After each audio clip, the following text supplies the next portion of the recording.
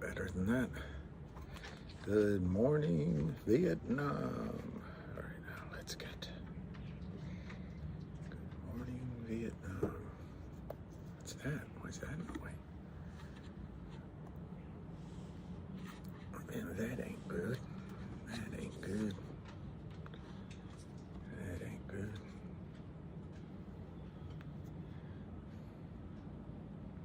So I've got to put it here. Let's see. Did I go live? Nobody's showing up. Well, that's all right. That's all right in video land. I can put it right here. Good morning, Epic Lights. You are the first. I hope you're excited. It could be the day. We could have a private conversation.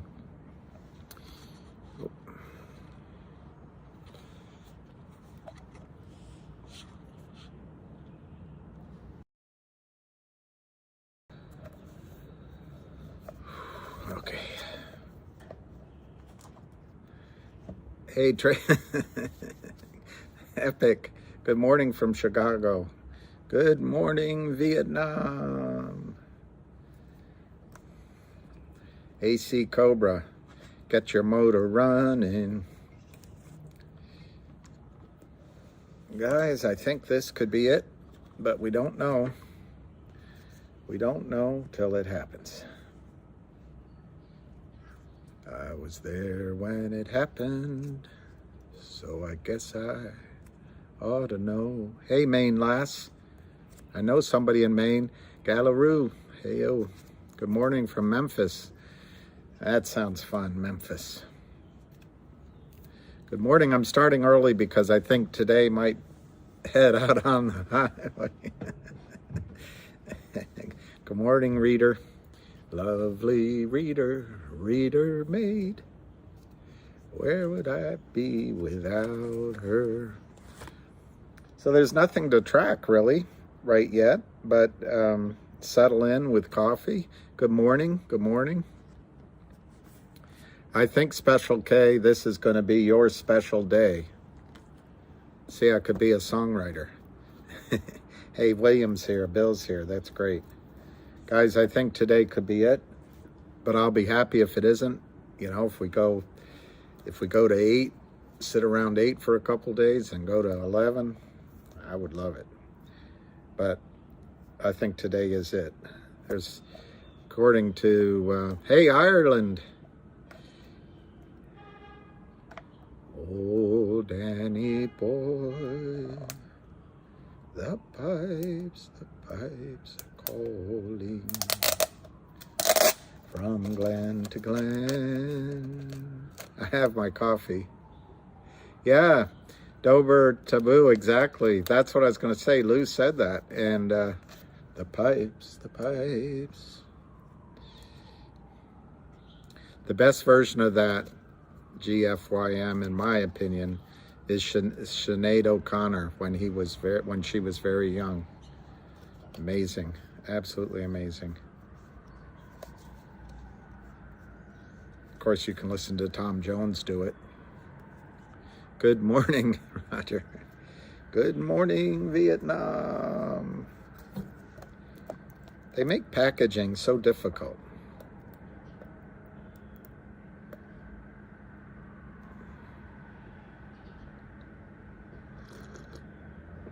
I will. You know, today could be, hey, Cancun, wow. Wow. You're going to be, Lucky's inside now. He was right here. We went on a long walk. Let me show you DC today. Is that how I do it, rear? Look at DC's weather. Gorgeous, huh? Beautiful blue sky.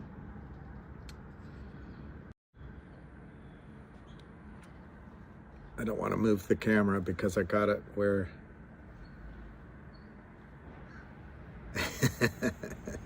That might be a lot of Guinness, mate.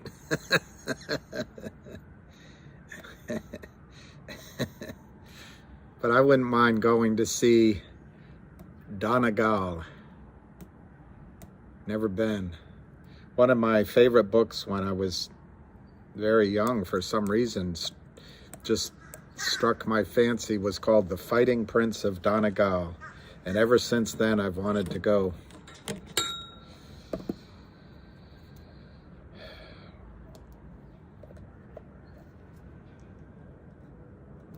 Yeah, aloha. Cliffs of Moher. I didn't know. There's a castle there, I think, too. And there's, yeah, pre-market, just because I think today could be it.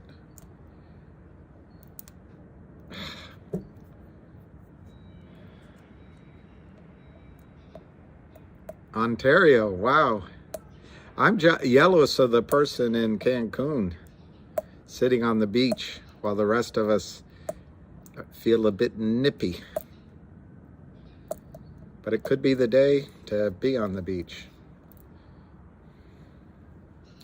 Gareth Ham's videos, he does tapes, and the best place to get Ham's reruns are on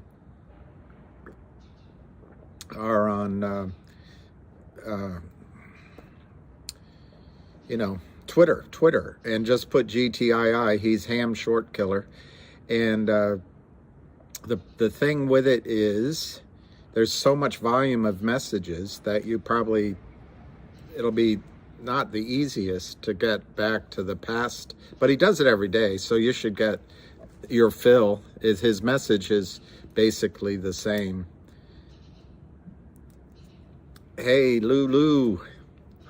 Billy. What's that song? Louie, Louie. Good morning, chat. I wish they should create a way to hit a button and allow one of you guys to either leave a little message verbally or talk, or, talk. That'd be cool.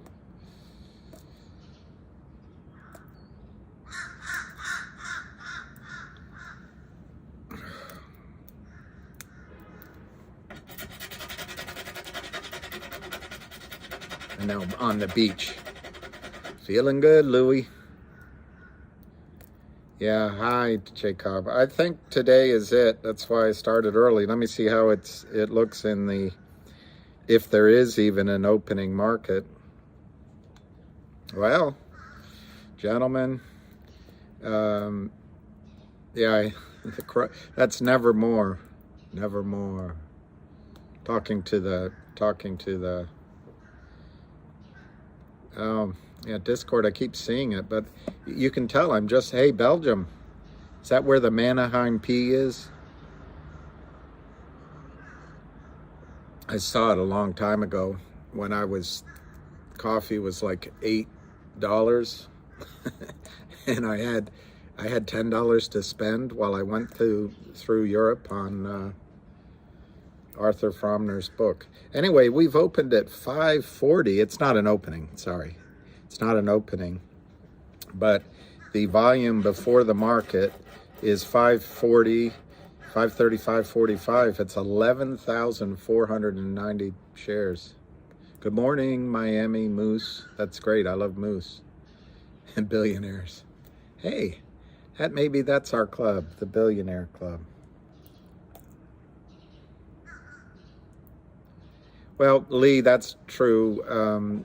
Buying at pre-market, they always, strip you. But somebody just said that Lou sussed out that Fidelity is asking for shares or asking to borrow shares. So I think your 560 is going to look cheap. Big Pa. My favorite place was Texas. I went, Finger. I can talk about Finger. I don't, because I'm trying to focus on GTII, but I'm glad to talk about Finger. That's a huge story.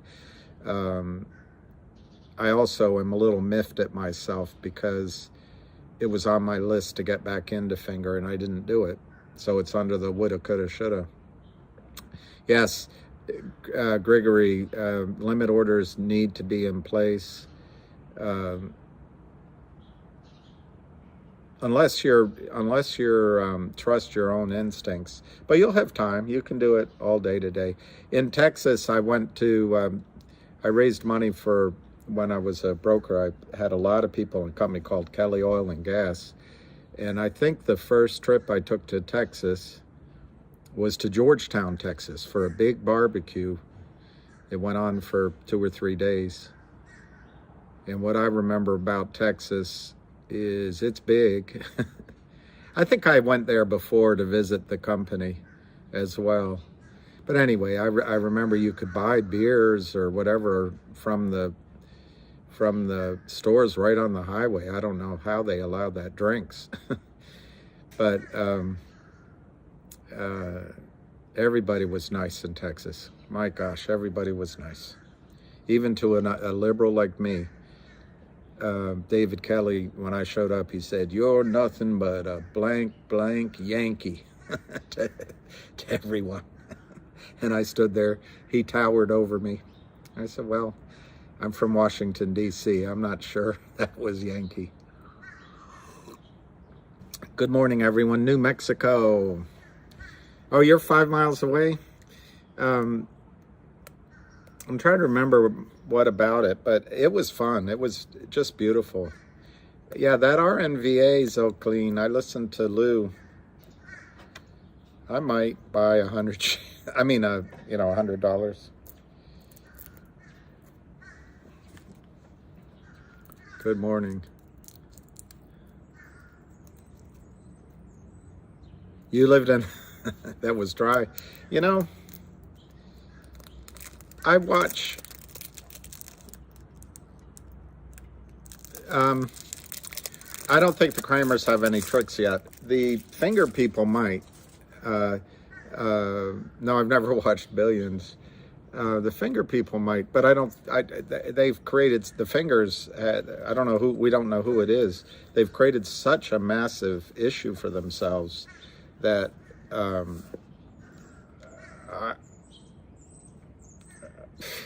do they get out of it? How do they get out of it? And you know, on that out dry county, I spent time in the Middle East where you couldn't drink, and I don't know, it's weird, alcohol. It causes so much damage, so maybe they are onto something. John Waddell. 6 times the price? Gallery, 6 times the price. I missed something. New York City, where the girls are pretty.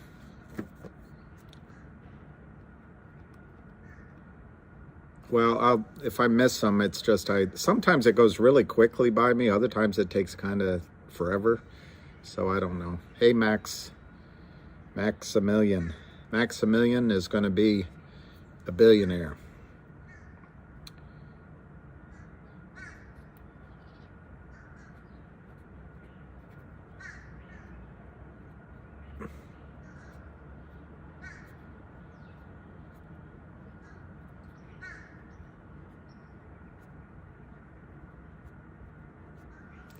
All right, we're going to look for, God, my handwriting is terrible.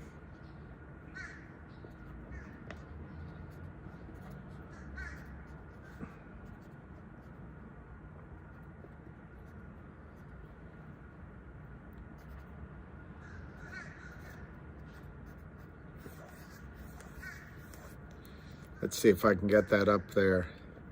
Is that the pre-market, Lee? Wow.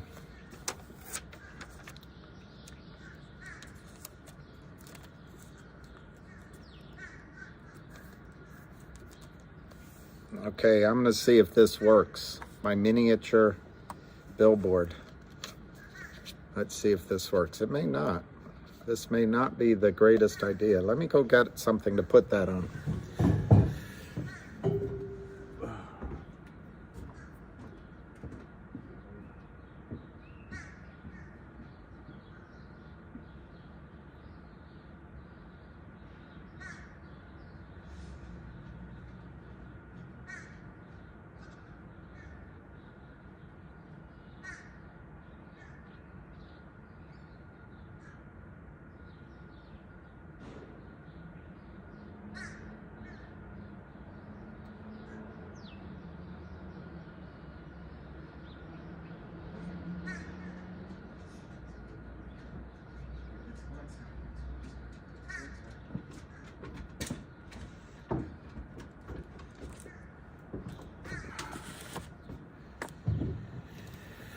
Oh.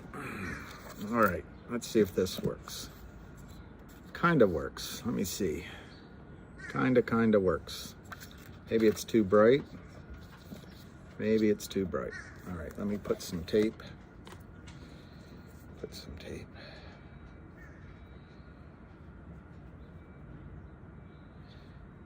Let me get a, I know what I can do.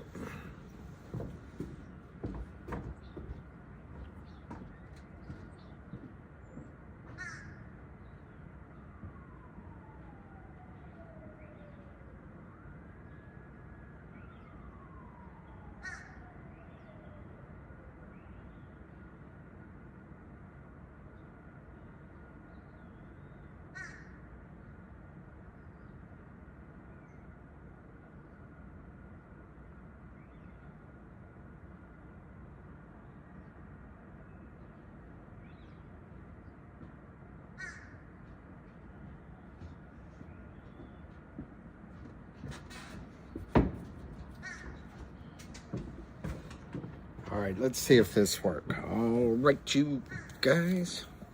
I had a boss that I would always say that. All right, you guys. I see 5:45. All right, this is gonna work, I think. But I need to put it, make it flat. So these are the numbers we're looking for this morning. What's the question? I missed your question, David Lee. So Avid, the ace trader, his first breakout number is 540. Then he has 570, 577, and then he said 620. That's a daily chart. Good morning. I missed somebody's question that I hope I'm not being rude by not answering, but I didn't answer. I didn't see it. All right, I'd like to move this over a bit so that you can see my visage. What is a message without a visage? Well, how about this way? Move it this way. What did he say? I'll do it. There, okay, Oregon do. I'll do that. I'll look. Here, let's see if we can just put this all the way over. How about that? There we go. That I like. So here's Avid, the ace trader. These are the numbers we're looking for this morning. Let me look up. It's 9:23.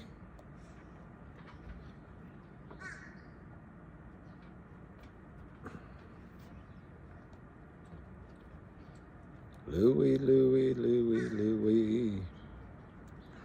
What's going on, my silly little motherfucker?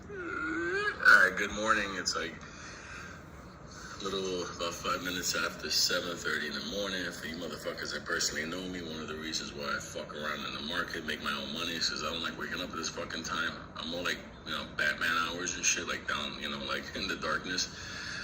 That being said, look, I'm making this video. We're gonna start the week off on Wednesday. We're gonna have our OTC play. If you're in GTII and you're into our NVA, and you got your money in that, let's say you're in AMC, whatever, and you can't move money, whatever, like I said, don't do it. Have fun watching, but don't do it. That's just for people that want to, run the wild side for a few minutes or an hour or whatever they want to do. But I don't recommend it for, people that, I'm not going to say vulnerable, but shouldn't be taking risk. It's the reason why I'm making this video now. Look, it's kind of a weird thing to... Normally when I talk to people, people, I usually hear the conversation start or end with, this is between us, this stays within us. This is, us.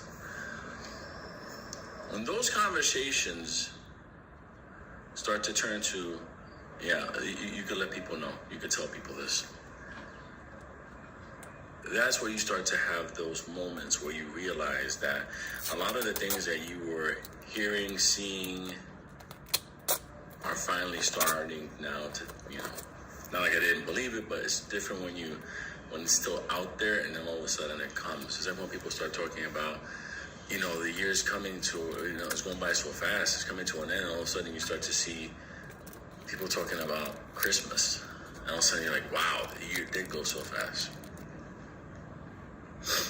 I had a conversation a few minutes ago with one of the guys I've probably known, I don't know, but bazillion years. He's earned a major high level of respect in me because he doesn't just say shit, but when he says shit, it's like, yeah.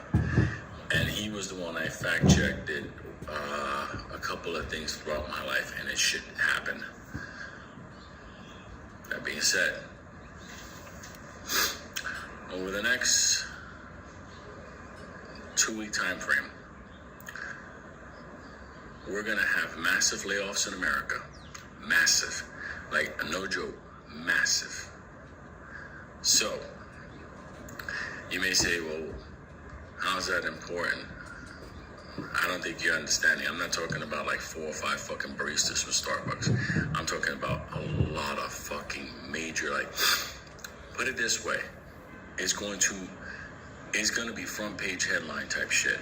You're going to have massive headlines saying mass unemployment, major companies across the board. Did you see these interest rates hikes that were jumping up to a certain point? Okay, I'm going to... that was Lou this morning, and I encourage you to go listen to it.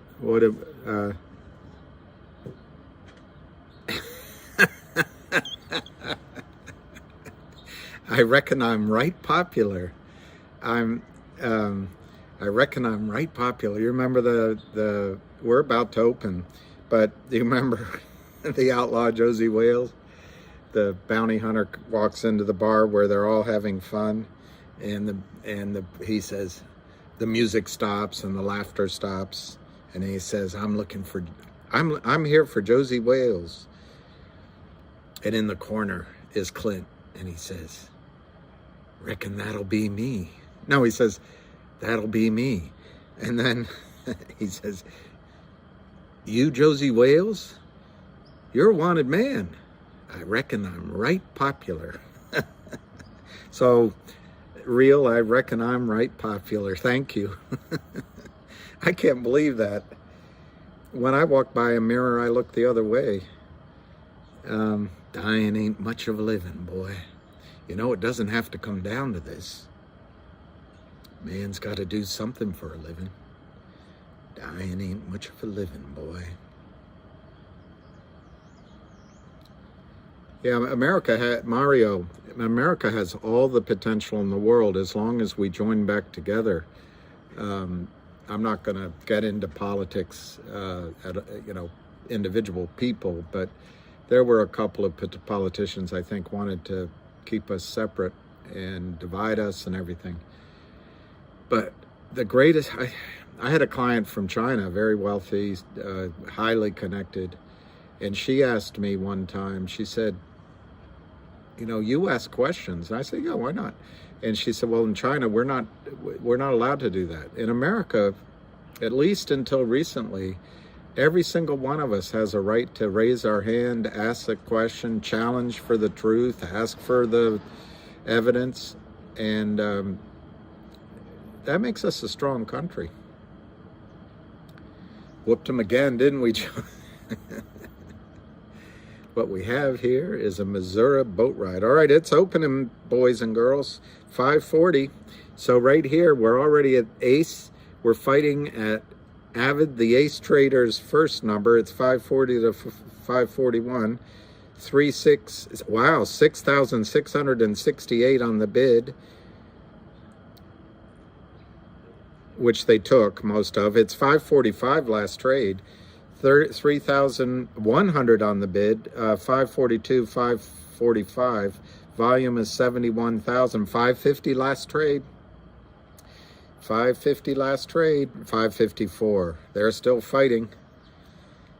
They're fighting. I personally think John Hawkswell, we're going to fight till the end. But I think as long as they keep fighting, it's a good day for us. What, I'm sorry, my voice is going up because I'm excited. But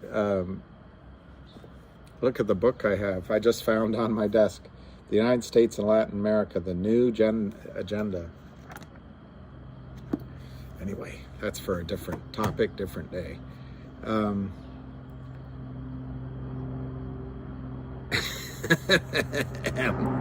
Tell your father you love him. I'm not looking at a chart. I'm looking at, sorry for the noise. All right, it's down to 530, 531, 120,000. I'm letting that helicopter go by. I'm using E-Trade. I'm just using E-Trade, Beach Guy. The chart I recommend, could be mainly because it's free, but it's very detailed. If you go to stockcharts.com, you can get a good chart. Just type in, and then you can change all sorts of parameters. These B price is Avid, I call him the ace, Avid Trader. On Friday, these were his targets to get a breakout. But it was Friday. I assume the numbers, and if he comes on, I'll change them. But I assume the numbers are the same because we had a triangle, a wedge, and we're just hoping to break out of that wedge. And the reason I'm focused on this, I should have acted on RNVA. In fact, I was going to do that this morning. You guys are distracting me. I just want to put $100 in it. Wow, it's already 3. Well, let's see, you guys. I might just have to do a stupid thing. You should never just jump in, but I might just have to get a little bit of RNVA late in the game. All right, we're 509, 514. So the Kramers are still fighting, which I take as a great opportunity for everybody. It's orderly. It allows us to continue building our base. And let's see, that's odd. Odd of God. Odd of God to like the Jews. That's what some wit once said. And another wit responded, not odd of God. Goyim, annoyim. I don't know where that popped into my head. All right, well, all right, you guys. Okay, maybe I'll do it. Do you think RNVA is a good buy or a good buy? Is it a good buy or a good buy?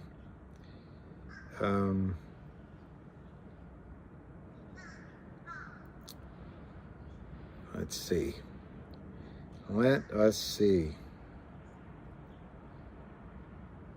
I'm going to buy some RNVA, and I'm not going to do very much.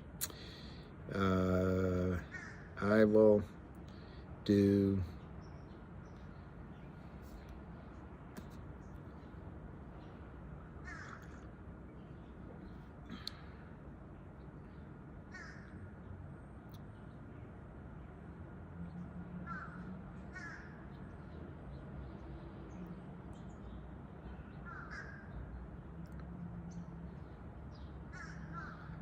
Let's see. All right, so now they're fighting. I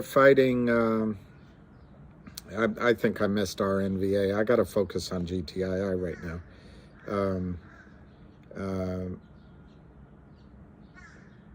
They are driving Miss Daisy. Okay, let me follow the stock right now on GTII. That's more important. 493, 493, 498, 493, 498, 490. I wasn't watching the volume, but I don't think it's a lot of volume that's taken it down below 5. 5 is a critical number for the Kramers. I was never an institutional broker, but on the retail side, 5 had all sorts of implications to margin calls. When a stock went below 5, you might have equity in your account of you might, the house might allow you to be carrying your position at 40% equity, and you're fighting your margin calls, and you're nervous, and you bring in just enough money, you sell a little bit in other accounts, and then all of a sudden it goes below 5. They want 100%, and you're wiped out. They sell you out. In reverse, I assume that's what's going on with $5. Darren Jones, I have no relationship with GTII, but I own some shares. I was introduced to it by Ham, I want to say in February 2 years ago, maybe a little sooner, roughly. And I have met a lot of the people involved. I've gotten to know a lot of the shareholders. I've done a lot of research on it. I don't know the Kramers from anything, but when I first got in, I expected that this would be a sort of a quick trade, and I got kind of stuck in it because the Kramers have been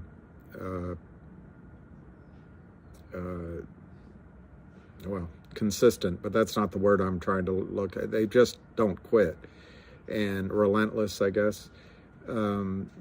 They have a model where they believe if they keep selling,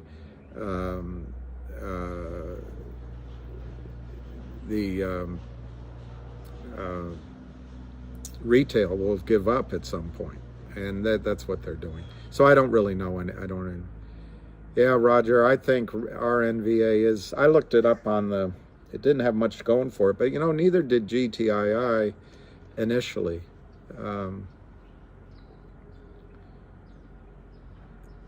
Billy Bob, or is that Billy Ob?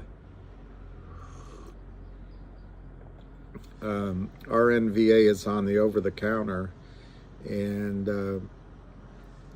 Lou compares it to the Dogecoin of the OTC. So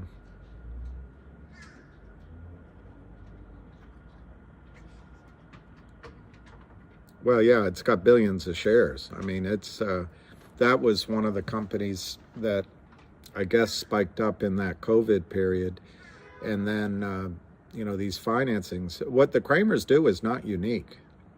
It's done all over the street, and I think Wall Street looks the other way because of the commissions, and also they don't want competition for capital formation, I'm guessing. But they're so busy with their other trading that everyone looks the other way. Well, all righty.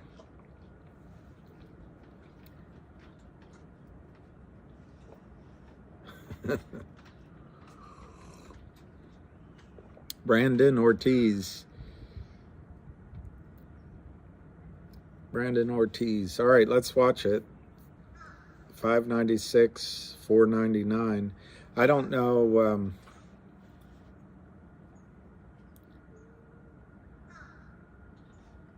Yeah, I agree. It's, yeah. No, it's not 525. It's 503, 502 to 503, 510,000 shares, 508, 507. It's coming back now.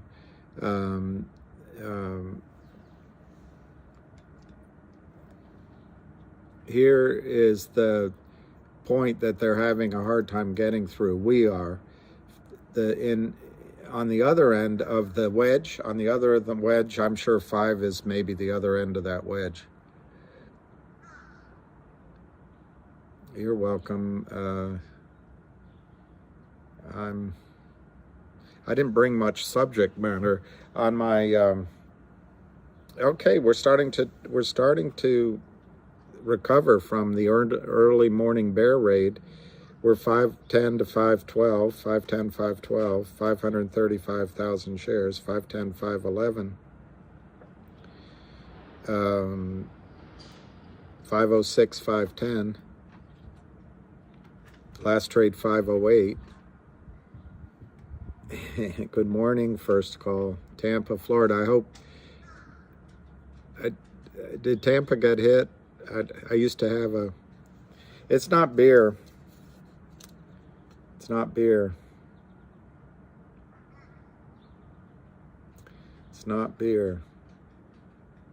Blueberry lemonade sparkling water.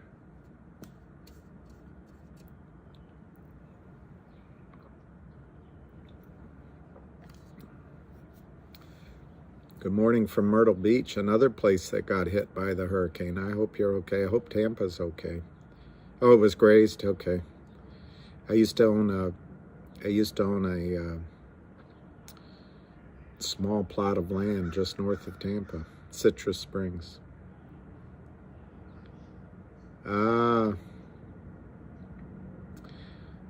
Brazil show, you're right. Now everyone will want Trader Joe blueberry lemonade.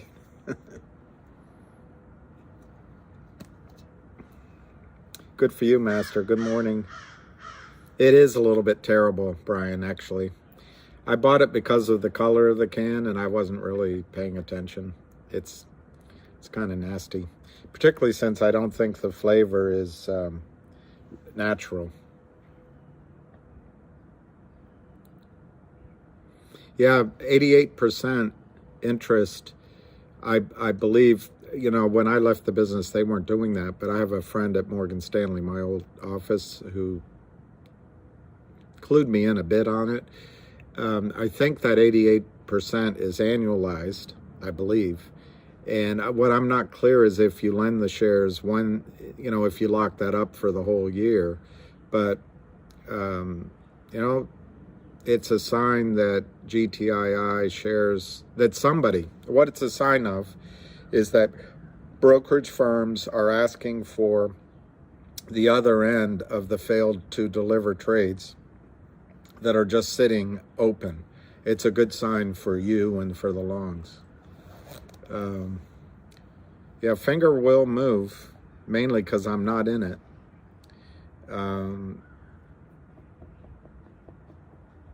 But I also think they'll try to bring it back down. Hey, Hershey, PA. I've been to Hershey a lot. My stepmother was from Hershey, and I remember being there during Hurricane Agnes, just after Hurricane Agnes.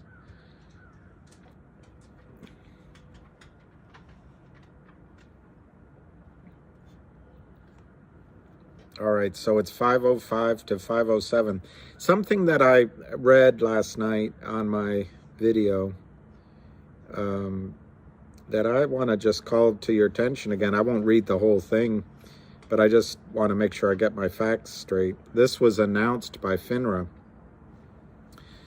Oh.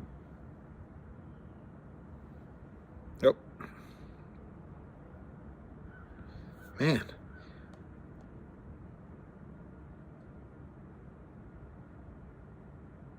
Let's see if Barron's comes up on my screen. It does.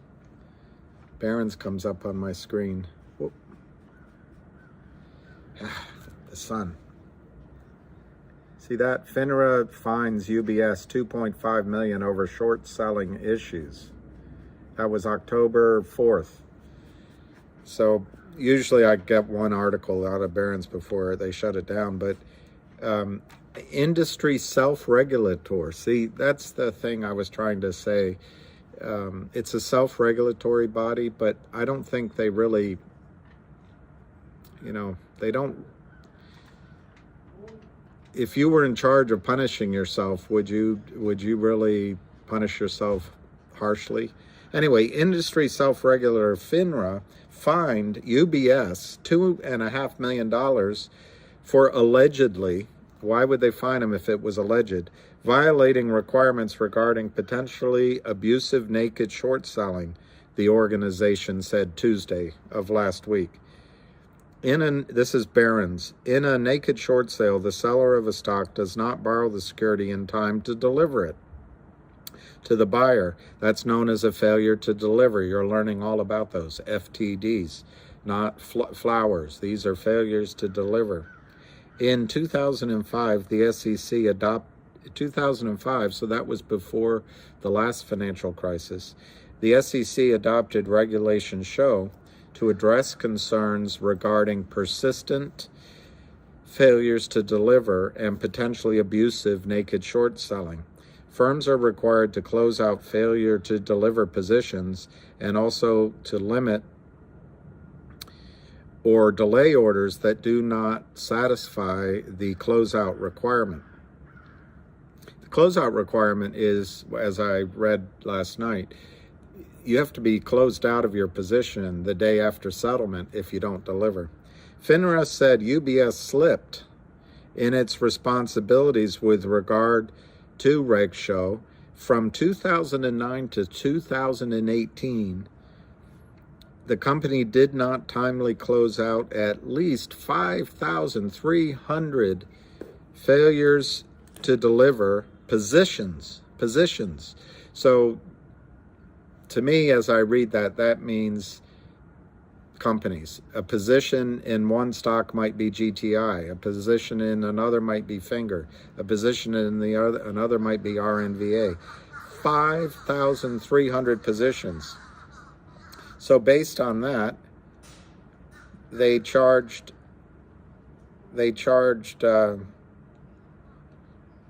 UBS less than $500 a position as a fine, based on that metric. That is some severe penalty. So UBS is making all the commissions. They're lending out the stock. They've got the relationships with the hedge funds. They can funnel IPOs and other deals to, and they only have to pay $471 per position violation. All right, and then it says, according to FINRA's regulatory order, UBS also routed or executed more than 73,000 short sales in securities with an unsatisfied closeout requirement without first borrowing or arranging to borrow the shares, FINRA said. So let's just divide that one out and see how tough these guys at FINRA are.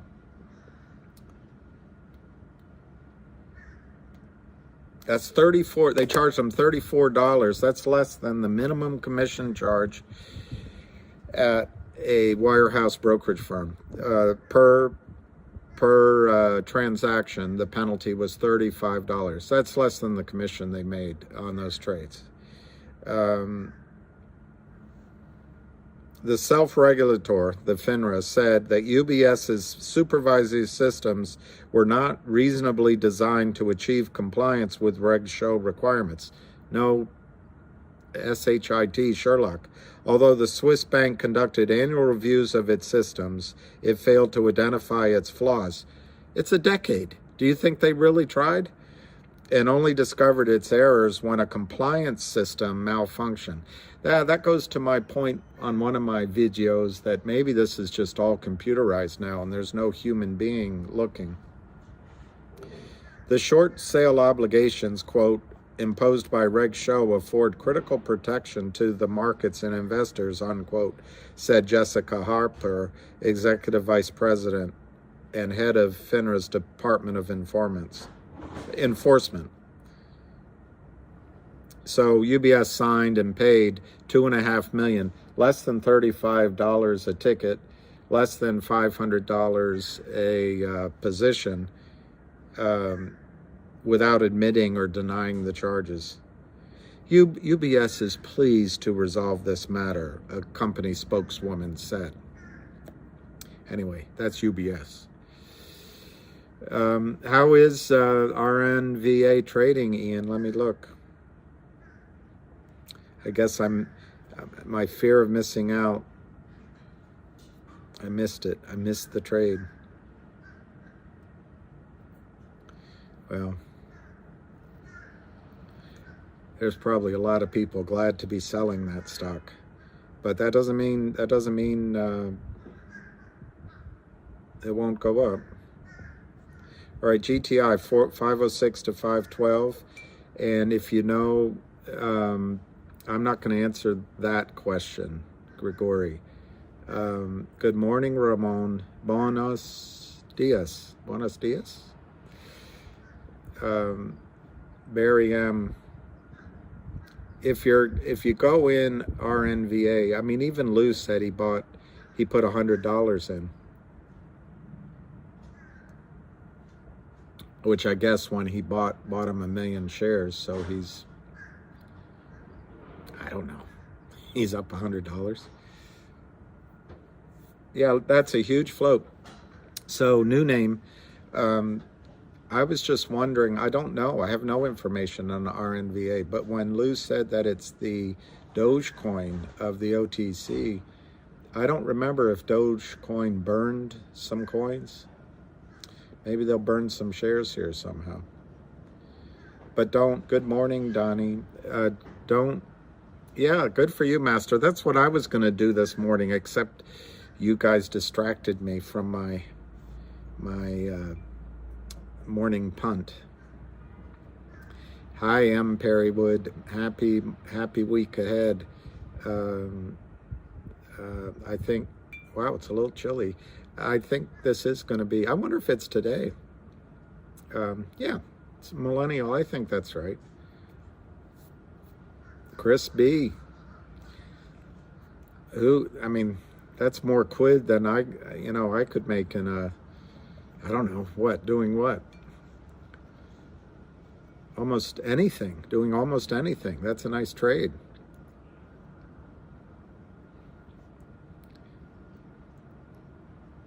I don't know Ahmed.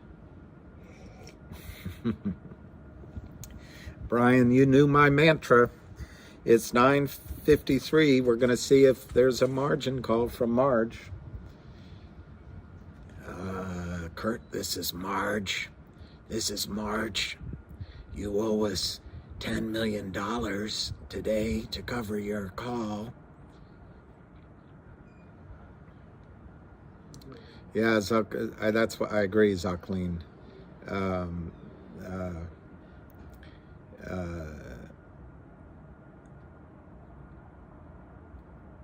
Stop with the FUD and I'll stop giving you time. Yeah, I don't know. APE, I've never studied it that closely, but I kind of agree with Lou's analysis of APE. I think AMC and GME definitely have a lot of short sales. So, you could get a run up in those stocks anytime. And if I were trading them, they'd run up after I got out and got into GTII. But I think they'll be capped. I think the run-ups will be really good, but they'll be limited. I don't personally think, I don't know. I shouldn't say, but I doubt you'll see 480 again. You might see, 2 or 3 times your money. And then you get out and trade it again. Yeah, I bet it is.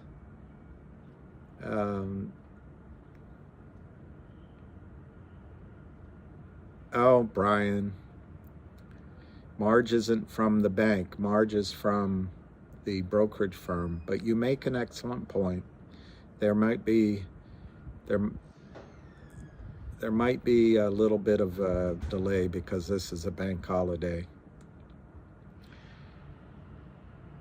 Yes, Ramon. Asinine. Alpine, Ramon.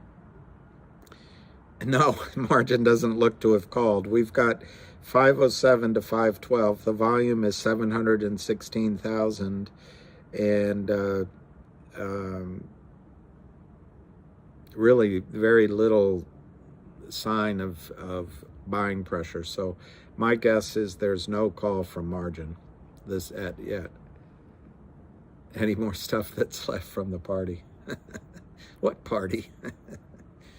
What party? Artie, 956.39. Yeah, Adam Burnett, I agree with you. I think that if there's a professional buyer, which I think there is, you know, it's a little bit like Muhammad Ali rope-a-dope with Foreman. You go out and then you come back and you accept the blows. But the more the Kramers sell, and I think it's the Kramers, of course, because they're trying to defend their position and they've never lost before, the more the Kramers get worn out.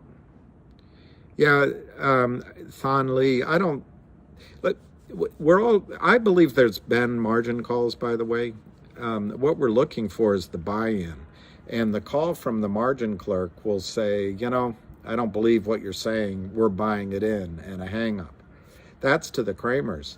But there's a series of smaller buy-ins that could happen around Wall Street. You know, they're calling to borrow shares. I forget who asked me about it just now.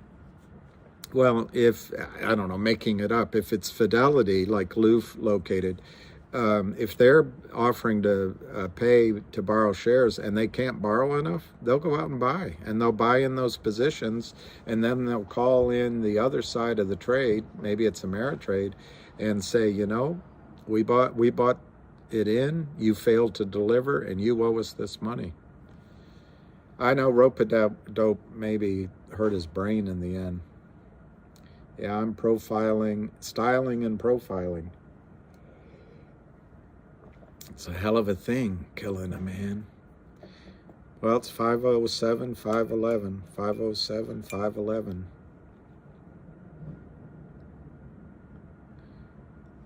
I don't know where Lou's getting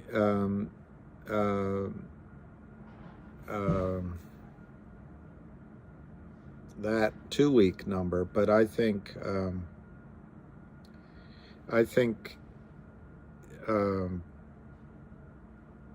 it's quite possible.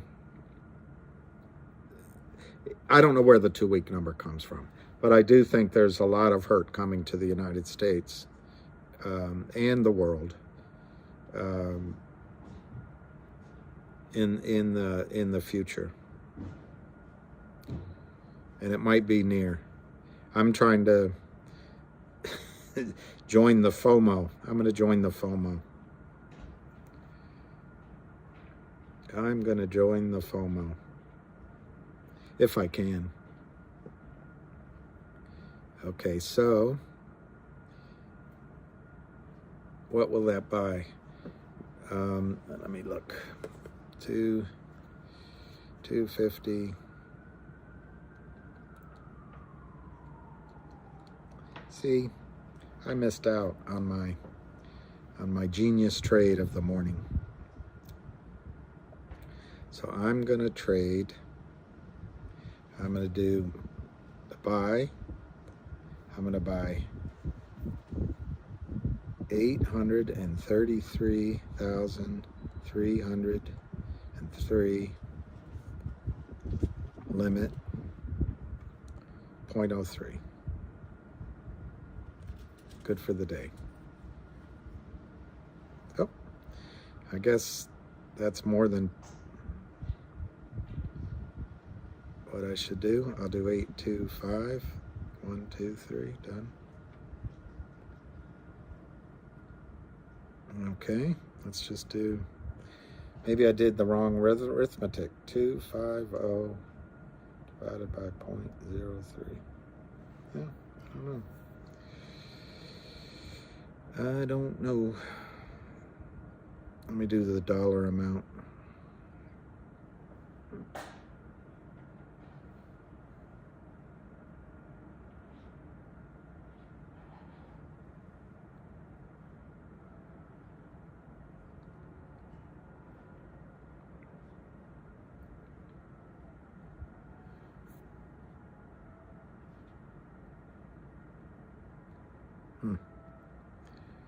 I don't know if I can do this one. Let's see, 750, 1, 2, 3, done.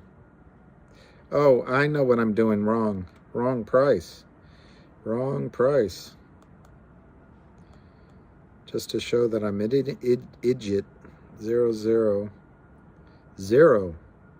I had too many. 0.0003. 1, 2, 3, 4. 1, 2, 3, 4. All right, done. Preview. Okay.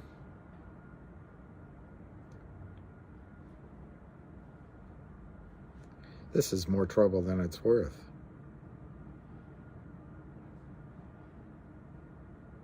All right. So I'm now a proud owner of 825,000 RNVA. How's that? We'll see what happens. I think it's James Cipriano. What a great name. Oh, let's see what's happening with GTII. Ooh, 471, 470, 475, 474, 475. It's not a lot of volume, but it's a little bit significant. So maybe we had a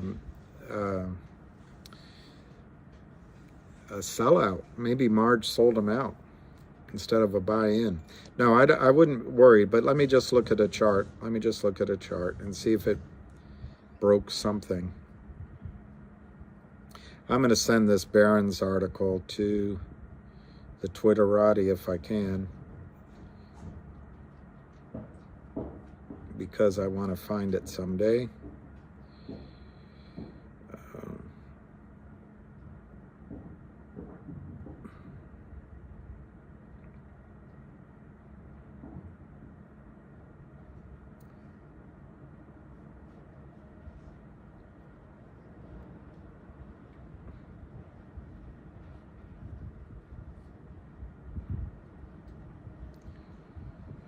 It's cold, guys.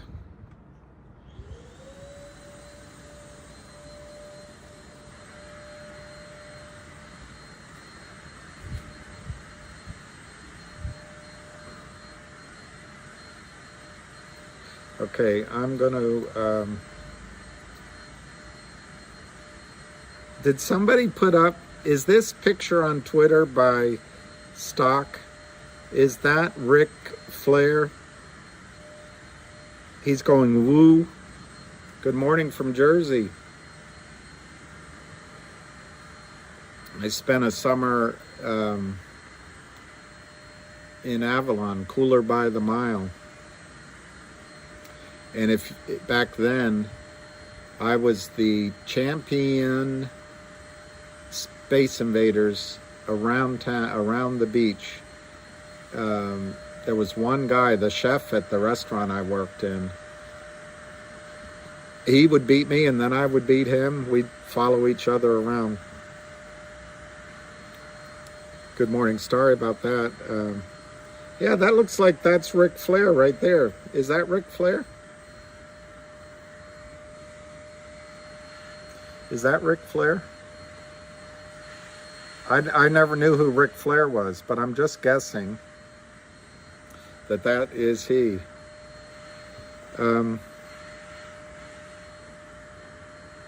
Don't, if you're down, Jack Wolf, and you're worried, I understand, but I don't think you should worry. Let me look at a chart.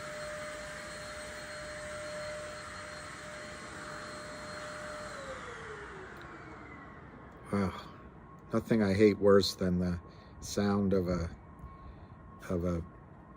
vacuum cleaner.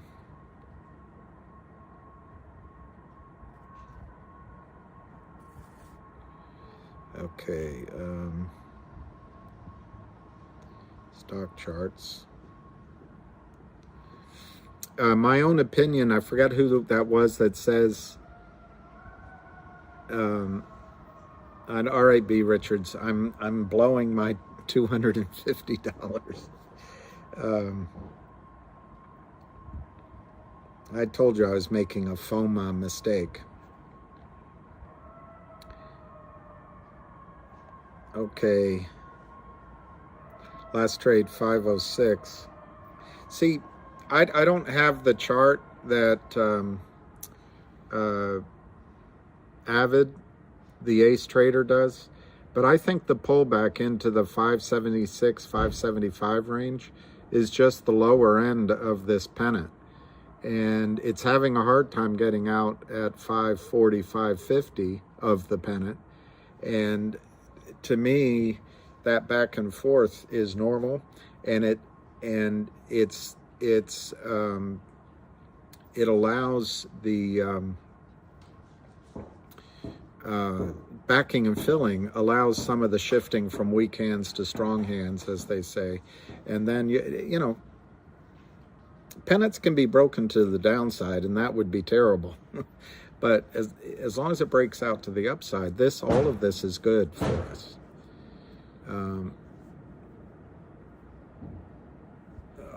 Some positive vibes. Stop censorship. I agree. Let me go look at the price of my major new position.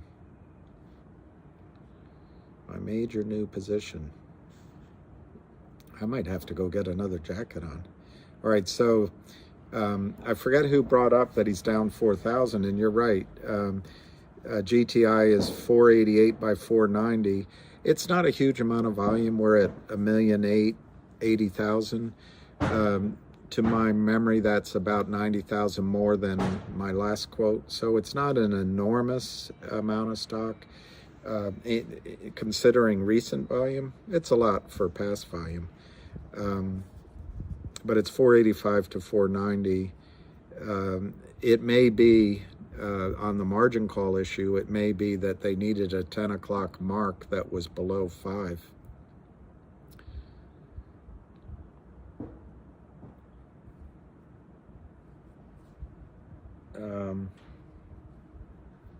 Let me see this new position. Yeah, 2 to 3. There's a ton of stock for sale at 3. If I'm reading this correctly, there's 200 million shares available at 3, and I think I bought I don't know, like 800,000. 800,000. Melodious, Melodious. I think they get away with it because of it just hasn't come up and caused big losses to anybody. There's a lot of profit, and everyone looks the other way. Yeah, I think it's a good. Oh, well then I spent, is that right? I thought I spent $250. I didn't want to spend more than that. Let me look.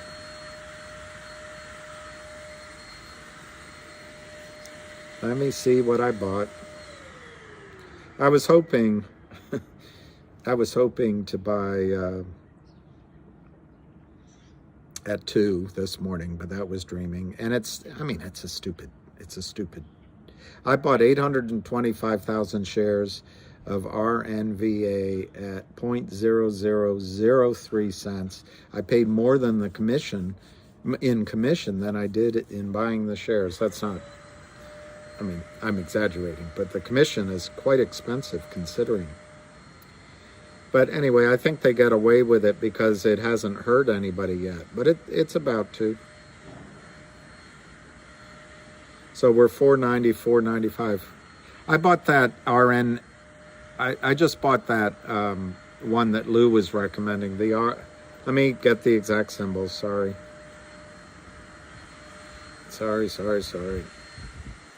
And I'm only doing it because RNVA, Robert, Nancy, Victor, Albert. And I, it's a punt. It's a punt. Truly a punt. I think Lou, I was talking to another friend of mine, and he had invested in that stock a while ago. I looked it up. It's got a lot of shares out there, but You know, what if it just went to 0.003 instead of 0.0003? Yeah, I know, Jacob. It's you know, to pay 3 cents when it was 1 to 2, when it was 1 just a week ago, you know, whatever that is, 0.001. That's, I mean, it's just throwing your money away. Yes, I did. MP pair. That's exactly right. That's what I did. I didn't know that, Loop. I'm not going to repeat it just in case it's not true.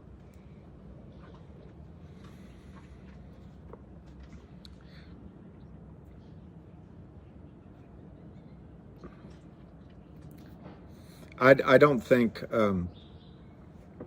RNVA is a a long-term trade. Yeah, I thought so, Johnny. I didn't know that, Join Loop. I didn't know that. And I don't know the situations. Yeah, that's the thing that intrigued me. Somebody just said, Angel.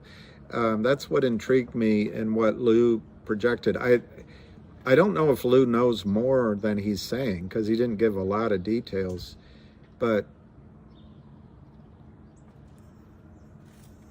there's only 2 things about Dogecoin that I remember. One, that it just caught fire and everybody invested in it and it ran. But as opposed to Shiba Inu, I think Dogecoin burned coins. I might be wrong. But if that's the case here, somehow they retire shares, like, you know, that's their strategy. Anyway, I don't know. All right, GTII is doing its bounce, 501 to 506. If Avid ever comes on here, his chart, let me see if I have the picture of his chart. I'm getting cold. I might have to go get another coat. I sit out here because it's so beautiful. My dog likes it, but also the reception is better. And I love hearing my neighbor putter around. It's good when you get older, you can putter. Puttering.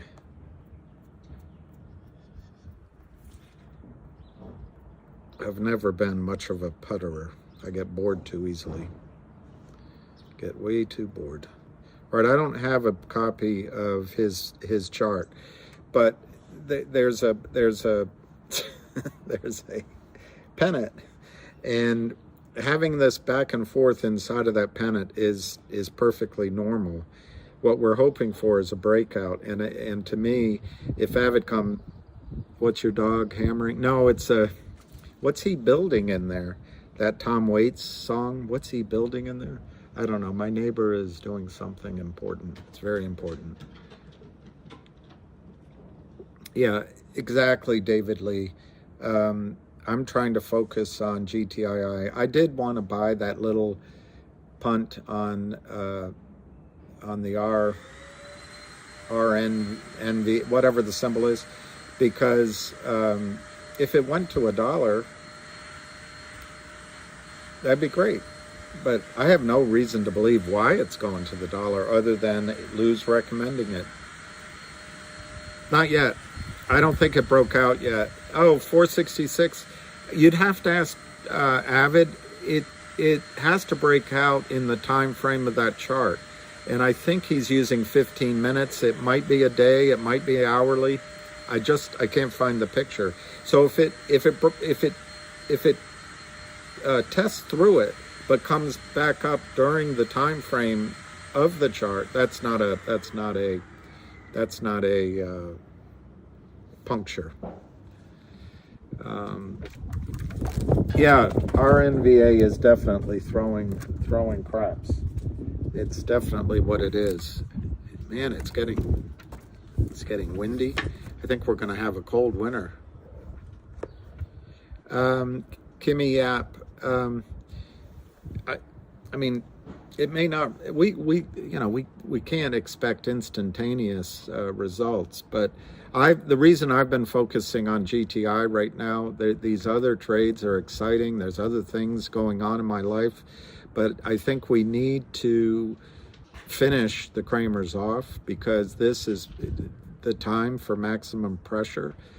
But if it delays a week, I don't know how they're standing, but if it delays a week, it's costing the Kramers massively to keep this position down at $5.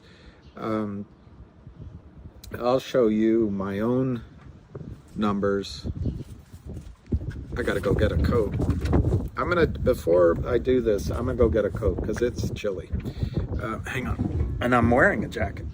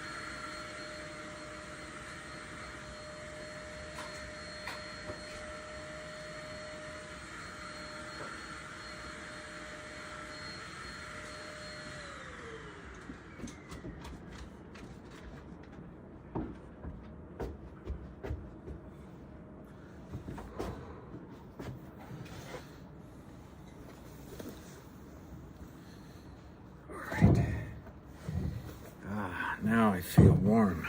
That's great. That is great. That is awesome. Awesome. I know. I hope, I think finger's going to break because I'm not in it. That's how I judge my stock picks.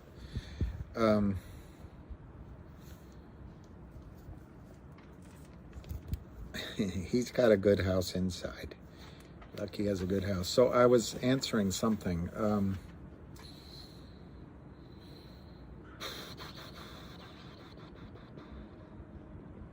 Can't remember, so we'll just go on. Oh, I don't know. Neighbors. I think that's one thing. If you make money, go buy someplace where you don't have neighbors. That would be a good thing. 493 to 5, 493 to 5, 493 to 5, 1,600 to 1,000, 1.21 million. It's not a lot of volume, guys. It's not a lot of volume, which is a good thing for us. Oh, I know what I was going to tell you.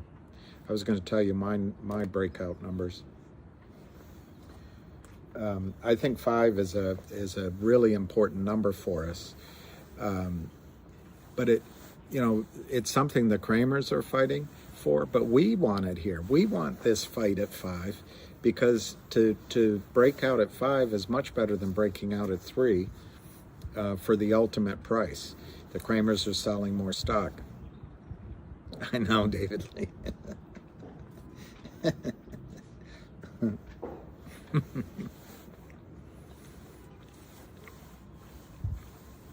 Are you sure those are rugs?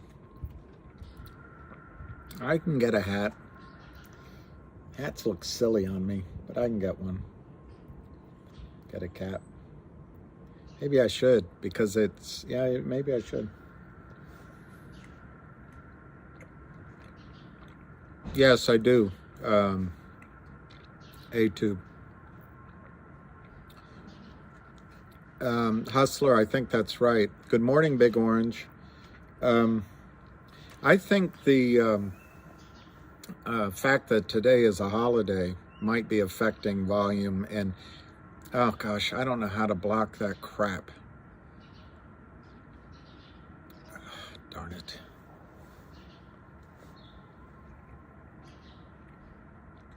Yeah.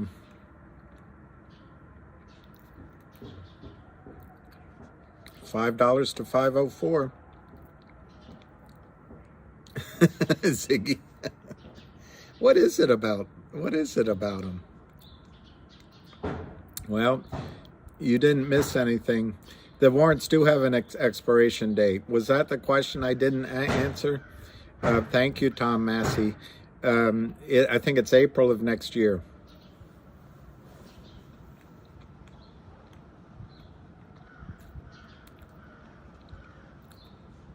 It's possible it's only retail in here, whoever asked that question, but my just watching GTII the last year and a half, whenever it's only retail, there's a lot more volatility when it's this kind of high volume. It's really important stuff he's doing next door. I can see into his garage, and I mean, it's life-changing things he's doing. Wow. Kenneth. Yeah, I've known Gary for about 3 years myself. Maybe a little longer. Maybe slightly longer. Maybe 4. And he's a good man. Yeah. I don't know what Lou's saying about ET. I don't know what Lou's saying about RNV in terms of details. But I heard him say that he thinks it could go to $1. And he seemed to believe it might go a little bit more.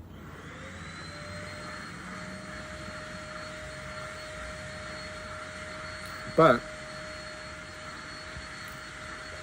I would put it in the category of don't put money into it that you don't want to lose, or take a loss on.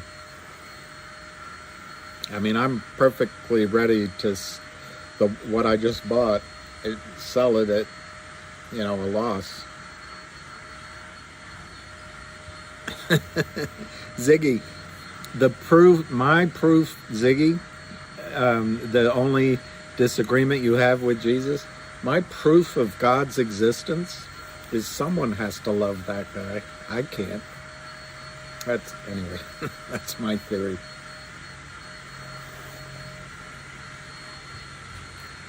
It could be Johnny. AV. It might have been sent here. Johnny, you might be right. I'm just testing. See what happens. It's one of those things that if it went, I'd be mad at myself, and if I lose all my money, what did I lose? I mean, the vacuum cleaner is off.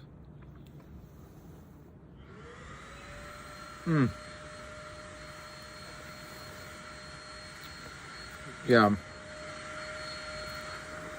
Finding a buyer when it all stops will be very difficult. Yeah,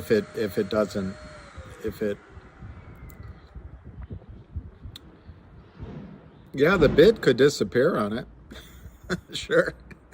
And you've got year-end tax loss selling coming up. But I'm willing to take a punt with Lou on it.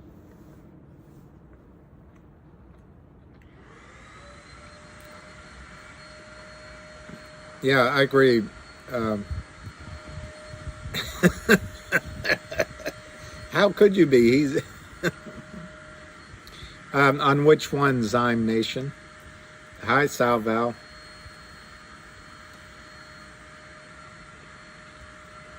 Exactly. Stop censorship. RNVA may not work, but I can risk a little. Exactly. And what Lou might be doing is testing the ability of this crew, Lou's crew, to cause a ripple in the stock market, in the OTC market, because the next time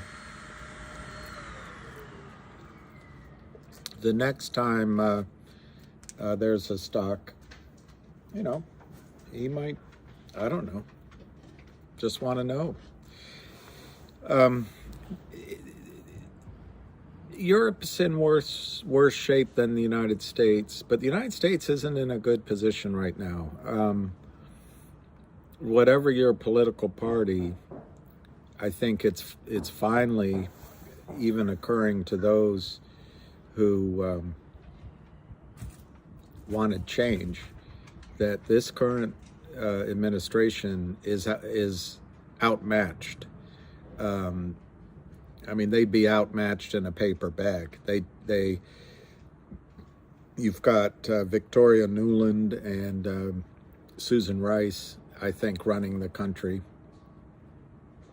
and I think they're applying Cold War strategies in a world that's rapidly changing. People are younger. The leadership in Saudi Arabia is younger. China's not, China's an old guy and Germany's an old guy, but the world, there's a lot of people that want to live the way we live in North America. And the key to that has been the strength of the dollar, the strength of our economy, the strength of our markets, and our military to a lesser extent. But the key is that oil is priced in dollars. The key is oil is priced in dollars.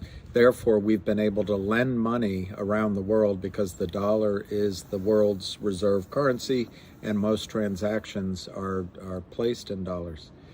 Well, what happened on September 28th in London, in my opinion, and with the Fed, but then the media focused on the Bank of England, I think the central banks blinked a little bit, and it looks like the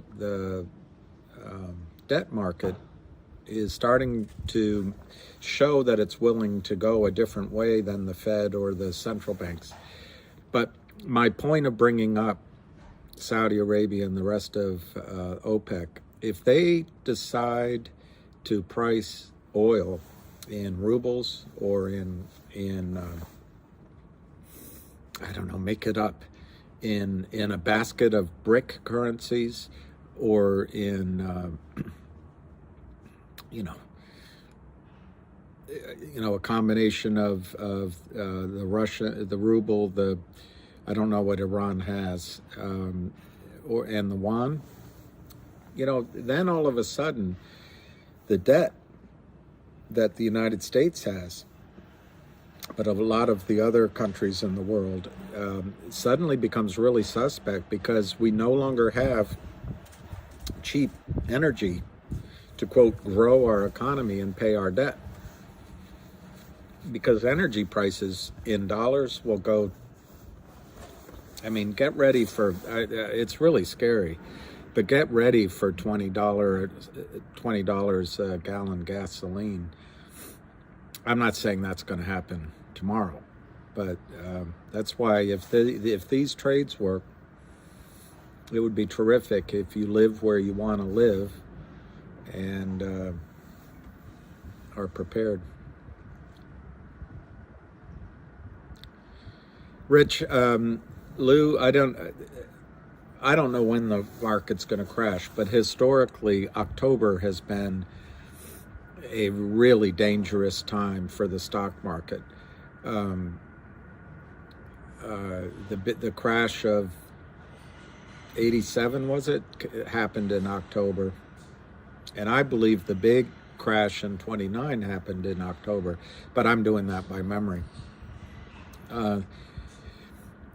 There's some reasons why October becomes that month, because the fund managers who want to get their bonuses start selling by the end of the year, and there's kind of a drive to be the first one out. But you don't want to get out too early because you got to compare yourself to your peers next year when you're trying to raise money. So it's that kind of dance.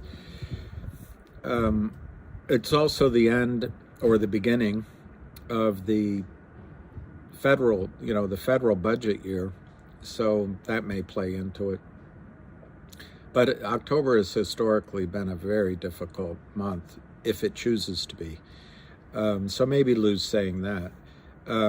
Specific to this year, I think you're watching, to me, what makes me nervous. One, I haven't adjusted my investments for what I see coming, so I'll miss it. But I say that halfway in jest. But the main thing that scares me is the bond market. The bond market is showing cracks around the world, and if finally interest rates go the other direction than central banks want, the bond market dwarfs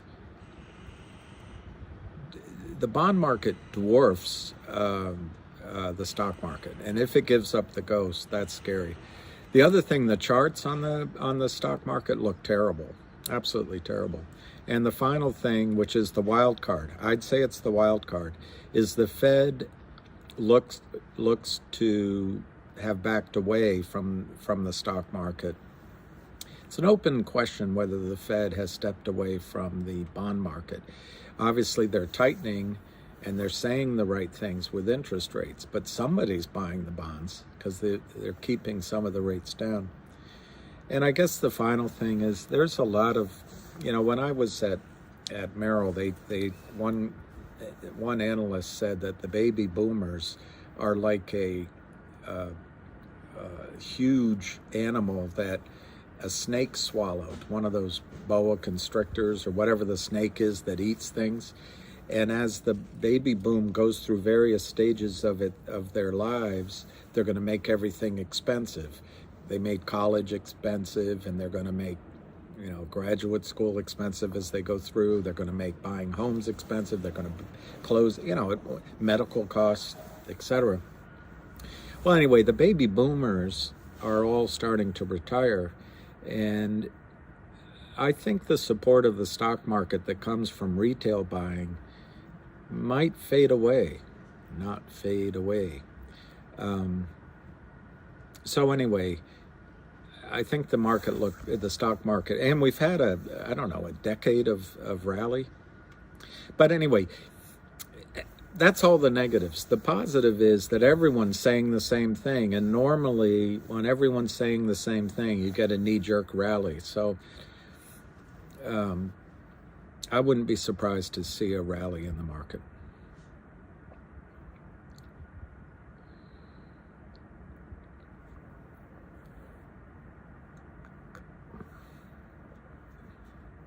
But I think it'll be a dead cat bounce.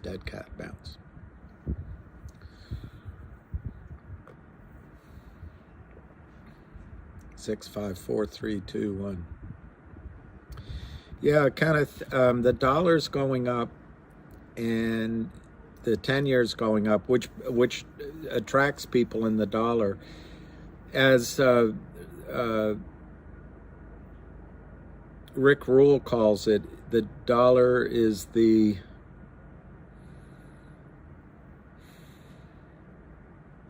I forget his analogy. My analogy would be the Chris Christopherson song, "The dollar is the cleanest dirty shirt," and people go to it for safety. Geopolitically, I think we're watching a war start with Russia. The neocons and I don't want to say which party, I don't know. I think they're in both parties. And I don't know if they're liberal or conservative. I have no idea. But there's an aspect to U.S. government policy which wants a proxy war with what was the former Soviet Union. And that's frightening, what's going on in the Ukraine and Crimea. We flew over and a couple of times have gone into Taiwan. That's almost poking the eye of China. And it makes you wonder what's happening. And in my opinion, and what the heck do I know, I think the United States is not going to allow the dollar-based system to go down. And our biggest strength is our military. It's a shame if we go that route, because what motivates people about the United States is our individual rights, our freedom of assembly, of speech, freedom of the press, our ideals, that the the fact that the individual takes priority over the state, our welcoming arms. There's a lot of things that are much more important than our military strength. But I think the Fed is possibly, obviously they're trying to fight inflation, so interest rates are going up. But a strong dollar helps the United States by weakening countries, they think anyway, like Russia and some of the others. But I don't think it's going to work this time with Russia. Russia has enormous energy reserves, enormous.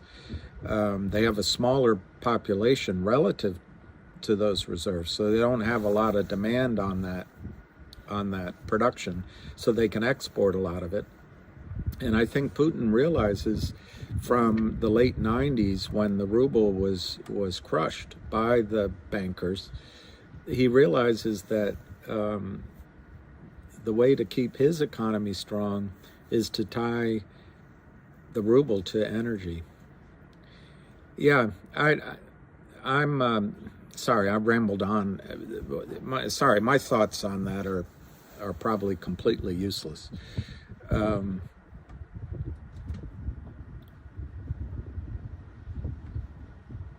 Yeah, but somebody explain to me, what's the fundamental reason, what's the story reason to buy RNVA? I'm willing to trust that Lou has done his work, but I don't even know the story. Stop censorship. See, that's the interesting thing. Interesting thing. I don't think we can pump a lot more oil, and I don't think we can turn on the spigots. Everything was working under, frankly, Obama, there was more drilling for oil and more investment in oil under Obama than any other president. And then, I think Trump supported the oil industry, but I don't know what's going on right now. I don't understand the strategy. But the Permian Basin single-handedly allowed the United States to get back to the world's top producer. I haven't looked at the numbers, but I think for a while we were producing 11 million barrels a day. I think Russia was producing something very similar, and Saudi Arabia was under us. Well, Saudi Arabia is always going to be a wealthy country, but they cannot turn on the spigots. They cannot turn on the spigots. The two countries that have excess oil in the world, maybe there's a third, it might be Libya, but that's been left in shambles, are the Emirates and Iraq, believe it or not. Iraq is the last pool of oil that can be easily tapped into. But there's problems there. Russia has its own issues with the Soviet Union destroyed a lot of their wells. But anyway, I'll leave it there. I'm boring. A FOMO play. So stop putting more attention into that, because yes, I think GTII is the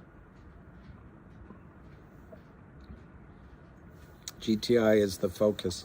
Yeah, and I could go on and on about all that, and one of the reasons that I think when I listen to Lou that I'm simpatico with him is he has a bigger vision, and all I'm trying to say to you guys is the American century, the American dream.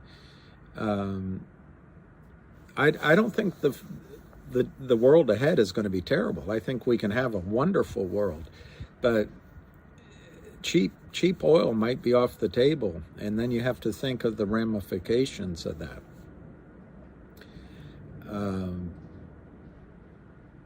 And somebody asked me the difference between, Europe, natural gas prices in Europe were something like, I think they even got as high as $60 an MCF, but I think they were $34 an MCF. Ours is $6 or $7. So we're okay with that. But I also think we're going to have a cold winter. Oh, I didn't know that, Matt. I didn't know that about Biden. Yeah, I admit I'm confused by the Biden administration's policies. I've been doing some work in Wyoming with a very small oil company, and as far as I know, the federal leases are still available. So.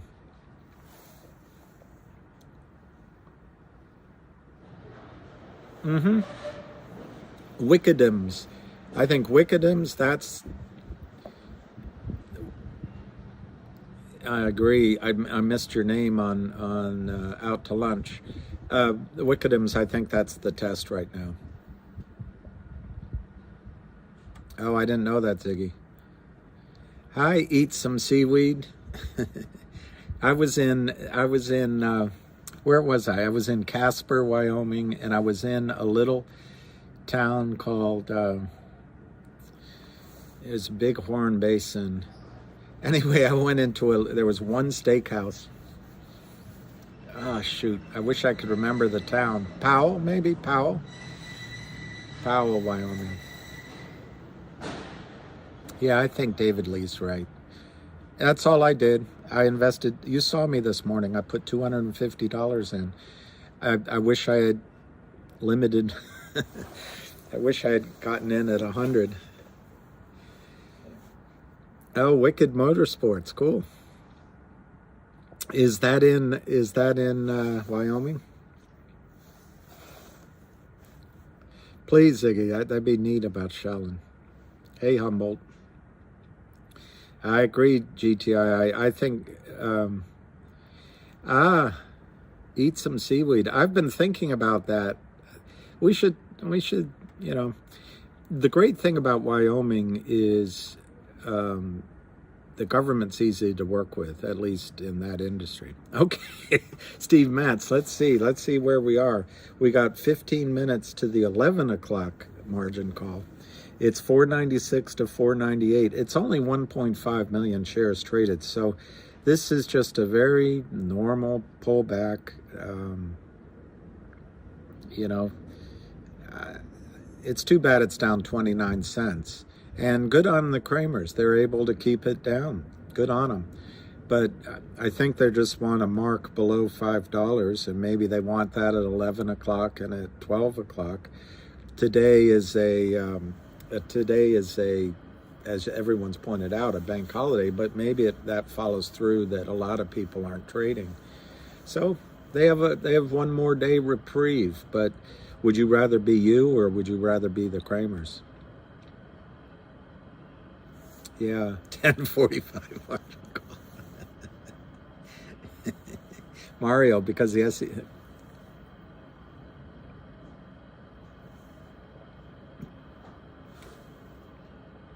I missed it, Permian. I agree you could produce more oil, and you could produce a lot of natural gas. I guess you don't have the takeaway for the natural gas, which is a shame. They have to flare it. But yeah, I don't, David Lee, I think that's right. It's a FOMO.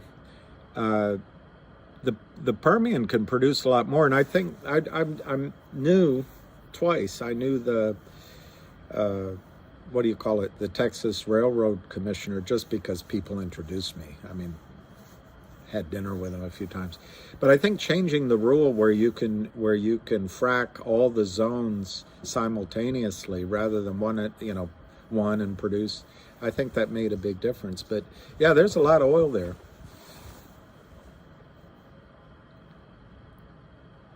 Yes, the two questions. Second, yes, it can run at any time, but clearly this is market makers washing trades, and it's against the law. And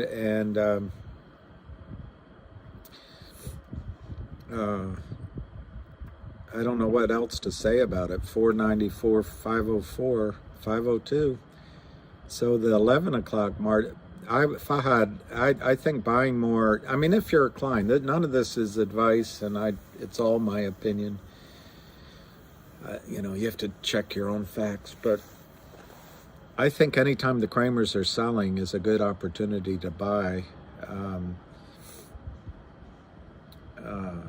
That's just my opinion. And I think GTII is, for me, ignoring the fundamentals, ignoring all that, but as a squeeze, it's a better story than anything out there, simply because of one thing. The Kramers are on their last legs. They've been fighting this now for almost 2 years, and their only strategy is to sell more shares. I think that they have, at $5 and 160 million naked shares, let's call it 150 because I'm so bad at arithmetic, but at $4, that's 4 times 150. I guess that's $600,000, $600 million that they're down. 600.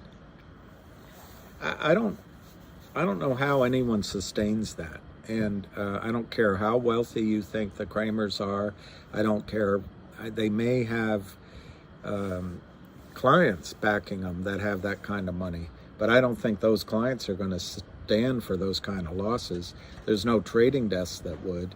And whoever said that Alpine is asinine, I think Alpine is complicit in helping the Kramers run this schemer. And that's my opinion. And, it might be the reason that margin calls don't have their effect. But you get this, if it breaks through these numbers in 620, my own number, I was going to tell you what my own number is before I got cold.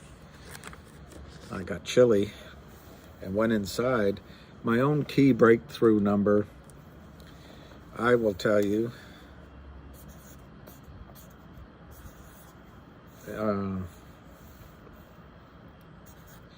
it's actually 2 numbers. It's actually 3 numbers. I'll give you 3 breakthrough numbers for me. Because we're guessing. We're all guessing. I mean, Avid Trader knows his, but those are my numbers. If we go up and sit at 8 for a while, I would love it, because then we break out from 8. But I think 8, if we break out from 8, we could be off to the races. The next number, if it takes a while to get through 8, we get to 13 and sit around and stall around, that would be great. And then 21 is it's the final chance for the Kramers. $10 will be a point where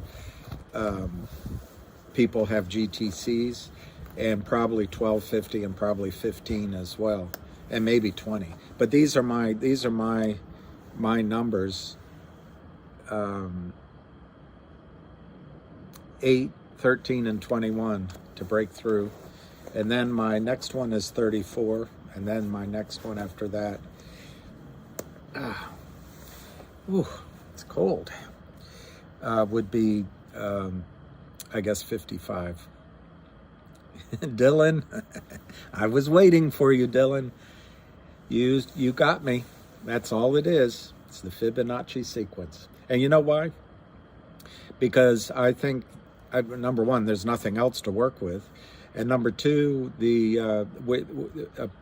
according to my information, there are now, and I didn't do the research, but I heard it. There are now 20,000 shareholders in GTII, and many of them came just on Dylan, you're the man. So the law of large numbers would apply, and to the extent that human decision making reflects anything else in this world, why not? Why not use the Fibonacci? Okay, we're starting to run. Is it a...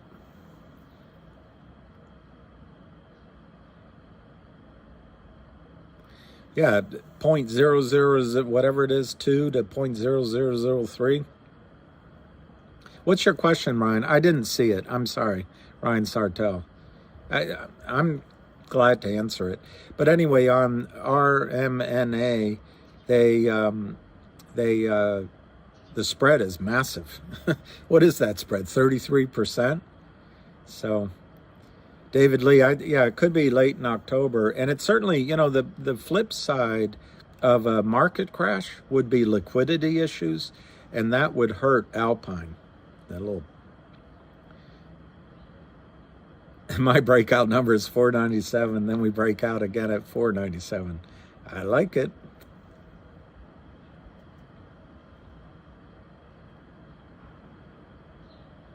Yeah, M. Perrymont, that's exactly what I think Lou is trying to do. I think he's trying to train people how to invest. What was the question, Ryan? I'm sorry, I still don't see it. So, yeah, Anon, RVNA has a massive negative bid. RNVA, yeah. Let me look at it on my state-of-the-art quote system. It's 0.0002 with 3 billion shares bid for. Somebody is offering to buy 3 billion shares at 0.0002, and the ask is 0.0003, and that looks to be almost 200 million shares for sale. I don't see, I guess it traded as low as 0.00015. Looks like it traded as high. Somebody was saying on Thinkorswim, it looks as it traded today as high as 0.0004. So let me see what the volume is on this monster investment. It's traded 5 billion shares today. Well, let's get back to the main event.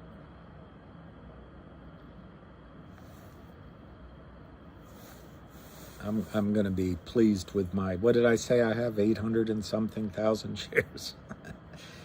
Compared to 3 billion, I think I'm a puny investor compared to that one.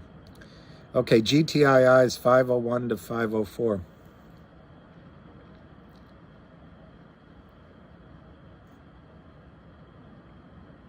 Thank you, Mac34.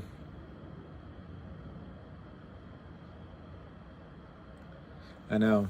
I'll stop repeating myself. We can talk about something else. We can talk about football. I have a hard time talking about, but we could talk baseball. I'll tell you one thing, if you guys want to be inspired, Novak Djokovic won yesterday, and imagine that guy. He got disqualified from the U.S. Open, I guess 3 years ago, for hitting the linesman. I've seen other players do much worse and not get disqualified. Then he lost the entire year because of COVID. Everybody did, but he did. And then this year he hasn't been able to play in, I think, 5 different tournaments, but he couldn't play in Australia and he couldn't play a U.S. Open. And anyway, he just came back to tennis to win 2 or 3 tournaments in a row. He's up to 90 singles titles in the ATP, with only behind Rafael Nadal by 2 and Roger, I think, by 3. Jimmy Connors has 109. He's the highest singles titles. And I was there at his last one.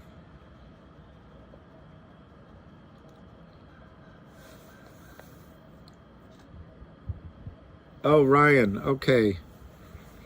Let me think that one through.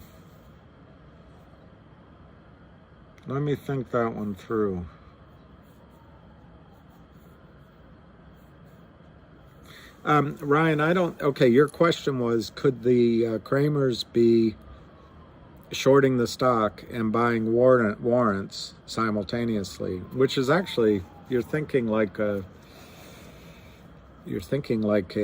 Kramer. I think the answer is no. And but the reason it took me a little while is it's possible that they could be organizing somehow, buying some warrants from people somehow. But it's really unlikely because the warrants do not trade publicly. I think they have a CUSIP, but as far as I know, they're not trading. So I don't think that and I think that's by design. I think GTII had and I had to do it, everybody had to do it, had to fill out the form and put it through the transfer agent, and then the warrants have to be given to the transfer agent to exercise. And I don't think that there's a trading public market for the warrants. I suppose that could change, but I don't think there will be one. So anyway, I don't see that the Kramers can buy the warrants. What the Kramers counted on, Ryan, was that, and I believe they started selling shares in GTII prior to signature of their contract, and maybe for a long time, but prior, and then during the tenancy, if that's the right word, of the convertible note. But what the Kramers counted on, like with all their victims, is that even though Reichman paid off the note, that GTII would still be a company desperately in trouble and would go down and down and down. And that's why Charlie Mayo called the company and said, "Hey, Reiki, I've been talking with the boys. We're ready to offer you some numbers." Well, it's because by continuing to sell the stock, the Kramers have a pool of cash sitting at their prime broker, and they have a bunch of naked shares. They could just go to Reiki and say, "Hey, we'll give you $10 million for X million shares." Solves their problem. Well, the reason that didn't work here is, I think, ham, but it's also that GTII has decided to fight back. The GTII orders are being delayed. Not sure what that means, except if it's in the context of a margin call, it is possible that Alpine is working to keep his boys alive, because they've done this not just with GTII. This is billions of shares. Do you see that guy's whatever his name is? I forget. I mean, this is the easiest money he can ever make. I don't know Lou that well. I don't think he's a scammer, but I know him like I know, maybe a dozen people in my life, and Ham is not a scammer.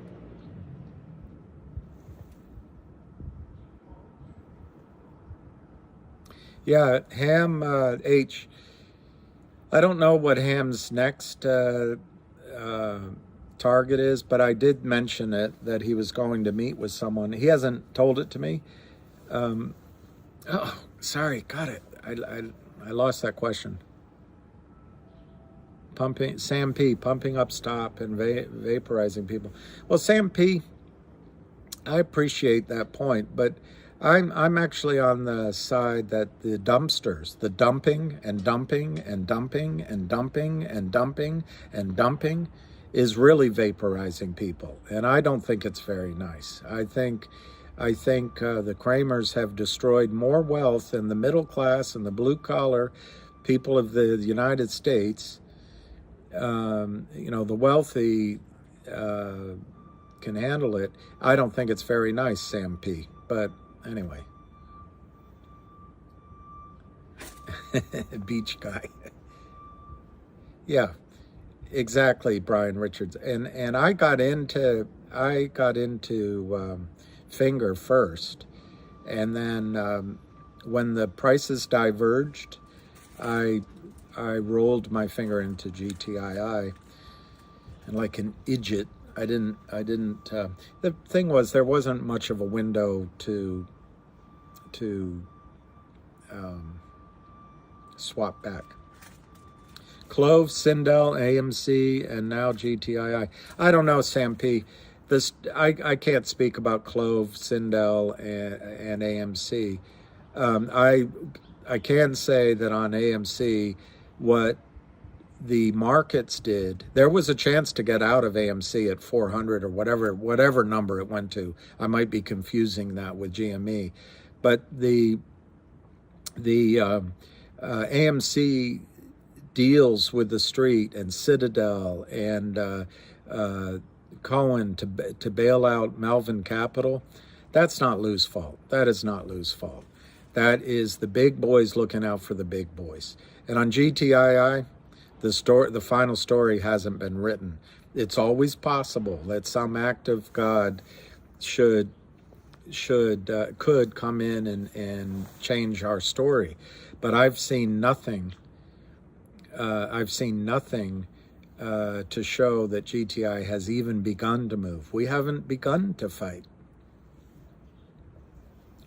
And I'll tell you, when I was a broker, to have a guy like Ham, oh my gosh, if I could call him all the time, Ham is giving you lifelong lessons. And I'm mad at Ham, believe it or not, because I think he should have waited on Finger until GTI ran so I could get in. But Ham has, in my experience, Ham has no guile. He has a fast New York trader style, and he gets really annoyed with how long it takes for me to get to the point. But he has no guile. I mean, he shares, and I'll tell you what he tells me, he tells you.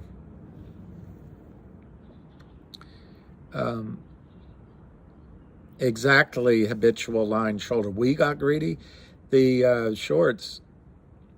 Yeah,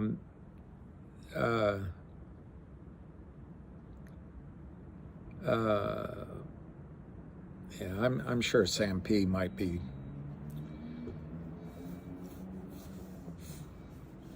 That's a catchy name, Sam P. I don't know. It might be I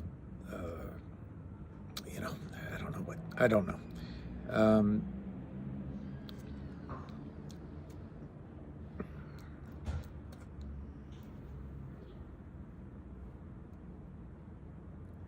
Yeah, the caps. That's all right. The caps are good.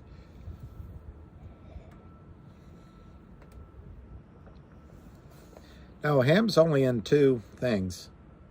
But, guys, if you can stay in touch with Ham on Twitter, and I'll try to, I don't know what I'll do after these plays regarding this, but I have some ideas. But Ham wants to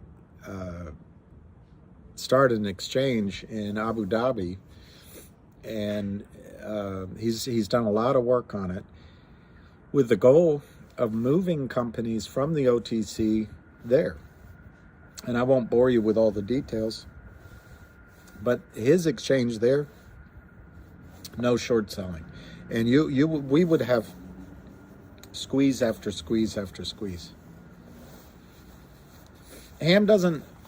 I've got one stock I want Ham to follow, but Ham has so many really smart Wall Street guys. Some guys when I sit with, I'm nervous to talk to. They all have stock ideas for him, so I don't know which would be the next. I think I missed the reference, but I think Ham's Twitter is Ham at Ham Shorts Killer. At Ham Short Killer.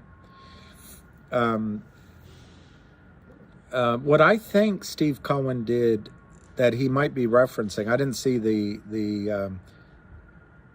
GTII, Jeffrey Gerald's GTII. That's my opinion.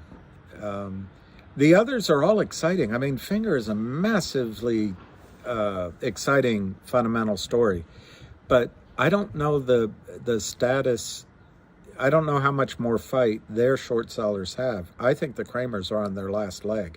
I think the Kramers are down to lying, moving shares, mismarking trades, moving monies offshore. It's all my opinion. But how do the Kramers stand with a $600 million paper loss right now? And if this stock goes to Ace's number of 6, it's another 160 million. And if it goes to a breakout of any of my numbers, you're starting to get into $1, $2.5, $3 billion, and there's nobody on Wall Street that will help the Kramers. Nightbot, I missed Finger. I mean, I really, it's so easy for people to say, oh yeah, I could have been in, but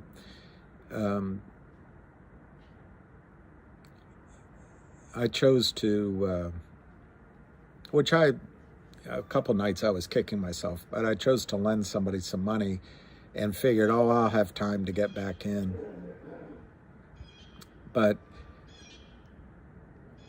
had I not done that, that was my intent, was to buy back into Finger. Anyway, I missed it. But I think the thing I've been telling all of you all about GTII applies to Finger. By paying up, by buying a higher price, you don't have to wait as long. I think Finger has all the potential of GTII. The only three things I do not know. One is how dead their shorts are. I mean, I cannot believe how much they sold. But then that makes me wonder, well, what's their strategy? Secondly, you can have options on Finger. I don't know how quickly those can be created. And then thirdly, I just wonder, whether it's with the company or not, I just wonder what strategies could create synthetic shares, or I just don't know. I just think there might be something. But I wish I had bought it earlier. 11:30 margin call. All right, yeah, we're past 11:09. We're 5:07, 5:08, hey, it's starting to move. 5:09, 5:10, 5:10, 5:11. 1.68 million shares. Maybe it's the 11:15 margin call. 5:11, 5:12, 5:11, 5:12. 100 by 300. 5:12. 1,690,000. 5:05 by 5:12. So they hit the bid. You think so, Big Orange? I might do it. Big Orange. I might do it. Something is happening. Well, I don't know what Avid's traders numbers were below this. Yeah, 506, 511. It's picking up a little volume. 1,710,000. I sound like an auctioneer. Yeah. I've gone to horse auctions. You can't understand what they're saying. Big Orange. All right, I'll do it. I don't know. All right, come on and do it. Do it till you're satisfied.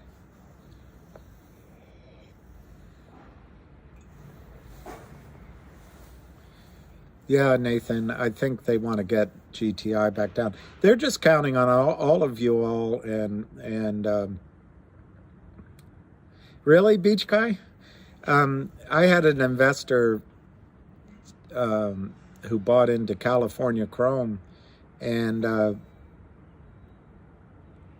4.5 million stock options, a 2-year vesting period.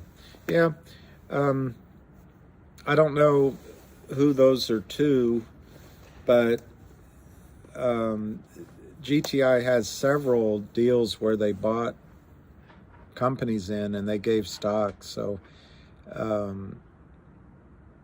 but let me tell you that answer. Anyway, I don't know exactly for Finger. There's part of me that thinks the stock could pull back, but I agree with Big Orange. Just buy.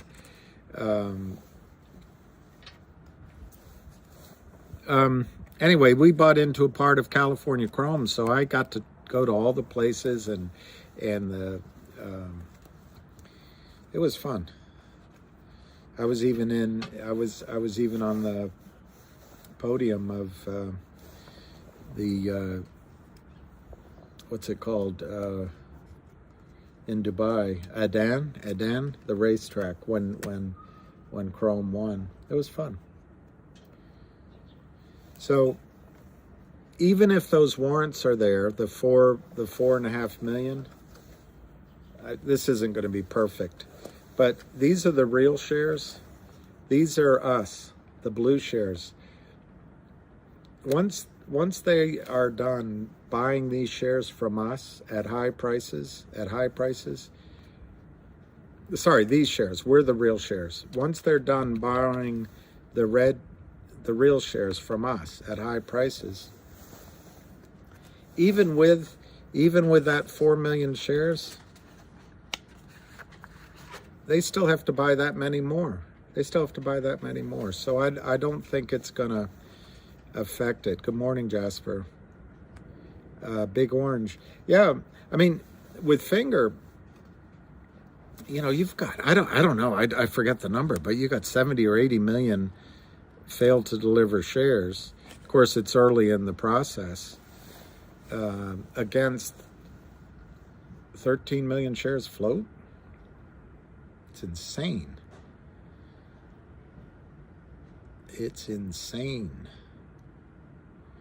Yeah, for our NVA, that would be, what would the percentage move be to go from under a penny to $100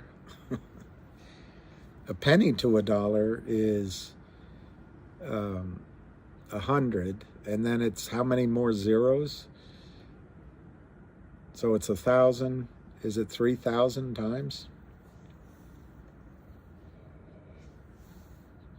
I've gone to Churchill Downs so many times. I love it. They get box seats, and it's just so much fun. There's nothing like that lifestyle. Of course, I can't. Our NVA, I wouldn't pay. Let me look at it. I wouldn't pay over. I wouldn't pay over $4. I'm just kidding you.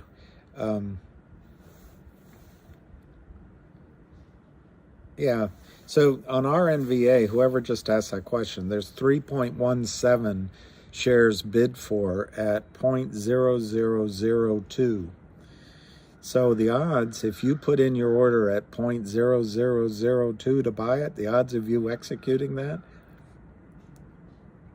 ceteris paribus, is very low.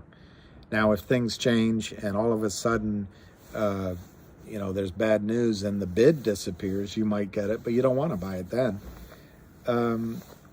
There's 149 million offered at 0.0003.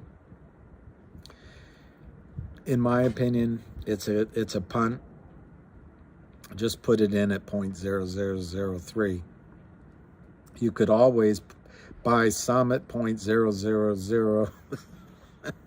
It's so ridiculous. 3, and then bid for some at 0.00025. What's the joke? What's the joke I just said? Ain't on truth. I don't know.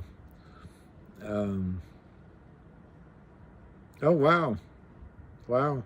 We used to go up to Baltimore a lot. We'd get at 12 o'clock. We would take the get buses to go to.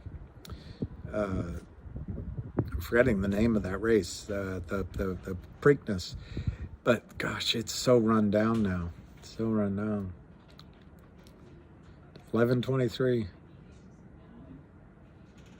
My wife. Oh well, I'm not. You know, my goal. I missed the name. My goal isn't really to make any recommendations that you buy these shares. The reason. That's my neighbor's dog, Carla. Very nice dog.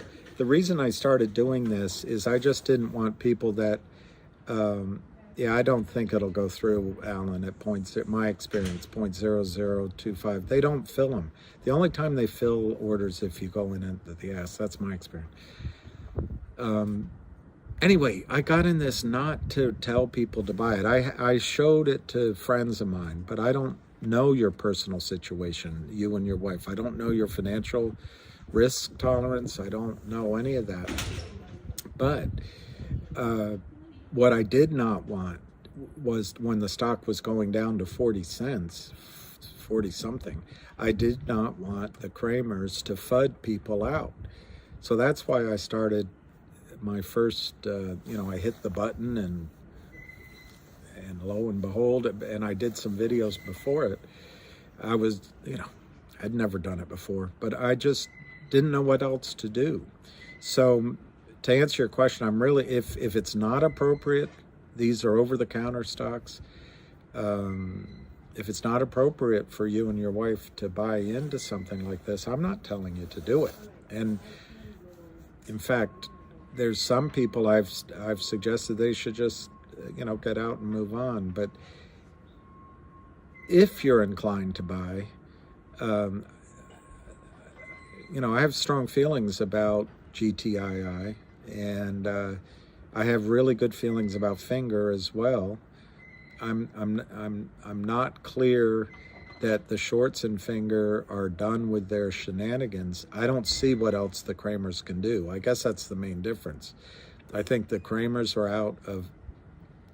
Their only one-trick pony is to keep selling, and I just don't see how they can. I think they're almost finished. And then on this other one, RNVA, I just picked.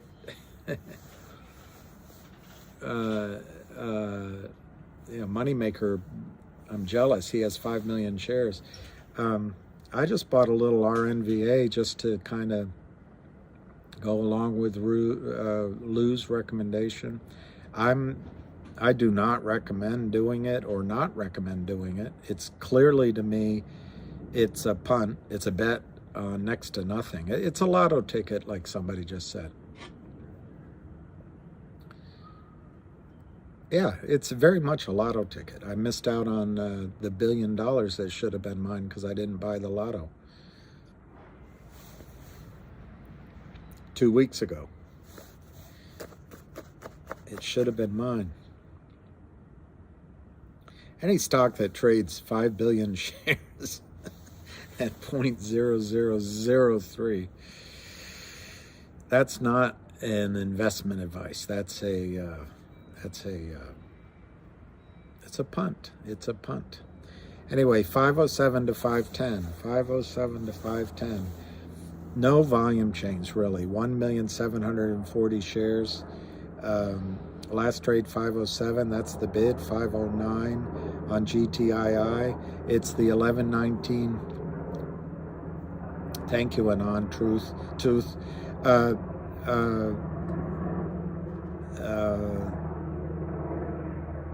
It's the 1120 alarm call. Yeah. I mean, you guys just saw me. I invested, somebody corrected me. I invested $247.50. So, wow, Roger, you're rich. Except what you really are is you could get out for what you paid for it. Let me look at the chart. Somebody told me it ran last year. 1 year chart. Oh yeah, 5-year chart. Wow. I don't know what it went to, but it was way up there. So I guess it could run. I think if it does run, Lou would be able to say I told you so to all of us. All right, we're 507, 509, 2720, which is a message. 2720 by 480, which is also a message. 27. Do you think with volume of 1.74 million that anyone really is out there with 20 shares for sale? Or bid in this case, 2120. It's just a message. They're talking to each other. 507, 510.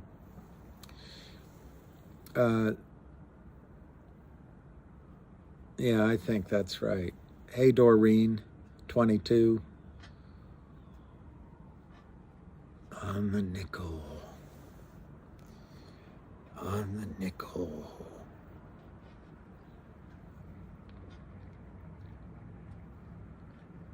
Wow, it was nine smackers? Greg, that's amazing, 9 smackers.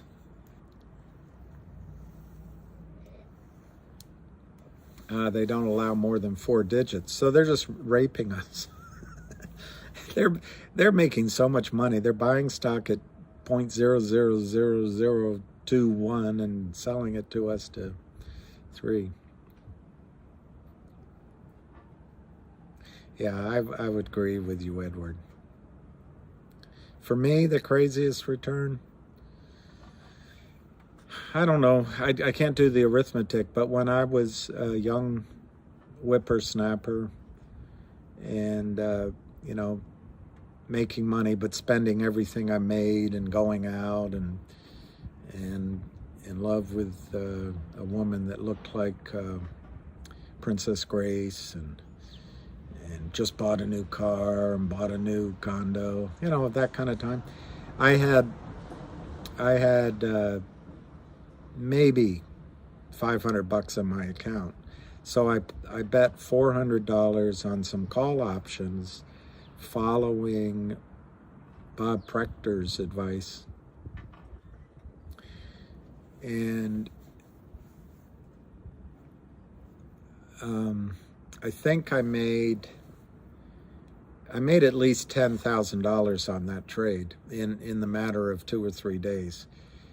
But it might have been as high as over 20,000. I can't remember. It was a lot of money.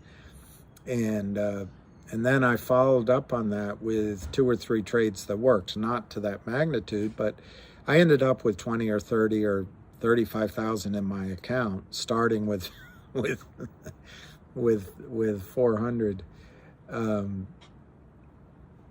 And that was a good couple of months. But then I kept trading and I started losing, and I was spending money, but I was losing money, and then it all went pear-shaped.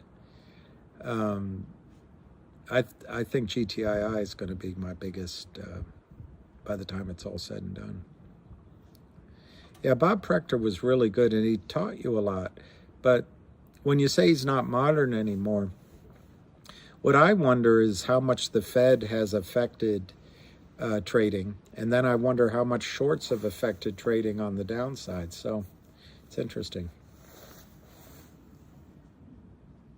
Yeah, DC, you can feel sorry for retail once the RNVA dumps. First in, first out is the game, like a pyramid scheme. Yeah, but I personally, I just put, everyone saw it, I put $250 in it. If it goes to zero, that's it. And you might absolutely be correct. I'm not picking a fight. I'm not picking a fight. What'd you say about no halts? I think a reverse split wouldn't matter anyway, M. Perrywood Mund. What I'm wondering, And I have no idea. What I'm wondering is if they can, and I can't think of how they can do it, but just get rid of shares, burn them. But a reverse split won't change anything. The stock will just go down. It'll give the shorts a better chance to short it downward.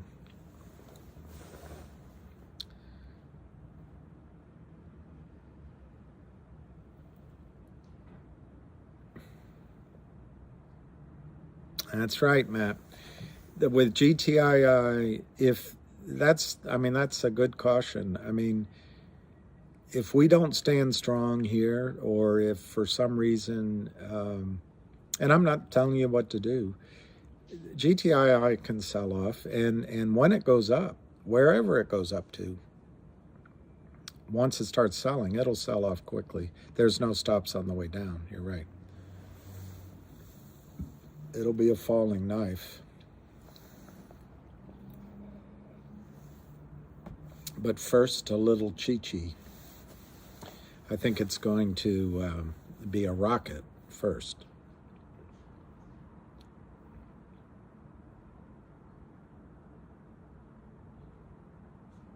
Doreen, you're probably right. Hey, that's interesting. If Finger's trying to get over 8, I wonder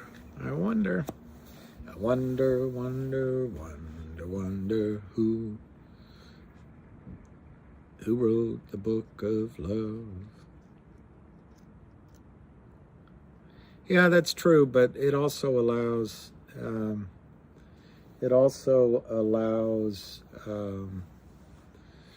them to start shorting again. Exactly, beach guy. And that's what Ham constantly says. The only way to turn a winning trade into a losing trade is to not sell.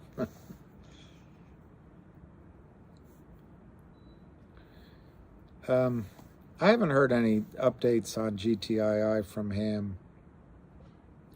And he doesn't call me during these calls because he wants to make sure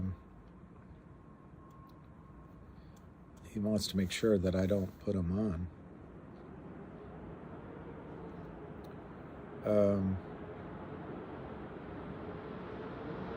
Yeah, the only thing he brought up that I think is important is the real short in GTII, who's underwater massively.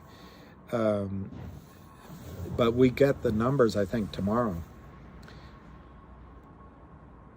All right, Big Orange. You know what? I'm gonna see what I can do in Big Orange. Big Orange seems to be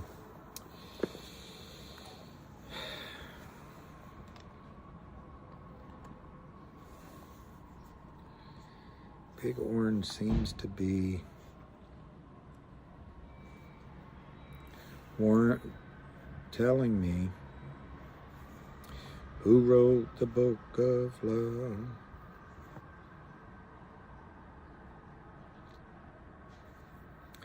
See, I can't believe how many shares of RNVA I have. Okay, so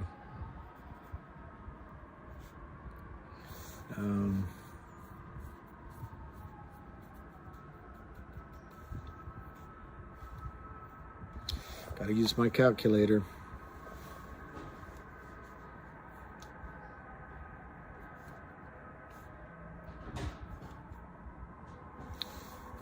Well, that would be a big amount, but let's see.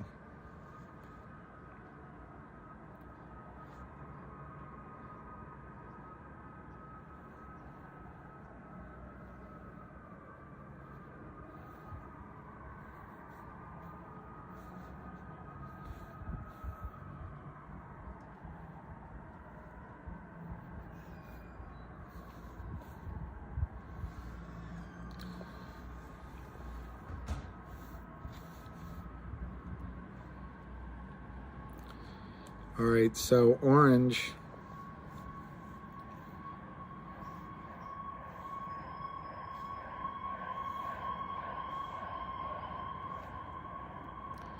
I'm never speaking to orange again. That's for sure.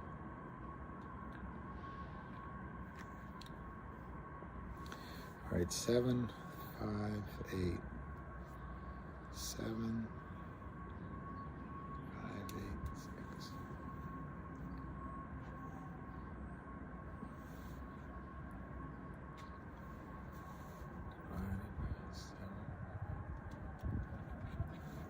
Okay.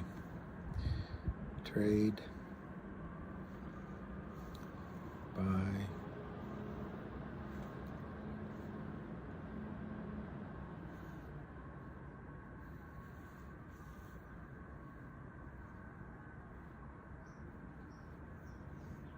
Good for day.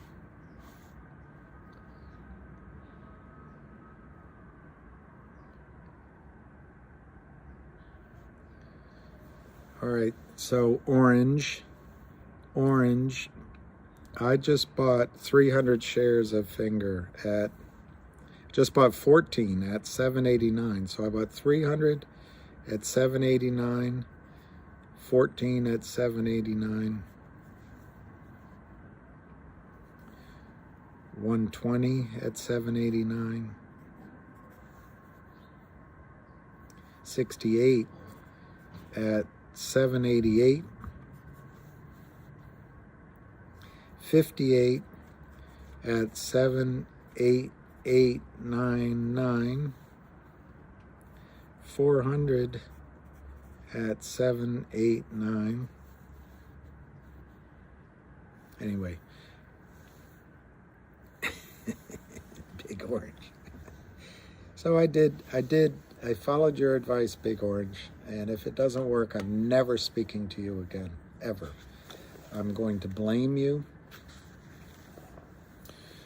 and I'm going to tell everyone in the world that you took advantage of me. Of course I'm joking. Of course I'm joking.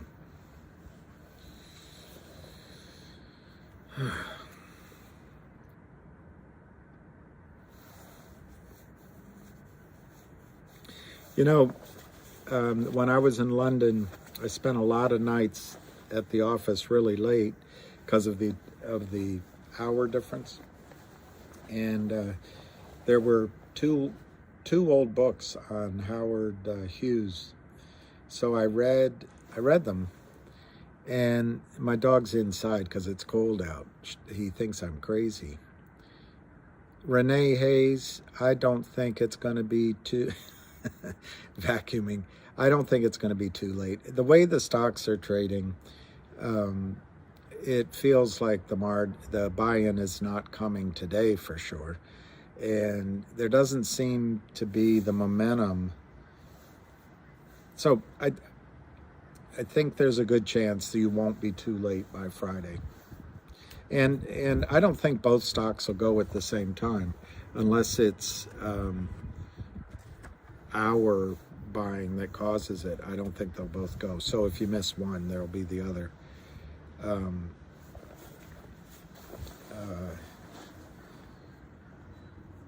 GTII is 503 to 505. Right now, Connie? Let me look that up.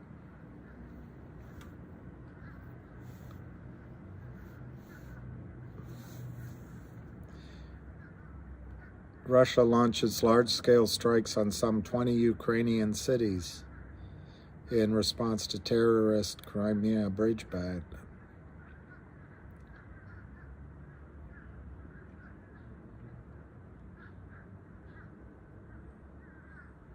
Let me see. I don't see that news. Maybe.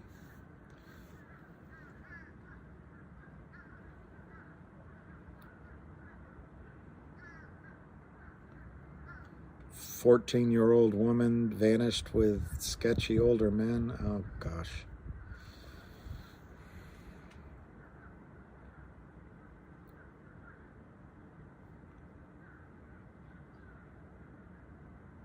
Kim Kardashian gets booed.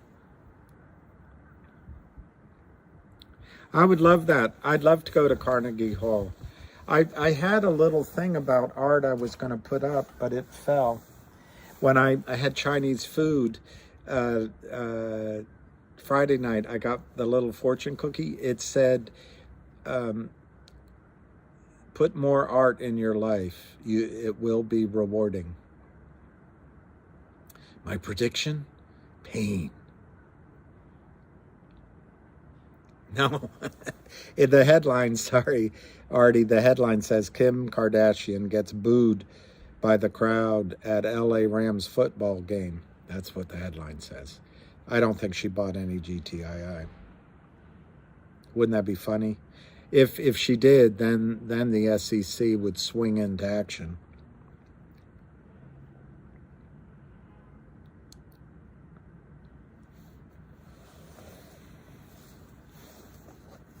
Good morning, Roberto. Buenos dias. ¿Cómo estás? 7 million, Michael, I'm yellows. But I'm not willing to gamble more than $250. Do any of you own a Springer Spaniel? According to the Daily Mail, that means you're reserved and punctual.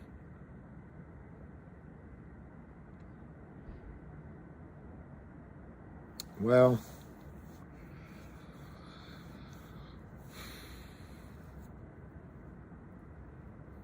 I think when people wake up to what's going on, that's a hard question to answer, but a lot, 3 million, Fernando.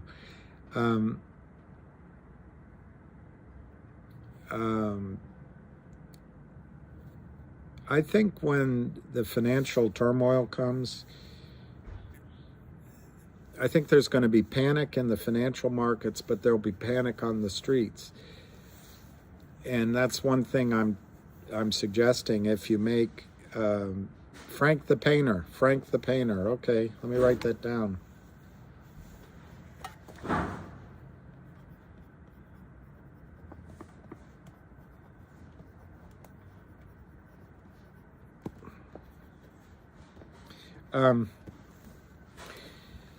The good thing about panics is it burns their energy out relatively quickly, but they can cause enormous damage. So if and when we have profits here, I really want you to take some measures to secure yourself and your family. But yeah, I think it could get violent, to answer that question. So anyway, I want to look. Stafford, okay, what I think I own, lucky, is a Staffordshire Bull Terrier. And guess what it says the breed says about me? It says that I'm trustworthy and affectionate. That's pretty good. Trustworthy. Well, do you, punk? Seeing as how this is a Magnum 45, the world's most powerful handgun, and can blow your head clean off. There's only one question you have to ask yourself. Do you feel lucky, punk? Well, do you? Who's a smooth talker, Nightbot? Looks like an orange. Did I fire? Well, in all of the excitement, I don't remember myself. If you own a Cocker Spaniel, it's a good one too. They're all good. All dogs are good. It means you're reserved.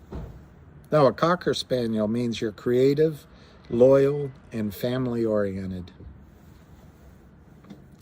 I gots to know.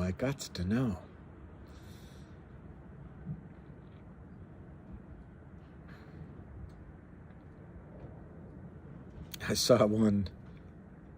Well, that's the question. Are they ever going? Golden Retriever, emotionally stable, positive, and happy. I don't know if he has a Great Dane here. No, they don't have a Great Dane. Let me see. No, I don't have a Great Dane. Maybe this is a British. Maybe they don't have Great Danes in the UK. Husky Shepherd. They don't have that either. They don't have shepherds even. Yorkies. All right, let me just step away a second. Hello. No, I'm inside. Nothing's happening. It's boring.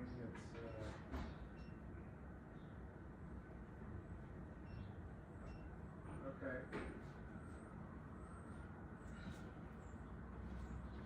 All right, I can come up. Maybe I can rent a car and drive up.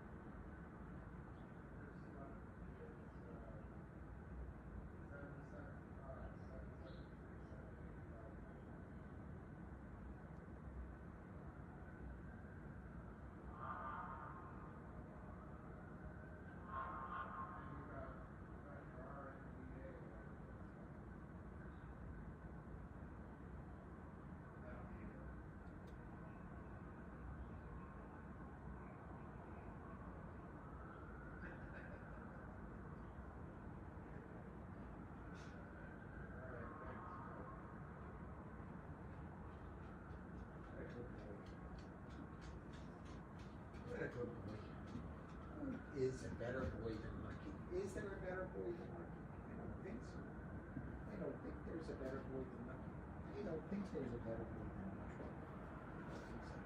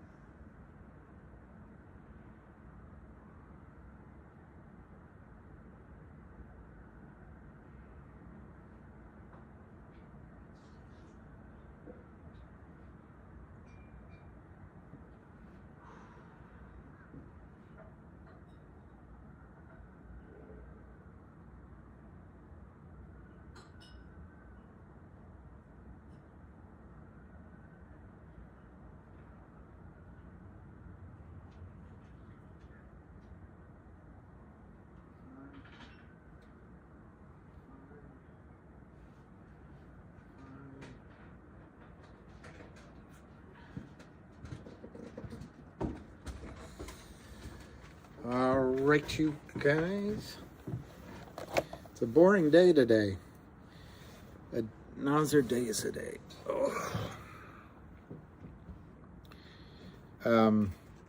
Apparently, they're just wash trading going on. The pitties. I've never known a bad pit bull or 2,500's good. Or Staffordshire Terrier. They're just all wonderful. They're just all wonderful. Then you read stories. And I don't know about those stories.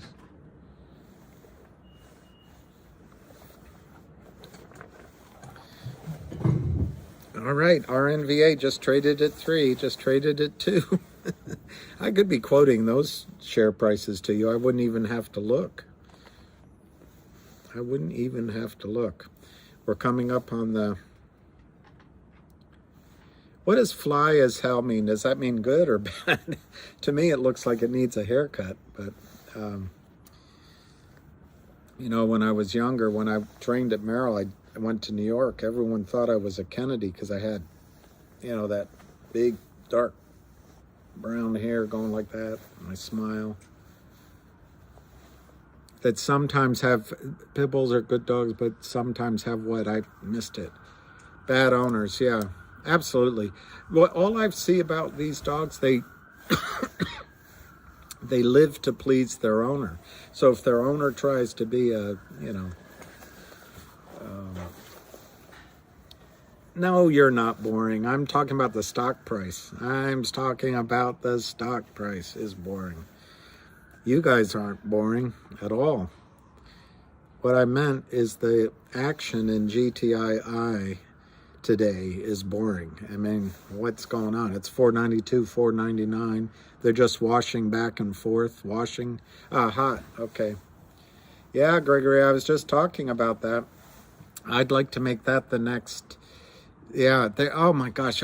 Lucky one. I'd like to make that, Gregory. I'd like to make that the next stock after this one.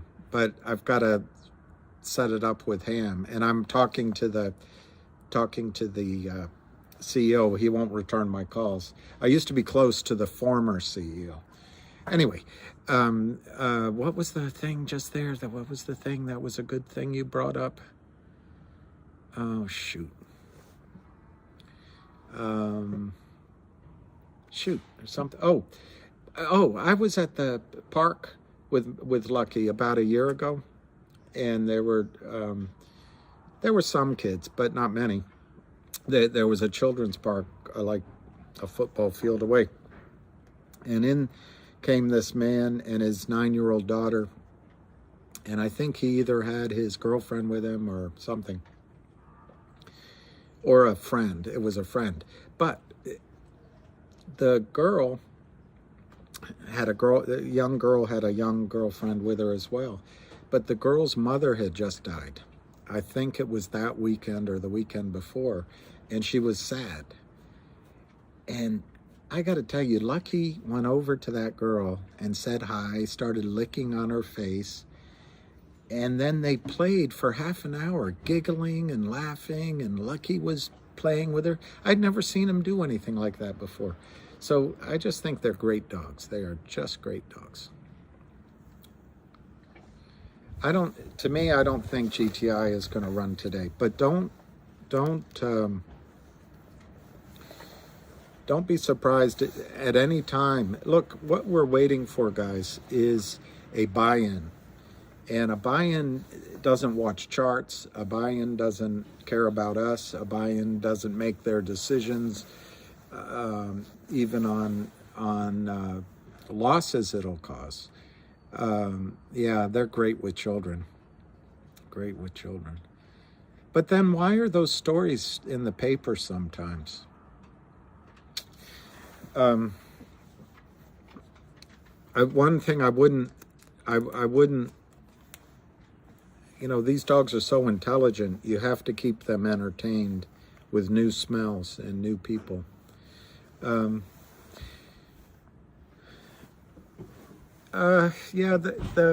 it's a really good question. I didn't think about the banks. I don't think it has anything to do with it, but it might give the Kramers an excuse to give to their margin clerks, saying, well, we can't get a wire in. The banks are closed today. We have a wire coming from wherever, and we expect it. So they'll say anything. And so, yeah, it could affect that. Yeah. Oh, I got attacked by a golden retriever, believe it or not, when I was with Lucky. The dog bit me, the golden retriever, and you think, really? Well, yeah, I had to go to the hospital.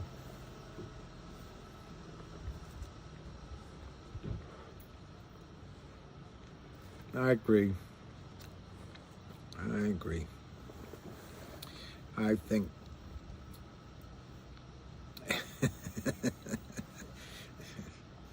I don't know. 5. It's 5 to 5:03. It'd be great if we closed above 540 today.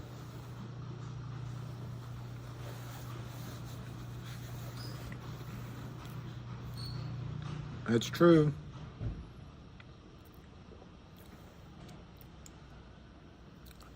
Yeah, Ming, I was when we lived in Kuala Lumpur.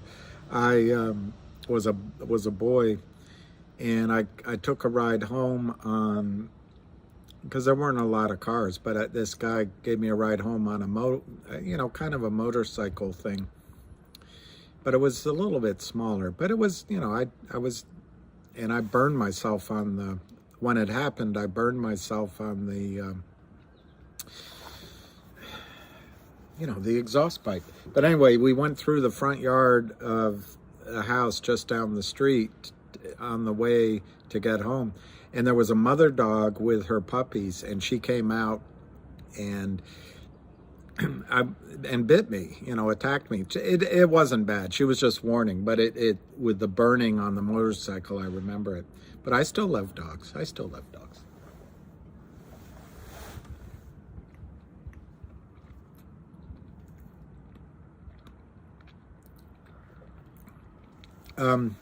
Okay, the GTII warrants. This comes up so much. A warrant is getting out by the 19th of October. I think the charts on the market look terrible, but I hesitate.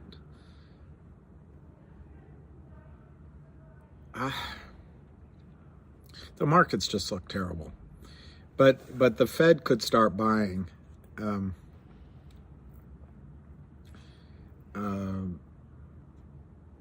Yeah, margin calls are great. That's what we're looking for. But the real thing we want is the buy-in. You can bullshit about, yeah, I did just buy some finger. Not very much, but I did buy some finger, and I overpaid as usual. I overpaid.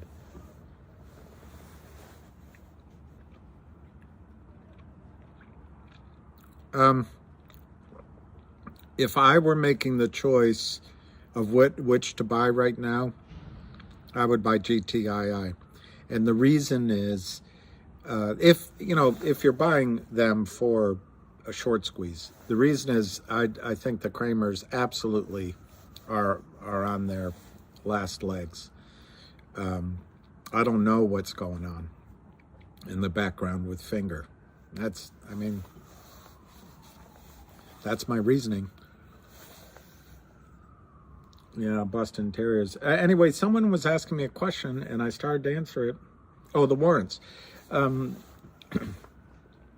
warrants, there's two warrants. One is proposed, and I think they said that it would be issued, the record date would be soon, but the stock price moved. So we're still waiting on that. So all of you guys can end up with a warrant if you hold through the record date. Of course, the stock may squeeze and you be out, and it doesn't matter. So that's one, and we don't have to talk about that one. The past warrant was issued, I think, in April of 2021 and expires next year. It gives everyone, it was one warrant per 100 shares. Sorry, one warrant per 10 shares is what was given to people of record date, whatever it was, in April. And the price was $2.75 a share. And the way it was structured is in order to make sure you got the real warrant, one would contact Liberty Transfer, which I did, and then you had to talk to your brokerage firm. And I went up the chain and I said, I know what I'm talking about, and blah blah blah blah, and so I got mine, but I'm not sure everyone else did. But anyway, in my case, when I exercise them, which I will, I haven't done it yet, the company will get $2.75 a share, which helps the company. But it won't particularly cause any trouble because I already got my warrants. But in many people's cases, the warrants are at Fidelity or TD Ameritrade, and they call up and they say, hey, broker, I'd like to exercise my warrants. The stock's trading for $5. I can buy it for $2.75, and I want it right away because I want to book that profit. And the broker says, well, it's going to take a while. It's going to take a few weeks. Let me call this, blah, blah, blah. That means they don't have your warrants. They don't have your warrants. It shouldn't take more than 24, 48 hours. So then those brokerage firms are, because they've had these failed delivers in the system, and nothing goes away. So those brokers call the counterparty on the trade, and that's why Fidelity's looking for stock. That's what's happening. So the idea is, this trap that was set is that these different brokerage firms will be out there buying the shares and buying in the failed to delivers. When do the 1% ever lose?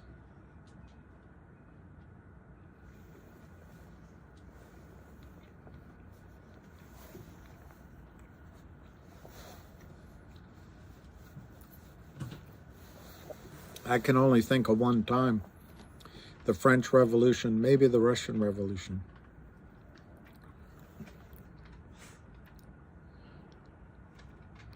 Yeah, margin call will be there, but a margin call really,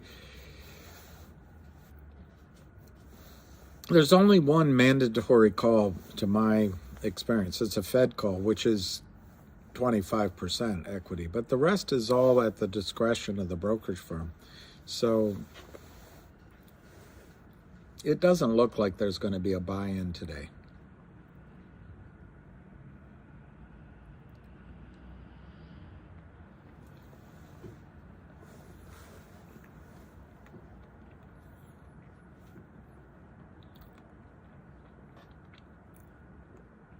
The 1% have to be careful, because if things get really bad, that's when mobs take revenge. And mobs don't think that clearly.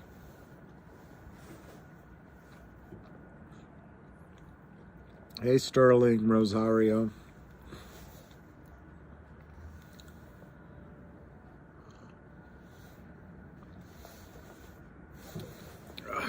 Hang on a second. Hello?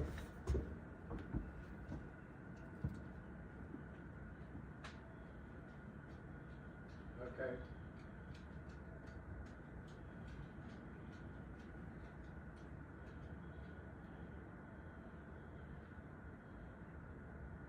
Okay.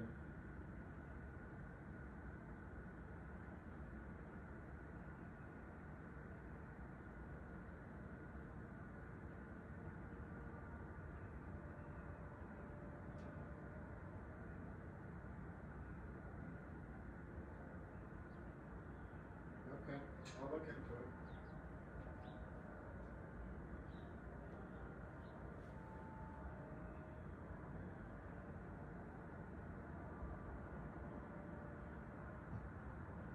All right. Sounds good. Okay.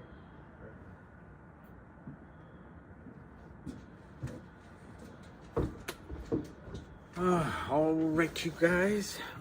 Has anything happened? This is when I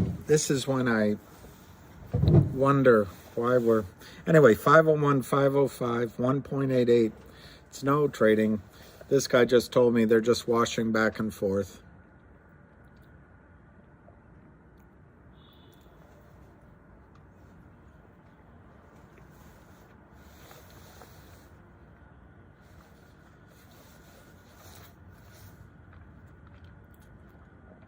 I'm sorry it's so non-news day because there's just nothing. Let me check Twitter. One guy says it's sailing smoothly.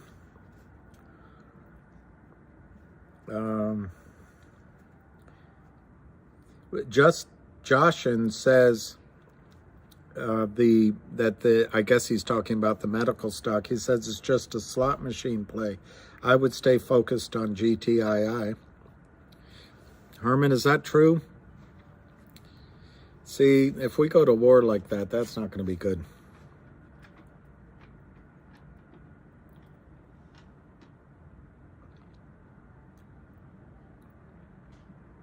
Well, here's Goldminder.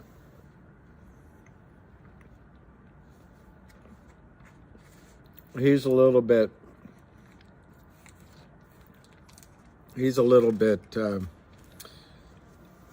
I don't know if you'd call it negative, but he's a little concerned. He says it's crazy watching how tightly controlled GTII, Finger, RNVA, and OG plays like GME and AMC are. Safe to say no one is going to cover or stop the fraud. They are all in too deep until the New York FBI and SEC enforcement walk into their offices. So that's kind of, I don't know if that's positive or negative, but frustration. I'd say that's frustration.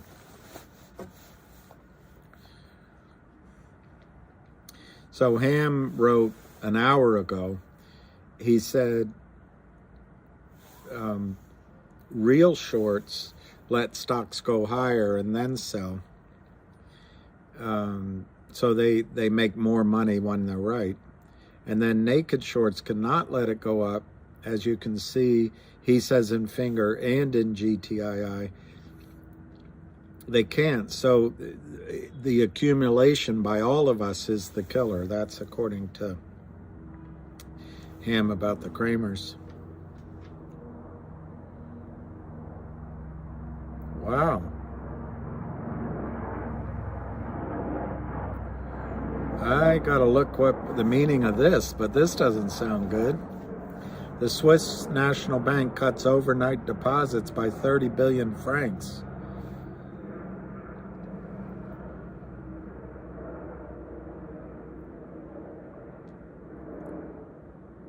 Wow. I don't know how big the Swiss banking system is, but that sounds 30 billion. That sounds like a lot of tightening. Oh, here it is. Total deposits declined to 639 billion. So that's a pretty significant drawback. Anyway, That's liquidity tightening up. What else can I say about that? Okay, Mambo Trading says, are there any retail traders that were trading OTC markets before 1999? Are you out of your mind? I was. But I'm not going to answer Mambo Trading and tell her. Not many traders have experienced anything like this. That includes Furious. Most of us are in unfamiliar territory. I think that's true. How was the 1999 and 2008 OTC crash compared to today? I lost a lot of money in both.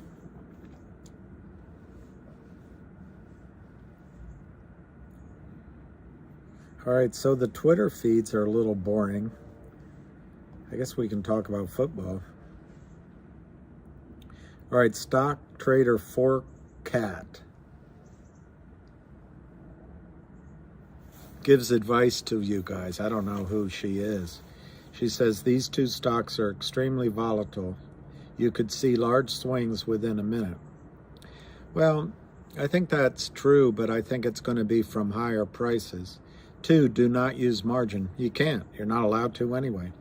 3, do not use money that you need to use to pay your bills. Well, that seems pretty obvious. She got 48 loves.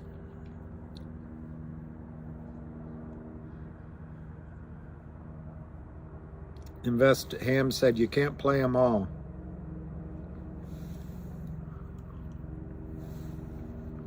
He said you must learn GTI and Finger because they are classic naked shorts trapped and soon to be squeezed to death. Learn the patterns. It's always the same. Only way to win.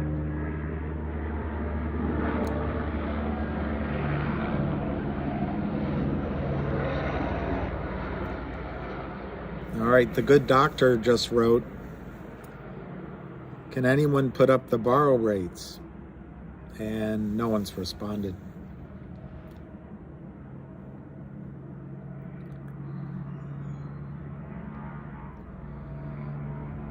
Then Ham wrote again. The only way to get people to sell stock to the Kramers is to get the price up, not down.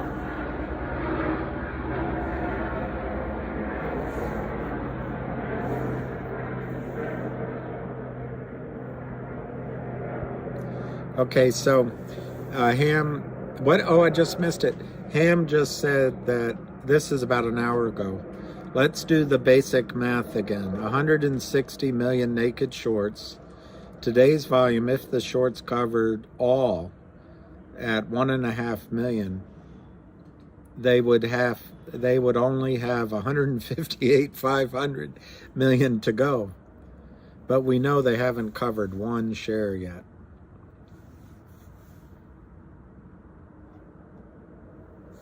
Okay, so Goldminder is in the horse racing business.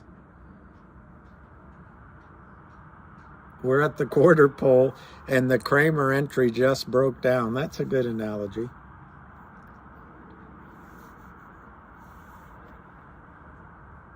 Ham is pointing out the GTI is just wash trading. Anyway, you guys can read it yourself, I know. He says losses in GTII and Finger will be billions. The reason that GTII is the best setup ever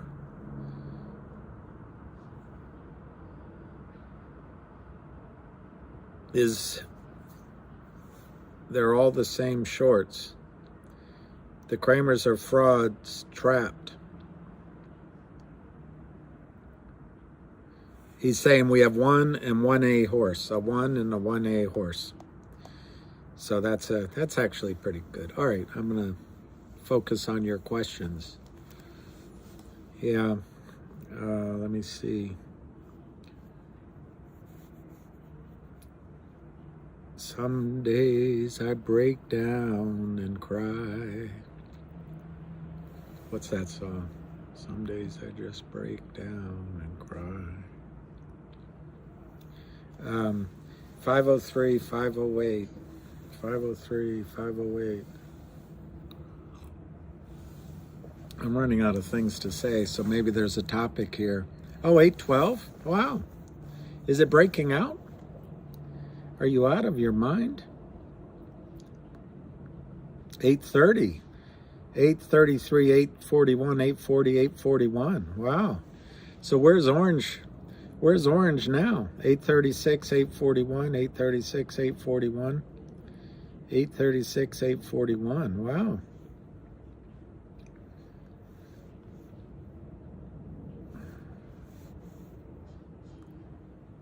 $12.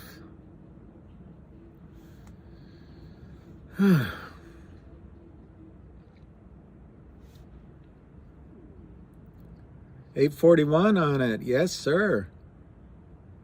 Yes, sir. I didn't get very much, but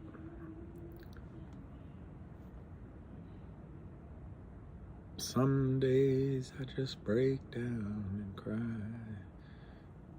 but I don't remember if we said goodbye. GTI is just a front to push other stocks like Finger and RNVA. I don't know about that. Yeah, I'm green, Roger. You were right. Orange, big orange. I don't know about all the other people, Joe. For me personally, the RN whatever, I did a little punt right in front of you. Finger I've loved for a couple of years. I'm mad I don't own any, but I just bought some in front of you, not very much. And GTII, I've been in now over a year and a half, and I'm not trying to tell you to switch or pump you to something or even to that. So, I don't know.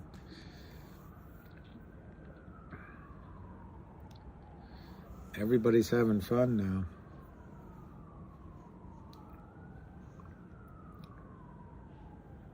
Yeah, 833, 840.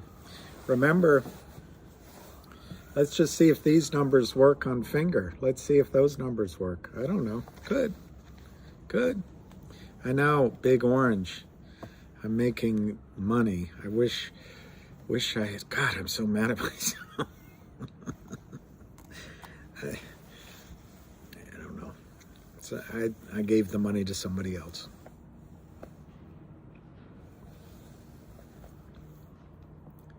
Well, we'll see if they can keep it down. Big orange rules.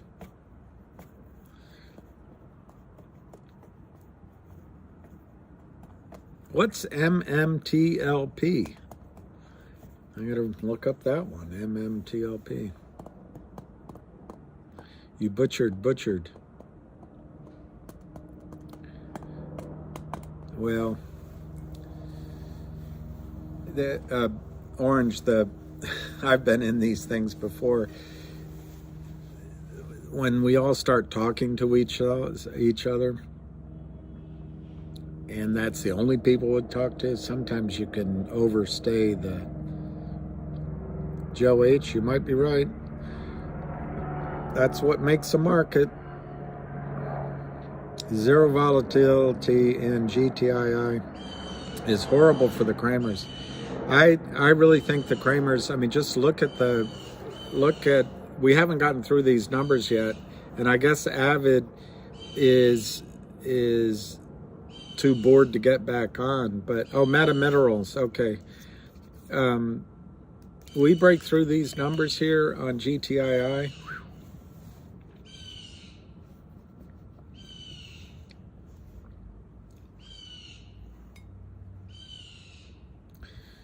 All right, nevermore.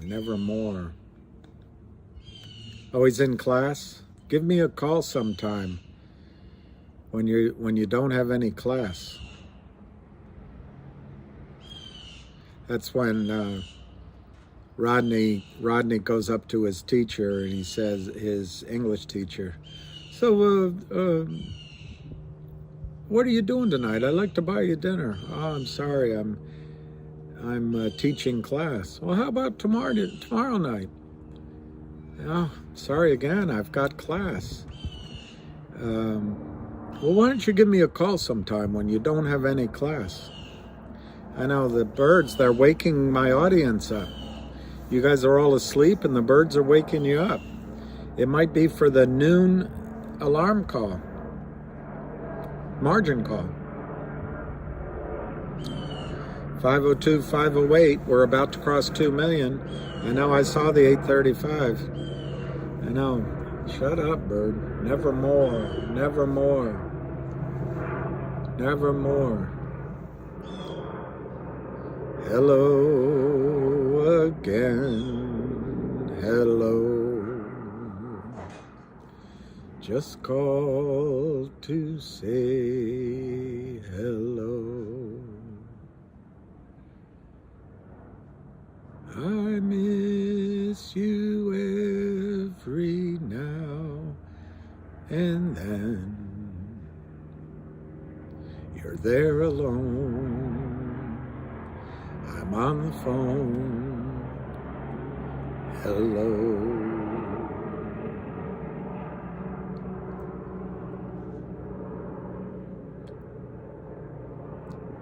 I just put my shorts in on finger. You know, Joe H., good luck.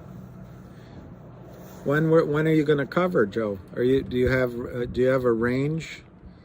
Are you going to if it goes down to 7, are you going to cover, or if it goes to 20?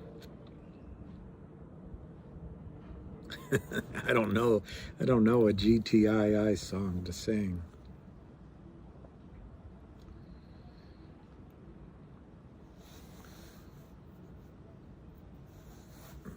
I don't know.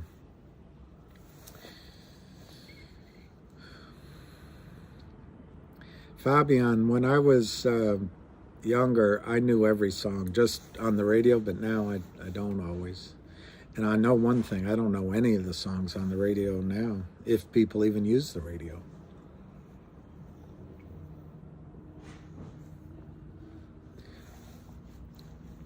I used to think it was cool to tell people I didn't know a Britney Spears song, and I still don't. But I don't even think that's cool anymore. It's some other artist that I've never heard of. Billie Eilish or somebody. Yeah, finger ripping.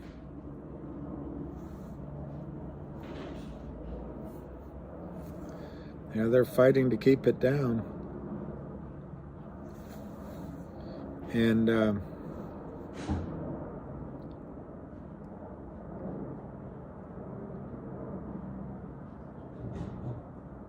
yeah, audio frequency. I agree. These are going to be powerful moves, and there will be people that come into short, but early on, it'll be almost suicidal. GTI. This is the song. Kramer gonna cry. Gonna go bye bye. GTII. Kramer gonna cry. That's not bad.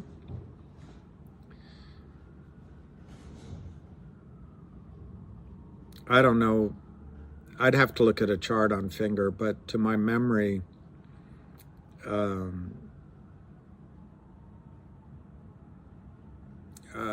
it had different supports, which will become resistance. So I'll just have to look at a chart. I don't want to, but I mean, it traded around 8 a lot on the way down. And it traded around 9 quite a bit. 10 was support, 12 was support, which will all become resistance on the way up.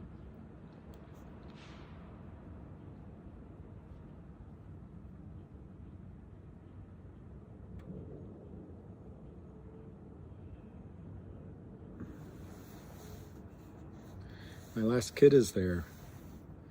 I don't know where.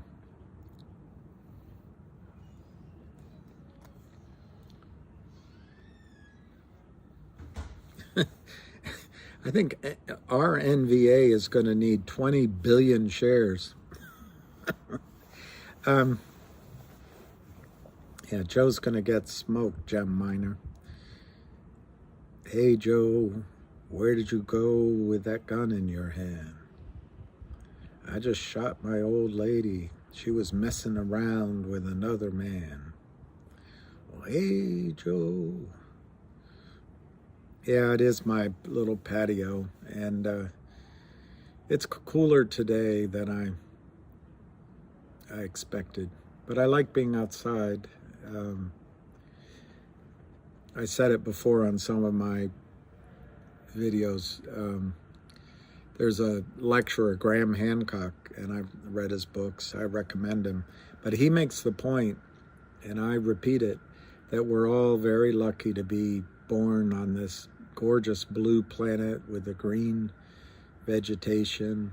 And I add to it the friendly animals and the birds.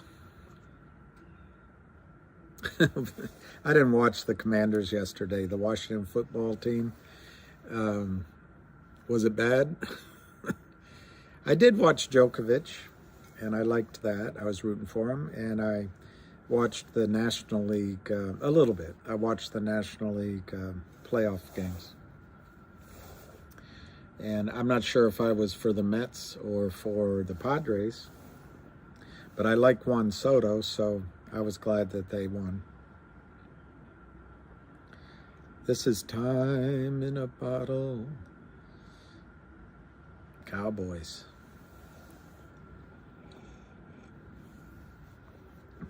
I can't sing that one. If I put time in a bottle. They used to play that song so much. 505, 507. Last trade 507. We're still not through 2 million shares. I know. New name that what's his name? Dan. Anyway, he's never been good. He's never been good. Dan. My brain's not working. I've been to Folsom Prison.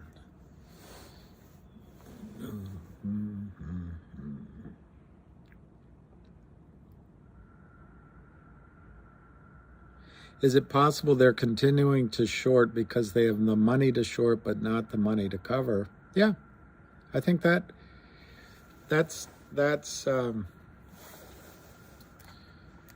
I think both stocks are going to do that, and somebody caught me out. It's just Fibonacci numbers. But I believe those. You know, in the next one, Fibonacci is about adding numbers together, so the next one would be 34. All achievable in both stocks. In both stocks.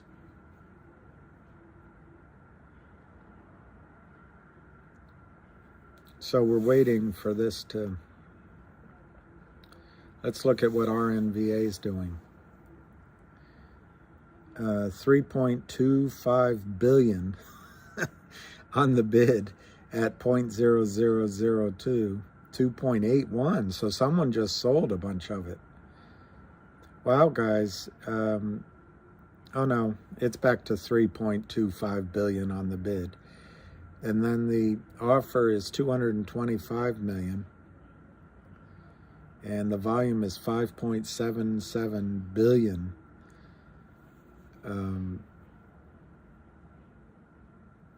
It's hard. I don't know what that's. It's a lot of stock, but people want to buy. So maybe something's going on. And then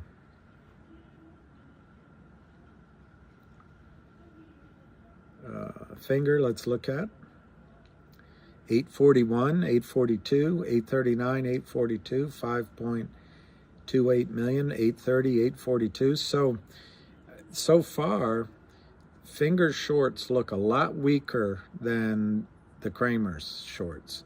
830 to 838. However, fingers up at buck. Man, 831, 840. However, they seem to be pretty consistent at stalling finger. All right, let's look at GTII. GTII is going to have its day where it moves ahead of finger very quickly. Now we're over 2 million shares on GTII. You guys know what a pennant is, don't you? Other than a pennant for baseball?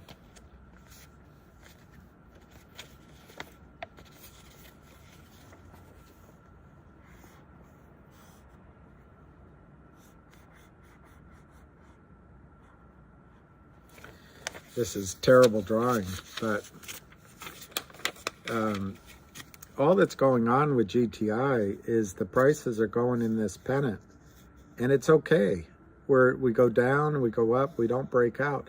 But by definition, within a period of time here, by definition, we're going to break out.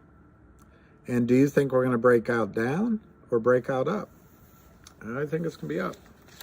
Does a pennant matter if they're manipulated? Yeah, 40, of course.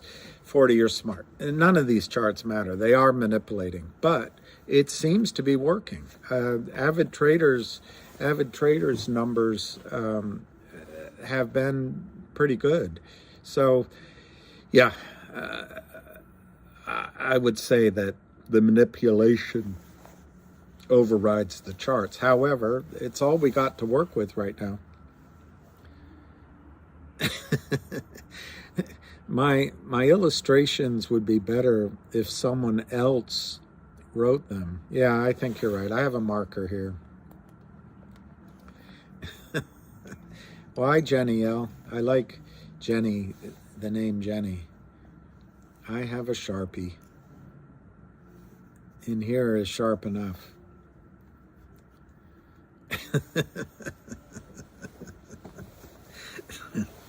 Well, I listen to videos to fall asleep too. Do you skip art class? Yeah, I did skip art class in school. I know, boom. I'll get a, I just didn't walk up there. And this morning I was going to go up to Office Despot, but I couldn't wait to get on the phone with you guys.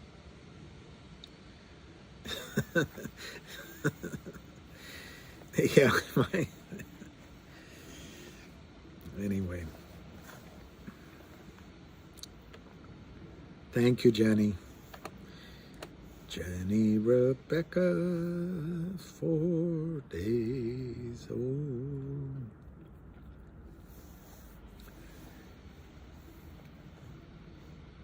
All right, we're getting some movement, guys, in GTII. 510 to 513, 2800 by 600. Columbus Day. Yeah, Mario, I think today has so far been a big well, you know, I say that the GTII short selling story is like cartoons, like stick figures. I mean, even Gary Gensler could follow this. It's not difficult. Finger's a little more difficult. A little more. Not much more, but just a little more, because you don't know exactly who the short is. But there probably is only one. But we don't know that for a fact. Is that? That's gross. I don't know what that is. But GTII, it's just it's stick figures. Oh, Joe H, go for a steak lunch. If your finger shorts are printing good money, tell me, where'd you short it from, Joey? Because I don't think hello? Hey, how you doing? I'm good. Not much. I bought a little finger and a little bit of loose stock this morning, tiny bit. But GTII, now that you called, it's showing a decent bid. 510 to 513. Huh. I got 3 at 470 and was dicking around trying to get finger and I missed it. Oh, don't worry. You'll get another chance on finger, I think. I just think Yeah, it's already pulling back a little bit. 825, 831. I I think, was in at 720 or 725, and it hit 730 bid and didn't come down. yeah, I don't know. I think it's going to pull back again, but I don't know. I'm not following it every day. Now it's 8. Now it's 799. 8. They just seem to really have some firepower here. The bid ask is wide. 801 to now it's 804 to 819. 804 819. The GTII. I can't wait till it breaks out of this pennant. 510, 513. What I heard from somebody, which would be worrisome, is if the NASDAQ all of a sudden puts options on it. On GTII? Yeah, if they do, then they got to wait a hedge, right? I don't think they can put options on GTII. They can do it on Finger. No, I meant on Finger. I'm Yeah, sorry. on Finger, yeah. And that'd be a way to let the guys off the hook. Yeah, absolutely. I think I love Finger, and I've never heard of such a massive amount short. But I'm worried about, one, we don't know who the shorts are. Two, I was worried that the company might make a bad deal. I'm not worried about that anymore. I have zero concern about that. But yeah, the options is number 2. And then number 3, what else can these guys do? They must have a strategy. Can they create a synthetic shares to protect? I don't know. But it's a huge imbalance. I mean, you've got 80 million short. How can you do synthetic 80? I mean, options, you'll be able to figure it out because if they're, you'll be able to see the volume in them. 80 million. But I just, there were some warrants. If it's different groups, they're not all going to do it at once, right? So they're going to have different strategies, and then they'll be competing against each other, which might help it, blow up and start running. It could. Too, but on the negative, just to play the devil's advocate, whatever the pressure they're feeling just started. The difference, to me anyway, with GTII is it's, the Kramers have just been under relentless pressure for months. They're on their last legs. Anyway, I don't know. I think GTI goes, in the long run, I think Finger's a great value to own if they just leave it alone. But I'm mad I didn't buy Finger at at $1 or $2, but yeah, well, when you got it under $1 and you blow out most of it at 5 and you're sitting at 8, you're thinking the same thing. Yeah, but I think anyway, what would be great is if one would move ahead of the other, and then I would just swap. Right. Then I would swap out. But I might. Are you in New York? No, you're in Detroit. Yeah. Yeah, I'm in New York next Monday, Tuesday, Wednesday. It looks like I'm gonna go up to New York on Thursday, and I'm gonna, if it works out, I'm gonna do a video in front of CNBC because they're gonna have the truck up there. They're gonna have the truck up there. So I'll be famous. Yeah, I'll be working in Connecticut tomorrow through Friday. Cool. And then to New York on Sunday. So I'm gonna come home Saturday. I got a work event here Saturday. Well, So I guess today being a federal holiday, it's making this boring. well, I really so expected, days. I really thought we could have our breakout this morning. I really did. I don't know how the Kramers are coming up with money, but I guess if you've been stealing for 20 years, you got hundreds of millions Well, buried away somewhere. I think two things as it applies to today. One lie you could say is, "Hey, the banks are closed. They're wiring money, but it's coming in tomorrow." That's one thing. But I think the prime broker is in on it. That's my opinion. They'd have to be, right? They'd have to be. I mean, there's no real assets there. But Ham tells me that there are, what do you call it, compliance reviews, or there's a different word, that whomever regulates the primes do, but I don't know. Doesn't seem like they're catching much. No, they're not. And I just read about UBS getting fined $2.5 million for a decade's worth of reg show.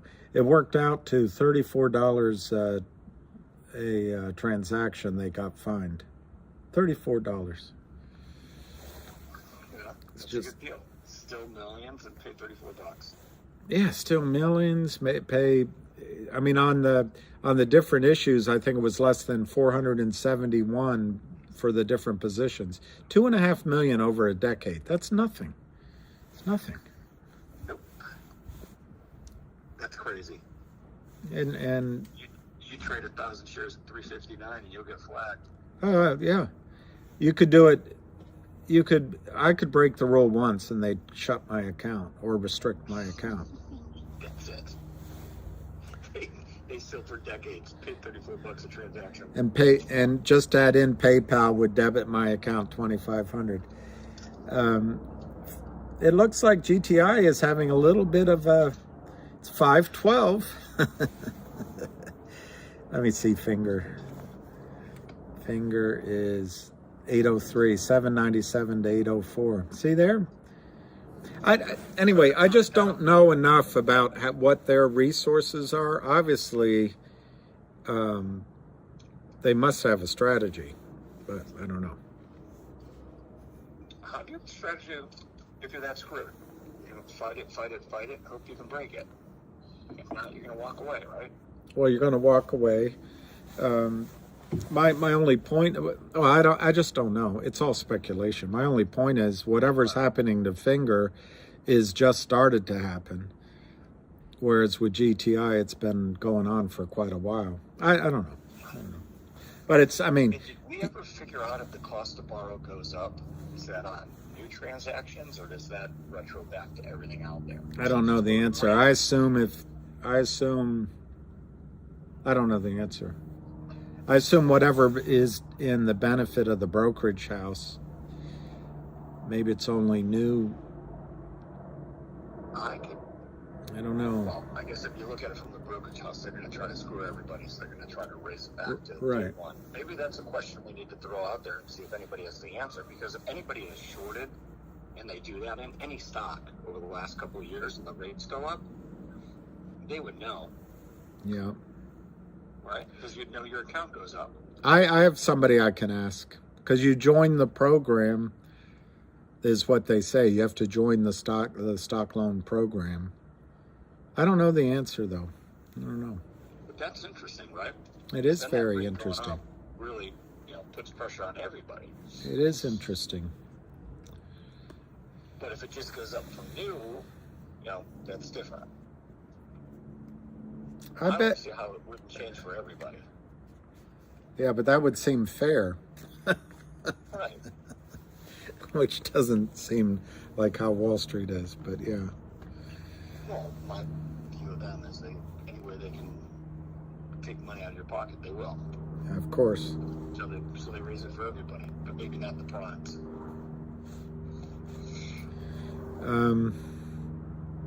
So I don't know. That's always what I thought was interesting. So Finger Slut is up to 810, 815. 804, 815, but no volume. Neither one of these are trading any significant volume. GTII is 510. I really thought it was going to go today, so maybe tomorrow. Anyway, 210, 2.1 million on GTII. 509, 510. I bought a selling. I think it's Take it shorts. yeah, and Ham told me it's just the market makers washing it back and forth. There's no real volume in GTII. All right, well, good luck in New York. Yeah, I'll let you know. All right, we'll talk later. Okay. But Thanks. sorry, guys. That was scintillating. That was scintillating. The feel, felt, found. Beaver, I think that Beaver, the margin call's already been triggered. What you're really looking for is a buy-in. A margin call is when, based on the house rules, an account that's on margin, and by definition, any account where they've shorted the stock is on margin, where the equity goes below a certain percentage, usually 40% or 35%, they will call up and say, we need more money. If it goes below 25%, that's a Fed call, it has to be covered. But the buy-in comes when the prime broker decides that they've had enough excuses and they got to cover their risk. I personally am starting to think that the prime broker will give the Kramers a lot of slack. The other buy-in that could help very much, is these warrants, as people exercise these warrants. Now, the Kramers want to get the stock back down to 3 so that there's less incentive. But as people exercise the warrants, brokerage firms outside of the prime broker are going to call the other side of the failed to deliver trades, the counterparties, and ask for delivery. And that's going to force buying in of failed to delivers around Wall Street. Chris, I think my little guideline, I think the first prices of GTII are there, but I should put that up. I actually should have that. I'll write it down. I'll write it down with my Sharpie. Just for Chris, I'll write it down. I have a Sharpie. And let's say GTII were to run tomorrow. 511, 512. 511, 512. I'm going to use Avid Traders 540 right here. So 540.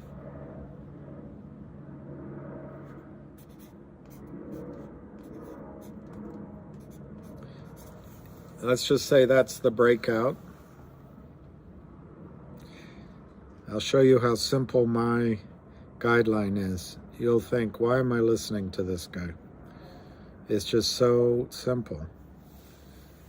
He's as dumb as the Kramers. That's what you're going to say. Once you see this, you're going to say, I'd rather listen to the Kramers.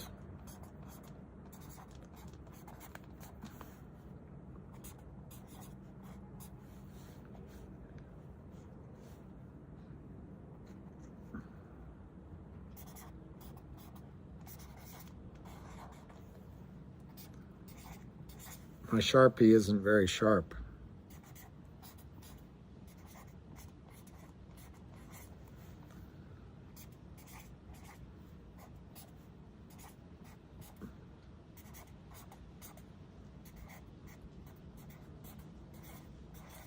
I got to get a new Sharpie.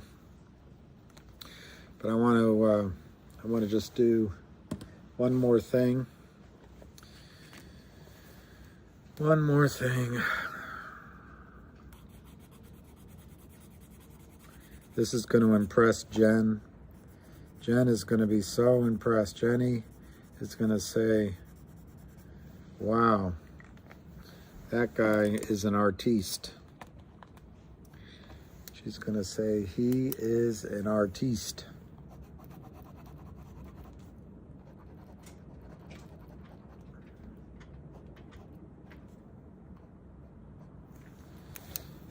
She is going to say, that guy deserves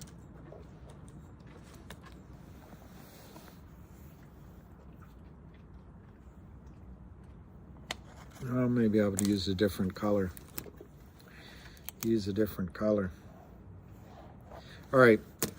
So here, whoever asked me that question, Jenny, here we go. All right, so it's going to be really simple. It's going to be so simple, even my dog can understand it. If we break out from this number, from this, from that number, which is Avid Ace Trader's number, I think, this is very hard to do. I think the first target is 10 times that number, which is $54 a share. Now, I give it green because I give that almost 100% chance of happening. So putting orders in up to 54, I give you almost 100% chance of getting that. My next target would be 16 times 540 or $86, and I give you pretty high odds of getting that. I'd say in the 10x, I'd give you an A plus opportunity. In the 16x, I'd give you an A opportunity. So 95% of 10x, 90% of 16x, and then 100 times is 540. I would say the odds are B to A minus. So I'd give 85 to 90% odds of that happening. And my last one is 1,000 times 5,400. And I think that would happen in a spike. And I give it a red because the odds of that happening are much, much lower than any. So Jenny, those are my targets. 10x if we break out from 540, 16x. These I think are really achievable. 100x I also think is completely achievable. And in fact, somewhere between 540 and 5,400, like 2,000 or 3,000, I think will be hit in a spike. How's that for a carefully thought out as an exit strategy? I know, Chris. That's what makes a market, Chris. What do you think, Chris? What's your target? What's your target? Yes, I think it is. That's exactly what I think it is. I think it's another HKD, Chris. And why is because there's just so much stock to cover. But well, I don't think there's any upside biver for a normal prime broker to give slack. Well, they've been doing business with the Kramers for 20 years, and it's a lot of commission, it's a lot of free credit balances, it's a lot of stock loan. So there are incentives, but no prime broker is going to take the risk on a trade like this, other than Alpine. Now that we know it's Alpine, there's something sketchy about Alpine. Yeah, I would go, yeah, exactly, Chris, exactly. That's why I think that high number, I put red next to it, because I think this number, this is a little bit dreaming. I should have put a number in between here because I actually think, in the 2000s, it could happen. I think it could spike to 3,000 or 4,000. Talking about a spike. Exactly. And these numbers are like these first two here, I think are really reasonable ranges. And I'm not saying hold out for that. Use your own strategy. Take some money off the table. But anyway, I think 1,500 to 2,500 is... No, I wasn't in HKD. I wasn't in it. Yeah, Max, I think 1,500 to 2,200, I think is Look, we're going to be betting against each other too. It's a little bit like playing. Wow. Wow. Are you going to hold it all out for 500, or are you going to get out a little bit at a time? That's amazing. I'll have to call you sir. I'll have to wait while you in your anteroom while you. Sam P, I love your comments. This BS, that's good. Rigo, selling all at 800. See, I like this. I'm not blocking you, Sam P.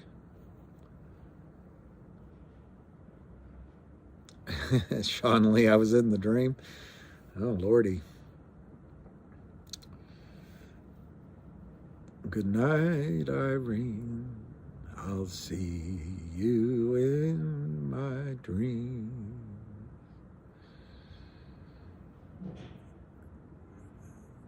Good night, Irene.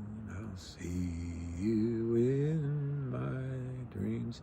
Jay DeGoat, if that happens, and you're only 18, I know you'll be tempted not to follow my advice, but I'm going to give it anyway. If you were to make that kind of money, Jay, obviously you got to pay your taxes, and maybe take a tiny bit out to do something you want to do.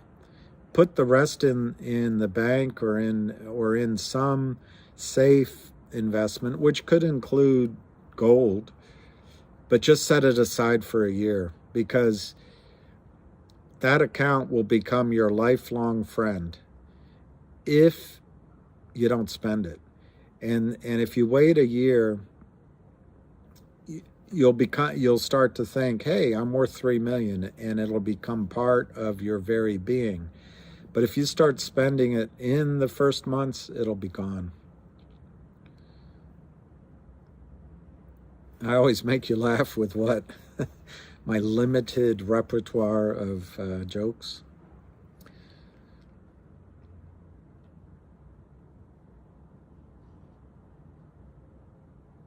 Joe H, shorts are printing me money. Jenny L asks the question of the, I should have one of those sound effects that yeah, the capital gains it's a bitch. It used to be,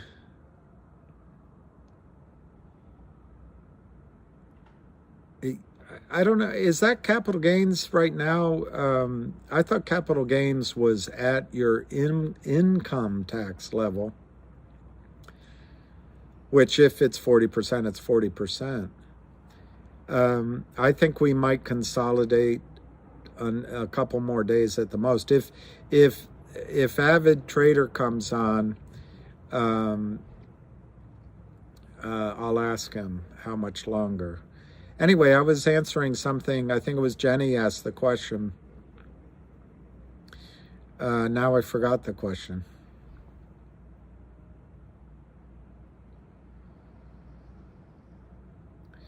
It was a good. Gold or gold securities was the question. Any shares you have in your brokerage accounts can be commandeered or taken control of to meet look at what happened with Corzine. They can take them to meet their own troubles and margin calls, and it could be that you have to fight for years to get your own assets back. That's one. It might happen. I'm not saying it will. Two, don't buy, well, unless you're trading. If you're trading, don't worry, don't listen. But if you're buying gold ETFs, yeah, I think I have not invested in XRP, but I think I will if this works. But gold ETFs don't really have much in them, so they're good trading vehicles. I would buy the physical gold and I think it was Jenny that asked. I think that you can do it in any kind of format. Gold's heavy, of course, but it's much more valuable than silver per ounce. I think there's an Eric Sprott physical gold trust. I would do that. Oh, yeah. Short-term, that's right. Short-term capital gains are treated. That's what I thought we were. Yeah, physical gold. Is Peggy moving? Nickel. Nickel. Nickel. Nickel. I can't remember the words on the nickel.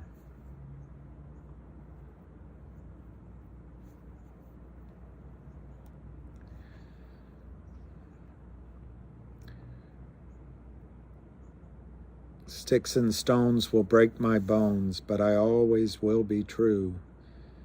And when your mama is dead and gone, I sing this lullaby for you. So what will become of the little boys who never comb their hair?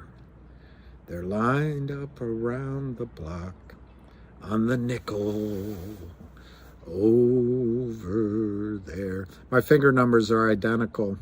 Actually, they're higher. They're actually higher. But my finger numbers are identical to GTII. Unfortunately, they're actually higher because the breakout will start at 8. So instead of 10x, it'll be $80 and $800. But the biggest caution I have with finger right now is what other people have brought up. I think because it's on the NASDAQ, I have to, I guess I have to study it a little bit longer or talk to some people, but I think they can create puts and calls that could limit the upside. Yeah, I think David's Angel, I think that's right. The Kramers are delaying the inevitable. Jenny, that's very smart. And I wouldn't tell people around you about it, because if there's a crisis, they're going to remember and they'll take them. Middle finger as my pointer. I didn't give it much thought. Sorry. Yeah, short term is 37, but 3.8, which is, I think, is the Obama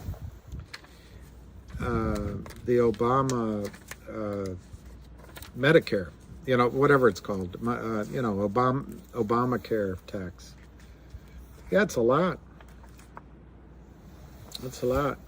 Happy Monday, Sergio.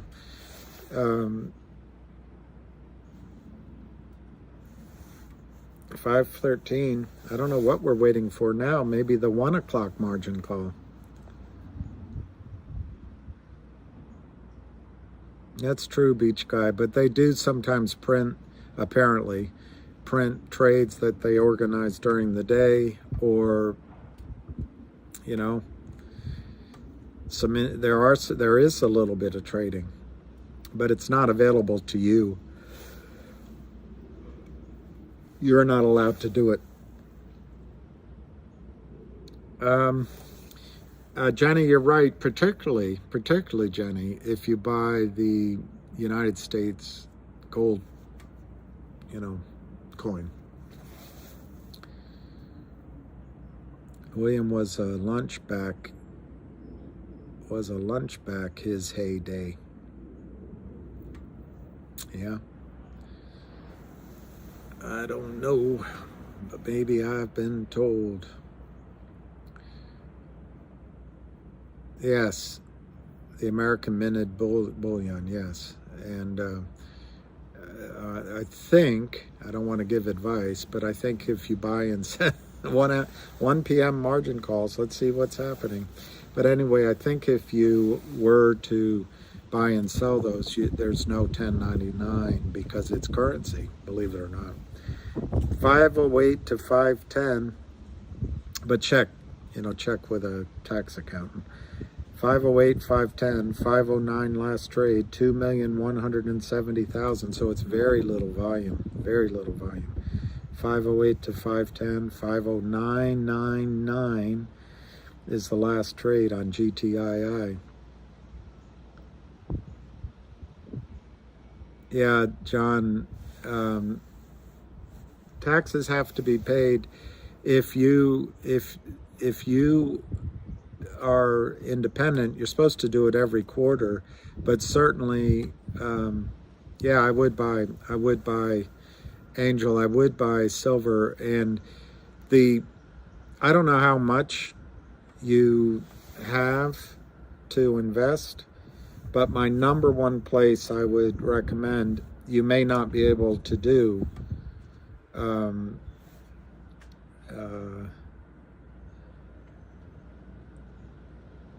me just tell this. Hey, Bruce.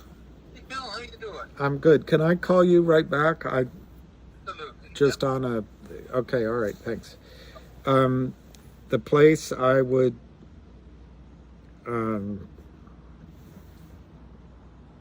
do it is let me just find the full name of it.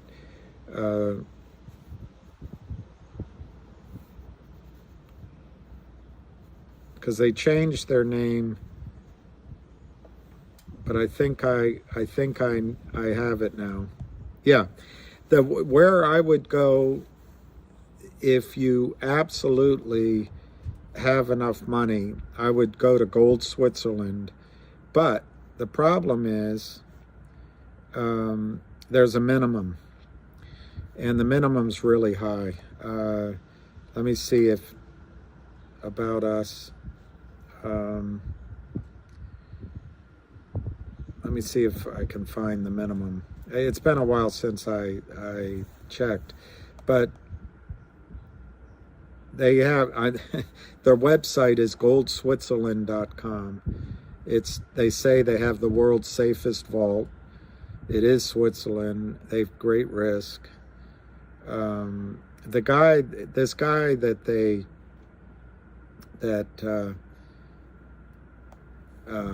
runs it, Egon von Greritz, he's amazing. I follow him. I've never met him, but he's amazing. Anyway, that would be the top place I'd go. And what I remember, and I can't find it, I'm looking, what I remember is the minimum to invest was 200,000. It might be higher now. Yeah, if you can find a good local shop, it's great. That would be great. I think gold, the other one I would recommend to that person that asked about APMEX, I recommend APMEX. I would recommend, I'm just giving out the places that I've used in the past. I would, sorry, well, they've changed their videos, but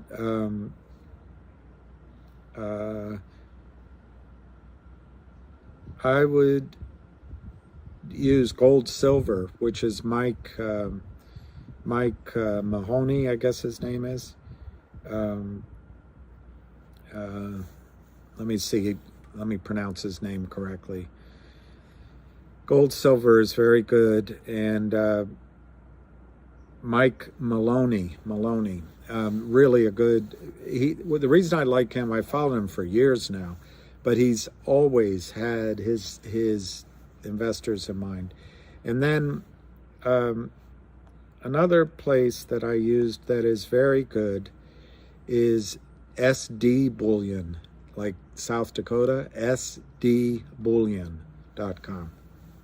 So those are my places. Whose business model is a monopoly? Who's Michael Hernandez? I missed the rest of your.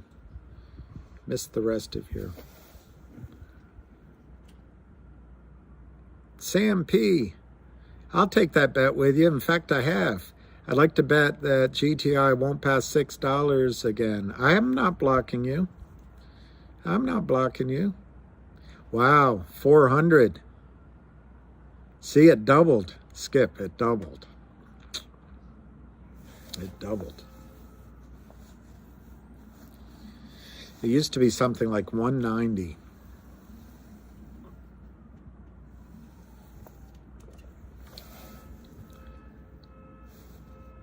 Well, Sam P must be making a lot of money from the Kramers, but I don't know how much longer it's going to last.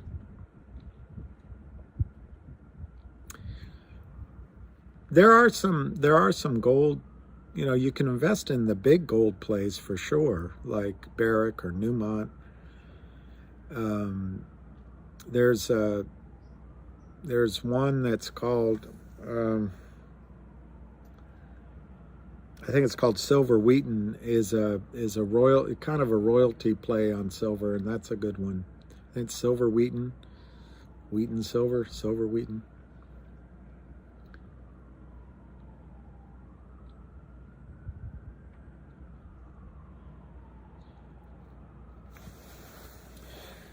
Let me check what happened at the 1 o'clock margin call.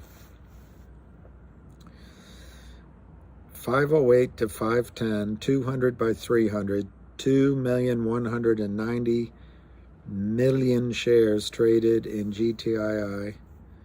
Let's check out Finger Hut. 810, 815, 813, 815. It's, you know, it's showing reasonable strength, but the volume isn't meaningfully higher, 5,080,840. But I would say it's been a pretty good day for Finger. And then this Renova Health, which has become a very important part of my retirement plans. I'm joking. I'm not serious. It's a punt. It's a bet on Lou, really. For me, it's a bet on Lou.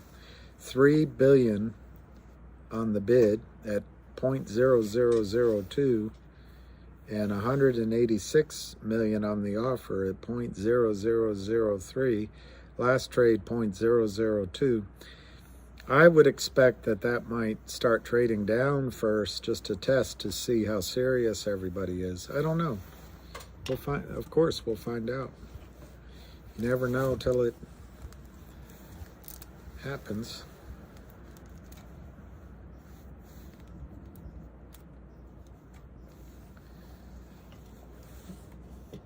All right, I'm going to make another. I'm going to put my price targets up. I'm going to put my price targets up for a little while, just to have something different to look at.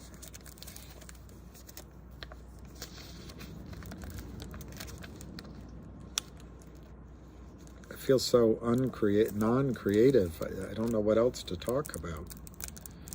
I mean, when your only topic is GTII and the stock has stalled, it's hard to find things to talk about.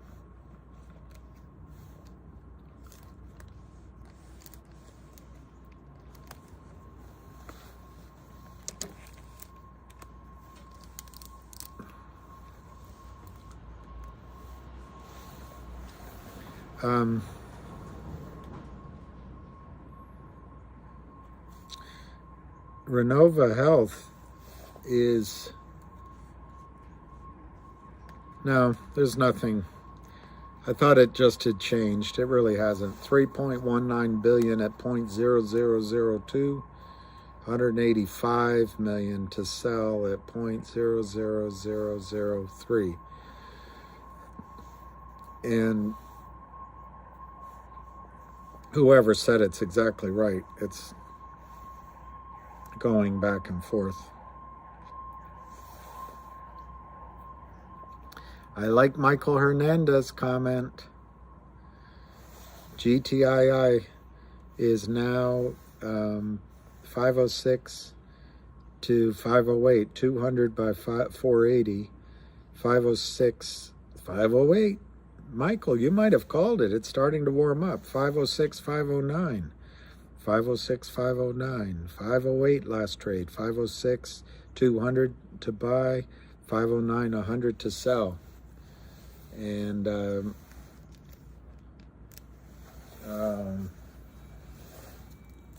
508 last trade. 508 last trade. I don't know, Michael. We might be both hoping for a result rather than reading what's in front of us. It seems to have slowed back down. Who asked me that? Will it reach 548? Because I have 540 here, so I actually think it's going to go much higher than these numbers. But these are my conservative things you can target for, but you got to take money off the table according to your own risk. Because what happens if you put it all in here, and it never happens, and you could have sold it here, or you know, you got to take some off the table on the way up. I know it's slowed to a crawl. Joe, I actually use 16.666, and it's a real bastardization of the golden mean or the golden rule. I just try to take 2/3 instead of 1/3, because 1/3, you know, I could use 13. And it's not that interesting. So what I'm trying to do is get. You could go to 20x. You could go to 20x. I'm just trying to get 2/3 of the way between 10 and 20 is basically all. And I think the 10 is nearly a slam dunk if we have a squeeze. And I'm just trying to get something that's higher than that, that's not 20. I mean, you can figure out 20x. That's all. It's not a very sophisticated thing, but it's worked for me in the past. And then it's just a guideline. I mean, you can shoot darts. There's no trading pattern to base the upside targets off of, so you got to use something. A buffalo nickel is worth a buffalo soldier. A something Rasta. We're fighting for our families. Na na na na na na. Whoa whoa whoa whoa whoa whoa whoa whoa whoa whoa whoa whoa. Just a buffalo soldier.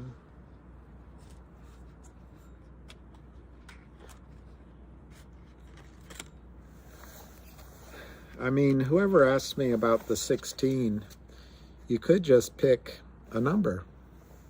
7 times, you know, it's all just guesswork.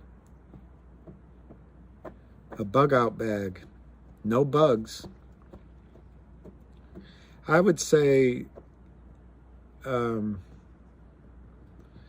that's why the gold silver Mike Maroney, he sells gold jewelry that's plain as anything. It's just boring, but you can put it around your neck or your wrist, and when you bug out, you have that with you. I think those, I can't remember, it's like iodine, whatever those pills are for against radiation. I think you should have that in there. Maybe a tiny bit of some sort of first aid thing. But then, you know, small bills. Coins are too heavy, but maybe some small bills. And don't lose your number. Ricky, don't lose that number. You got to have some people to call. The dreadlock Rasta. I don't know how to shout woo. That's never been one of my favorite things. iodine tablets. I've had girlfriends, really I have, that would yell that out, but it's never been one of my favorite. SMP.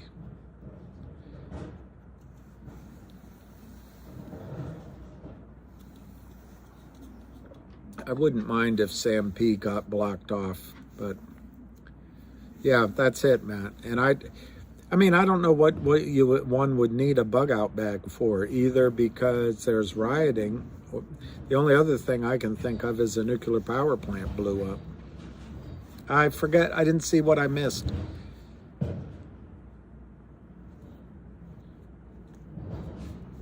BCRX.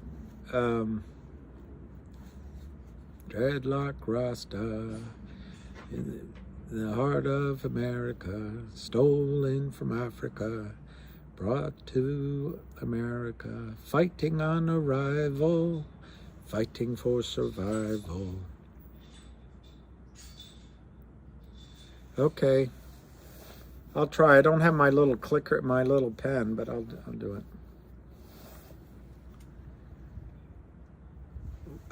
Eric Rosas, on which stock?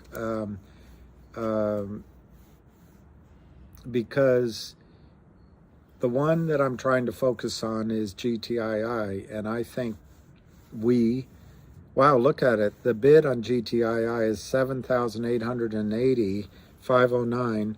So it's a communication. It's 509 by 510. Oh, they just knocked it out. So that might have either been a spoof. No, it's back up to 509. 509 by 510. 509 by 510. Showing a little Buffalo Soldier. 512. 512 by 513.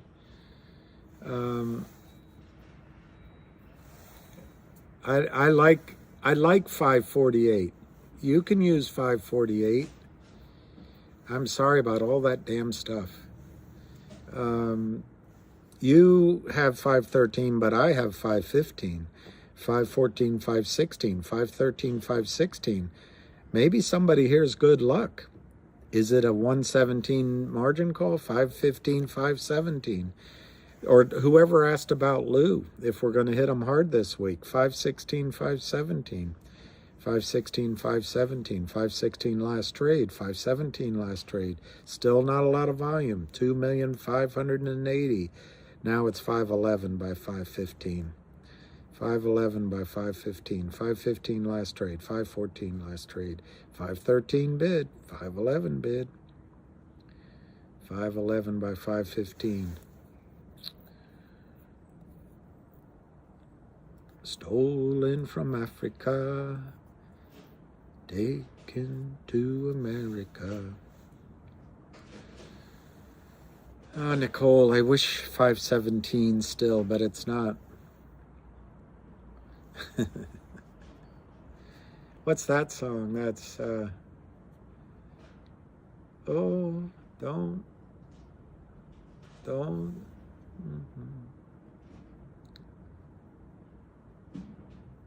That's a Bob Marley song I can't request. I can't remember. Oh, don't you? Oh, don't you? Oh, don't you rock my boat? That's the one. Oh, don't you rock my boat?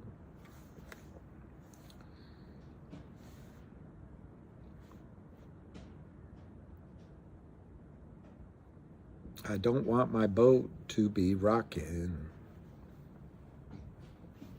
All right, Candace Morrison, I use E-Trade, which is really, I guess, Morgan Stanley. It's 508 by 509. They used to be better. How would you move $2 million from a brokerage? I've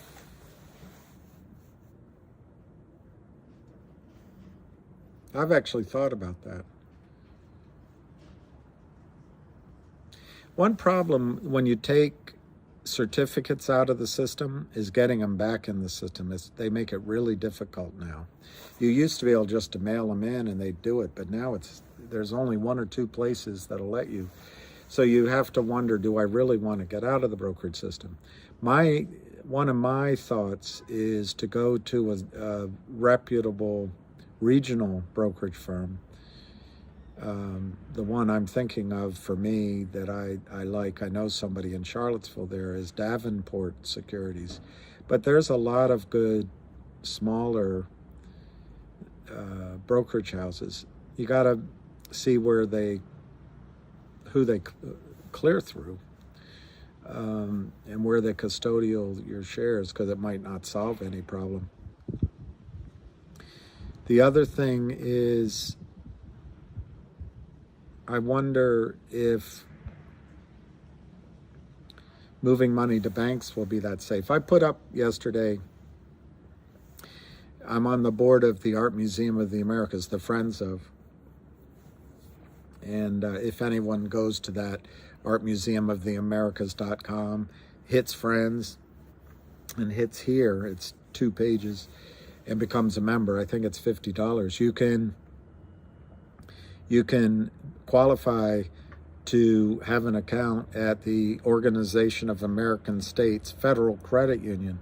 And I think credit unions are safer than the big banks if there's a financial crash. I don't know, none of us will know, but if you watched what happened in Greece, they went into the banks, and anybody with over 100,000, they took 20 or 30% of that cash, maybe 40%, and they gave you stock back. And I don't think that'll happen at a credit union. I suppose anything's possible.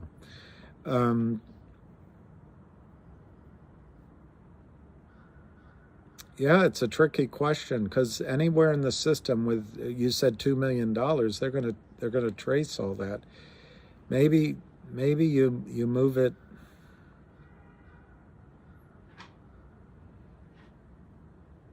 I don't know. Maybe you buy cardboard. That's a joke.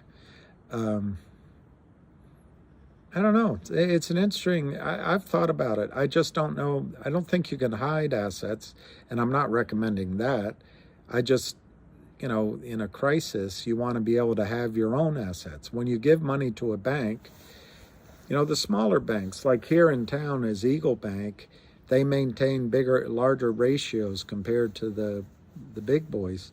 But when the crisis comes, if Merrill Lynch gets in trouble, Bank of America will be in trouble. A banana stand. I don't know. I don't use Fidelity. Credit unions, yeah, and that's why maybe later after lunch I'll put up my little Friends of the Art Museum of the Americas, because to the extent, they would love it if they, if they got 100 new members, they would leap for joy. But it would give you the ability, even long distance, to have a credit union account at Organization of American States.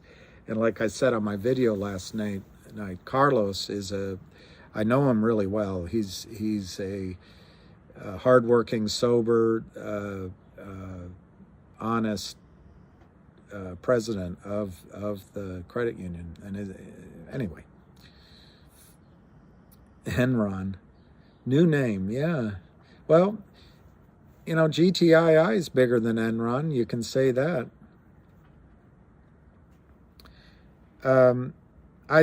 I don't know where that spike was. It could have been an unorganized retail buyer. We're 508 to 59, 508.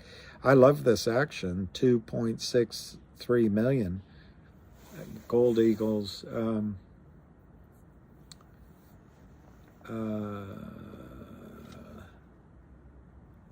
Yeah, I wish I had that problem too, AC Cobra. Barry, sure, let me write down Barry. Barry, yoga, is it Barry from the Soviet Union? Barry.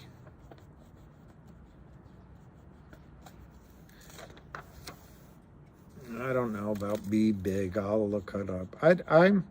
Guys, what I'm trying to, and the reason I even started doing any of this, is I really think we're we're not out of this trade of GTII, and we really have to lock down profits. Then we can think about other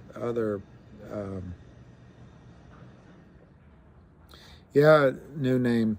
I I think, I don't remember which, but I think palladium has more upside than platinum. But I think they're both great.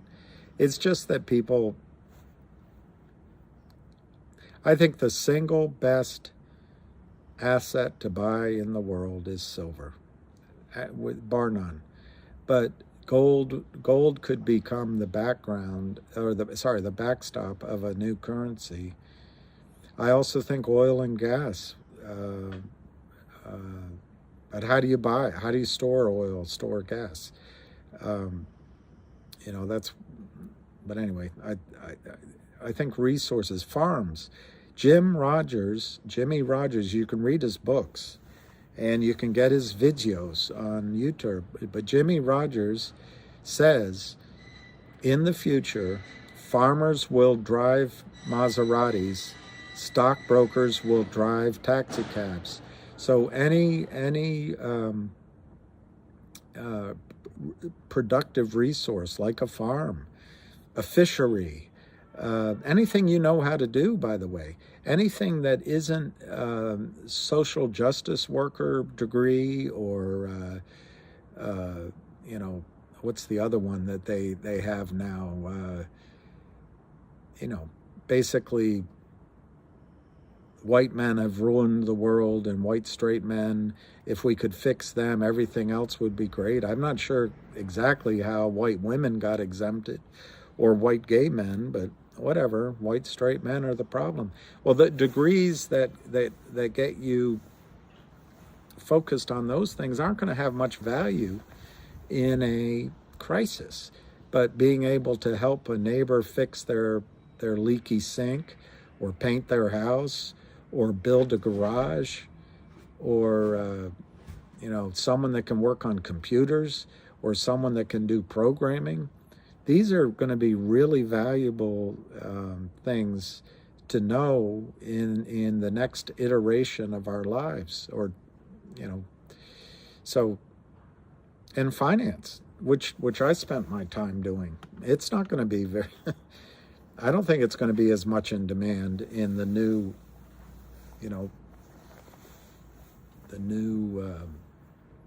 decade. I don't know. I look back on it. I think my mother was a feminist, but I grew up in the generation. The first, the mothers were the vanguard, but then it was the first daughters of that, and I was all for it. I'm still all for it. I'm completely for equality of opportunity, equality of education. I don't think there should be any discrimination at all, and but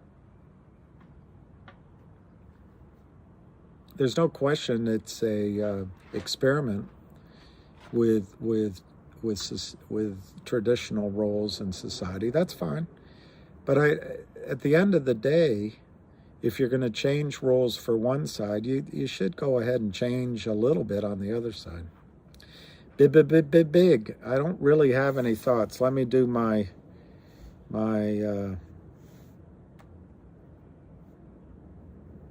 in-depth. I'll give it as much study as the Kramers do. Big. Vinco Ventures. Is that it? Vinco Ventures?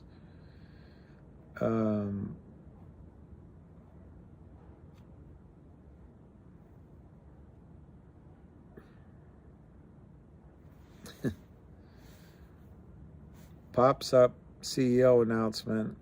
Why Big is a no-go right now? Is it bad value? Russ Miller is officially the new CEO of Vinco Ventures. Seeking Alpha, gamble not likely to pay off anytime soon. I don't always trust Seeking Alpha.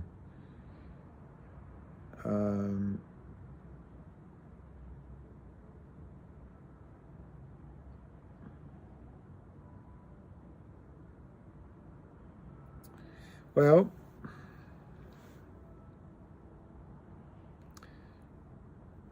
here's a month-old story to bring me up to speed. The company received a non-compliance letter for NASDAQ.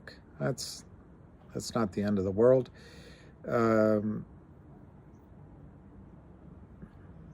has an 80% stake in video sharing site Lomotif,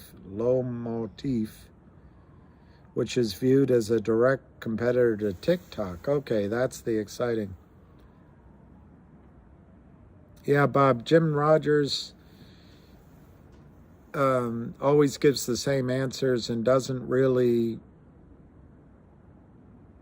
but I like him. I think you can learn a lot from him. He doesn't sell his own products, so he's not pitching his own, believing in his own spit, so to speak. But right now he's just in, the last video I heard, he's mostly in the dollar. I'm sure he has a lot of other positions, but you know, he recommends investing in I can't even pronounce it, Myanmar or North Korea. We're not allowed to, and he admits that. As American citizens, we're not allowed to. So I guess my reaction to big is that I guess the upside, yeah, I don't like seeking alpha. I once signed up for it, but I don't. If they can become a competitor to TikTok, that's huge. And if they're outside of China, that's huge. But I'll look into it. I don't have a real comment on it. Jasper, I mean, relocating is a huge question. I'll give you my answer. One part of it, you're going to think I'm a complete Looney Tune, but I think Barack Obama told us all that we would be safe and that our only job was to stay informed and do our do our research on after March 11th of 2011 when Fukushima occurred. So I took Barack at his word. I voted for him twice. But then all of a sudden the news just stopped coming out. And what they're doing, I'll just be quick, but they had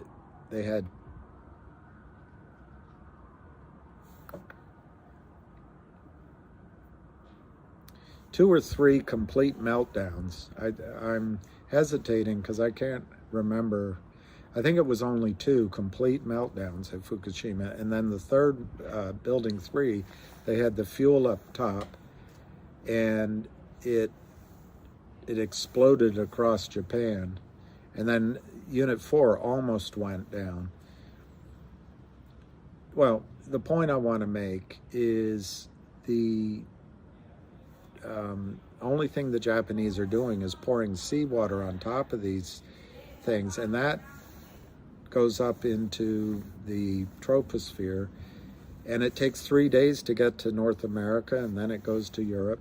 And so it's getting in all of the northern hemisphere's water and foodstuffs. There's not much we can do about it.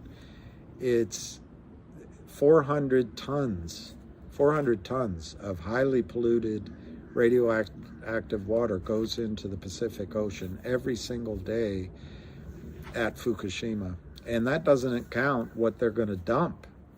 They say, I don't know if they did or didn't, but they were going to dump their storage tanks where they say they got out most of the radiation except for tritium. Well, anyway, I don't want to sound like a total kook, but radiation does not dilute. Fish eat it, and then the bigger fish eat it, and the bigger fish eat it, and then we eat it. And it gets in the water and all that. So my point is, if you want to relocate and you're really dramatic about it, the southern hemisphere might be a place to go, because the two hemispheres do not communicate. the air does not communicate. The water does. So it's, it's just a short-term solution. The oceans have these big currents. That's one answer. The second answer is regarding climate change. Go where it's wet, because if climate change happens quickly, the drier areas are going to get dry, the wetter areas are going to get wet, and we all need to be around water. In terms of energy crisis that I see coming, you want to live where there is access to rail and access to either highways, waterways, riverways, or lakeways, travel by water, because it'll be cheaper. Think in terms of the automobile being an expensive luxury that you can't afford. All right, those are a few things to make you think that I've lost my mind.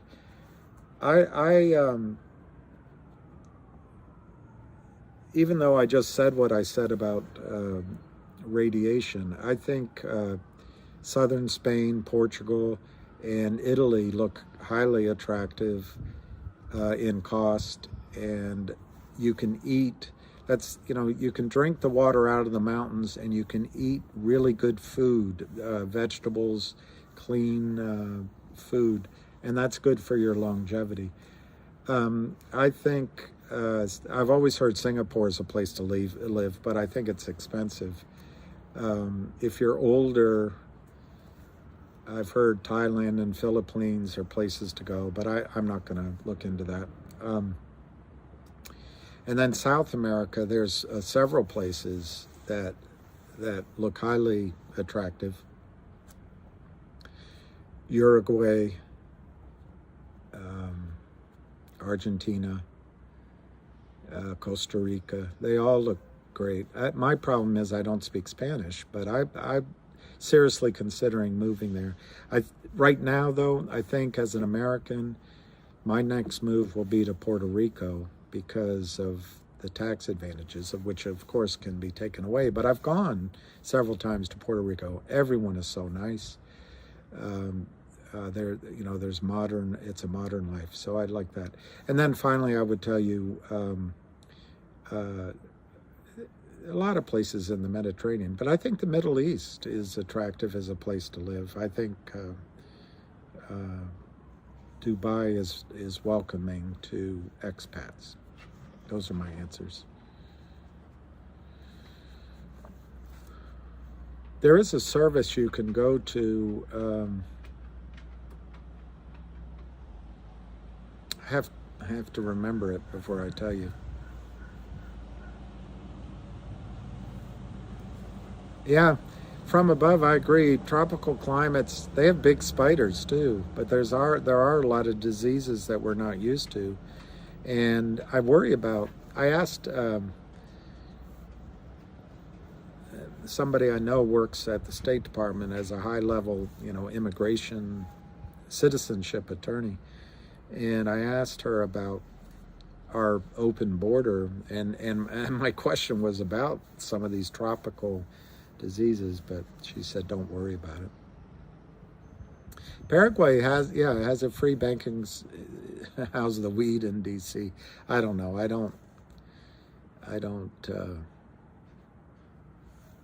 just don't know.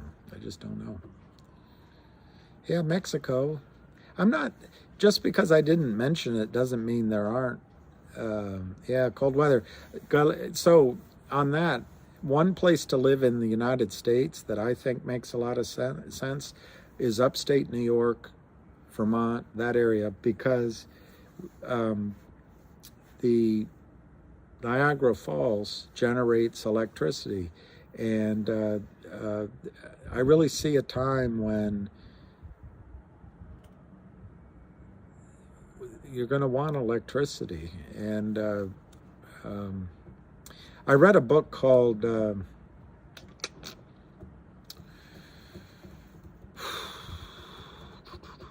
it's a red cover with yellow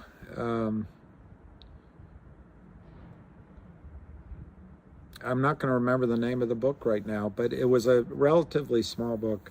And the guy, it was by, I'll remember it, but not right now. I have to stop thinking about it. But it was about where the places, the things going on in the world, the various crises. And the bottom line, he said the best place to live in the world, allowing for climate change, allowing for some of the other industrial problems, energy issues, all of it. He said Berea, Kentucky. Zoclean, I worry about Citadel getting involved with AMC and GME. I do not think Citadel can provide a dark pool or any help to the Kramers.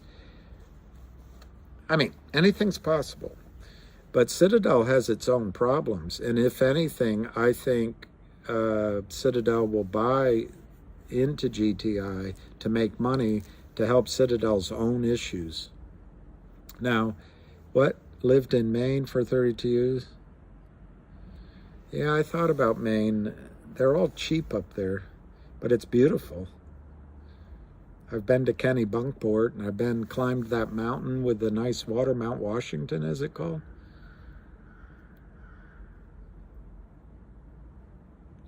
Yeah, I like that. Thailand, yeah, I didn't know that, Rich. I've never been to Somalia. Yeah, I like Kentucky. Yeah, that's interesting you bring it up. One thing in D.C. with my dog, there's no ticks, and I hate ticks. When we lived in Malaysia, my dad would give us money to pick ticks off our dog. There were so many ticks. I hate ticks. I think I hate ticks worse than I hate rats or cockroaches. I hate ticks. And you don't want to be bitten yourself by a tick.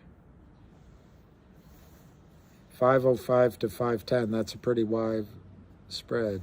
Chattanooga, you haven't missed anything. We're at 2,690,000, and I think we were at 2,000,000, I don't know, 2,400,000 over an hour ago. You're saying New Hampshire has a lot of taxes? I didn't realize it. They do work at the Capitol. I think Michigan, the cost of living is cheap, and you have the big waterways. That's all I'm saying is, when gasoline is really expensive, the way to transport goods and where communities will blossom is where transportation is most cost effective. It'll be the rails. Warren Buffett bought one of the rails, and it'll be where shipping. You can ship a lot more goods on a gallon of gas than you can driving a truck. Really, I thought Maine didn't have state income tax. That's amazing to me. I have several friends that live in Maine rather than in Boston. You do not want to. I live in a blue state. The dark pool, I don't think will happen in GTII. I just don't see it happening.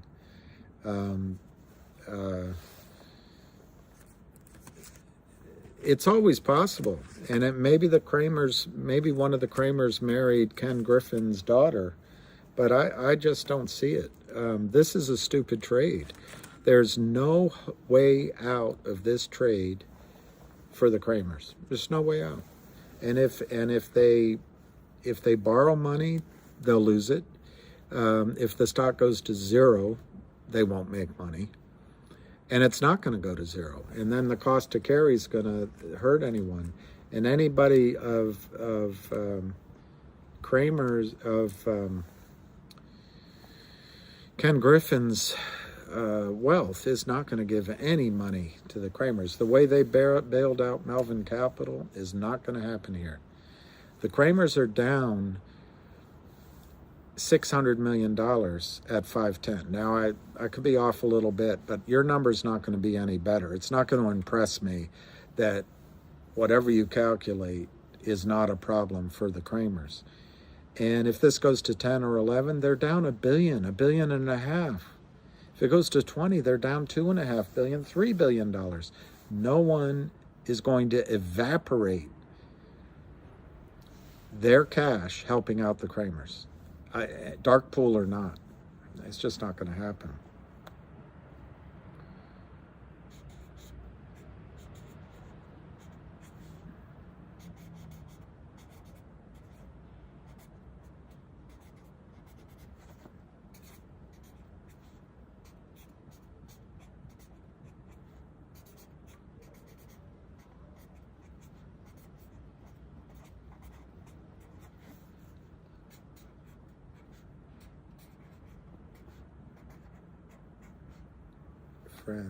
Fry ends.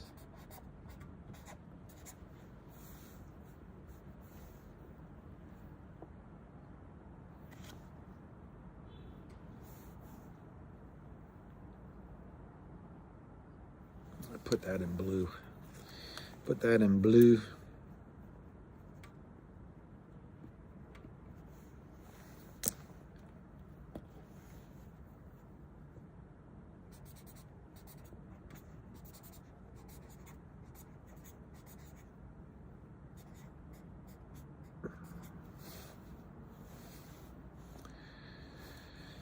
Oh, Lordy. This is a slow-moving stock today. 508, 510. I should have taken a break at Maine.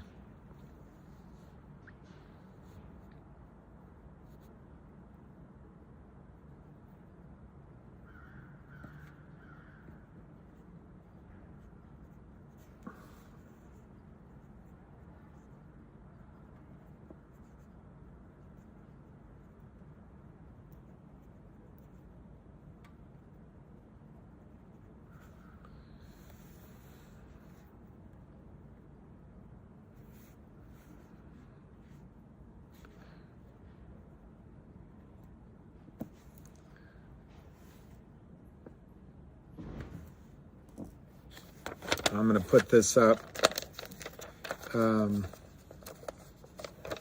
If any of you think of it, I'm not pressuring anyone. There's no pressure at all.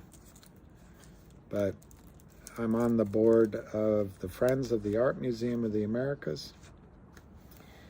And our mission is to help young artists in all over Central America, the Caribbean, Mexico, and South America. It's a great museum right by the White House.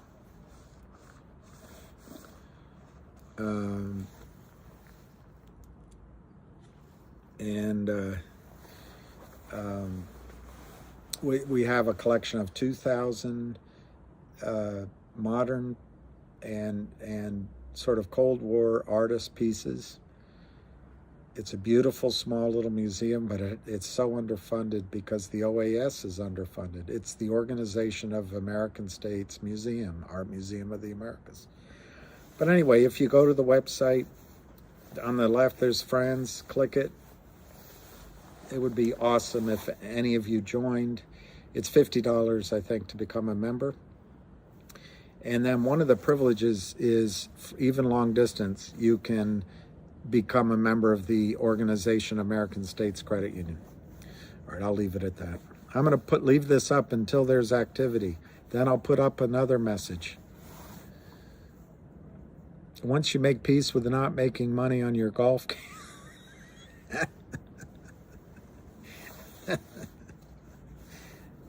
That's very funny.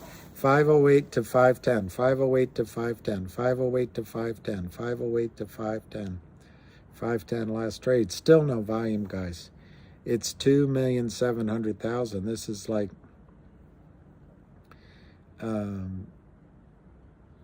What's the bull pennant? How much trading is algorithmic? What that would mean from above? I don't know. I think a lot. I don't know the answer. I think a lot of the trading is just wash trading that the Kramers are organizing amongst their market makers. That's my opinion.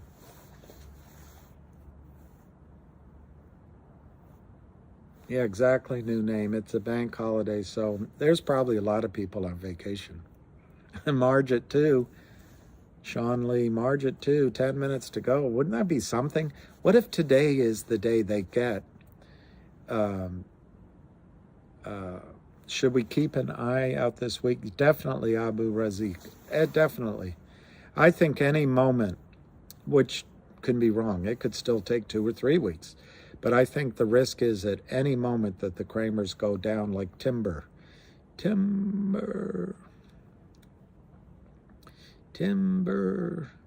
It's a non-settlement day. You think so, Randy? Then I'm off the board with RNVA. Tuesday we will pass 0.006. You're welcome to stay, Randy. I didn't know you had to go, but that's amazing if it goes to 0.0006. If it goes there on the bid, I will have made $250. I didn't buy enough, Randy.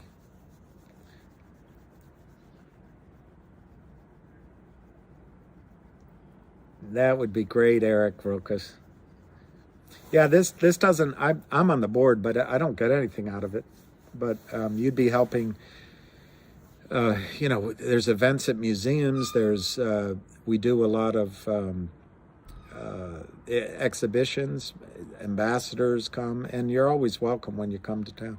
Bull pennant, I agree from above, the bull pennant is getting tight. And that's why, Timothy, when you can buy it, that's great. All markets are going green. We'll see if that helps us or hurts us. Probably hurts us a little bit. Thank you, Artie. That's all. There's no pressure. I'm just leaving this up in case someone goes, oh, I'll do it. It's 50 smackers. Lou says this doesn't go beyond 5 trading sessions. That's right. Today's the 3rd. I would give him slack on today because today is the, it's slow today. So I'd give him slack on today. So that gives us 3 more if you allow him that. So that's Tuesday, Wednesday, Thursday. I think it's a pretty good call. I think you could see trouble this week by Friday. But the Kramers have had really impressive staying power, so it could go longer. But whoever just brought up the bull pennant wedge, I agree with 100%. I think as soon as this breaks out of that wedge, you're going to see a move upward, and that could put severe margin call problems on the Kramers. Just to be repetitive, and I'll put it up here in a second, again, I've put it up before, but we are short, the Kramers are short, at least 160 million shares. Failed to deliver, 160 million shares. It could be as high as 400 million shares. It was 350, and then they've just shorted another 51 million. But let's just stick with 160 million. I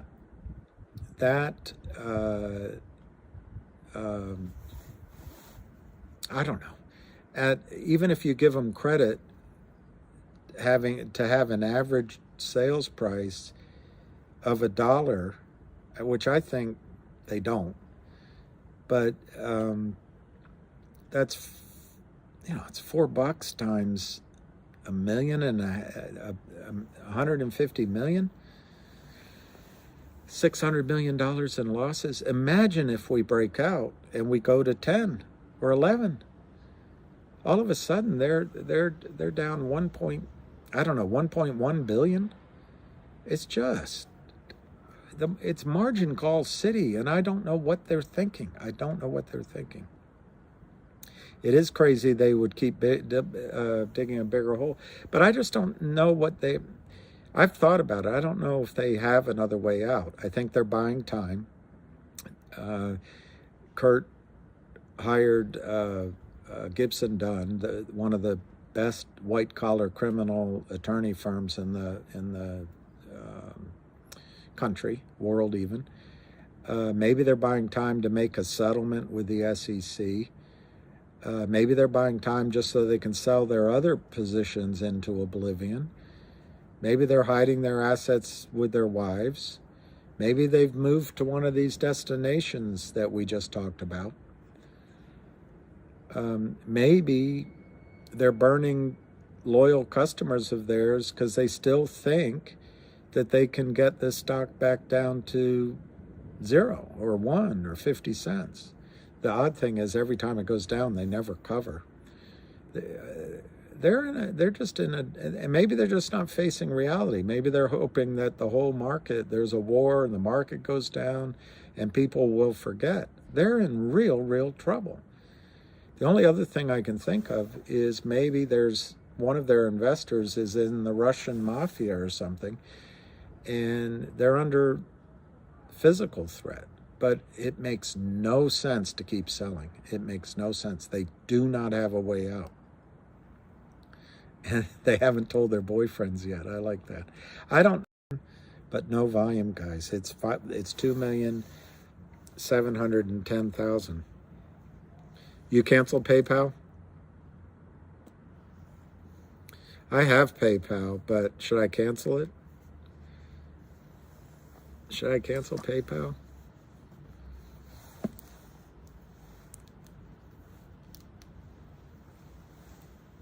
I'm moving this to the side so I can play solitaire while I watch the stock.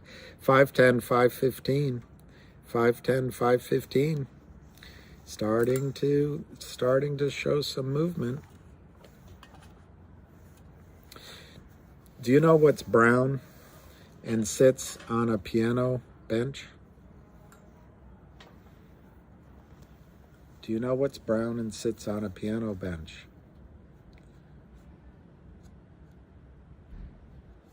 No one knows. Beethoven's Last Movement. You got it, Andy. Beethoven's Last Movement. All right, 514, 515, hey, guys, but no volume. No volume. And there's 8,000. There's a lot on the ask, but someone's buying. We've got 7,199 on the ask at 515. The bid is 514. Someone just hit the bid. They hit the bid. 510 to 514. And now there's 8,710 on the ask. 510 by 514. So they're still in there fighting. It's 2 o'clock. That was a crappy joke. It's one of my sisters. It's one of my sisters.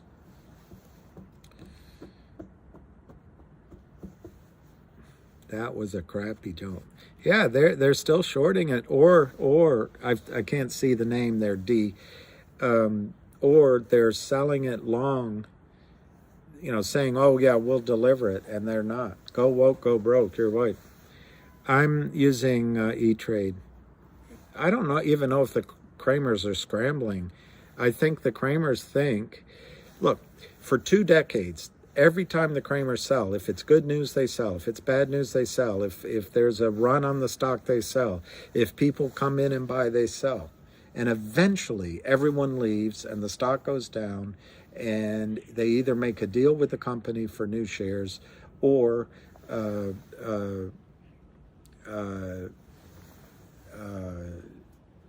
stock goes into zombie land, and the Kramers are okay. They can't think of an alternative here. That's it, Ryan. But Ryan Sartell, I think they're going to have to leave town. Yeah, the big asks that pop up are are either spoofing, or it's the Kramers just selling to themselves. Just, one market maker selling to the other. When I'm not as good at this as Ham, but I'm really not as good at it. But I would say that 40 or 50% of today's trades are going to show up on the FINRA run as failed to deliver.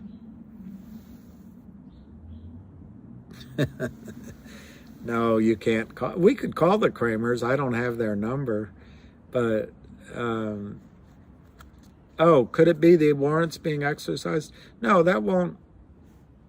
Oh, what you're saying is, could they be exercised and then sold?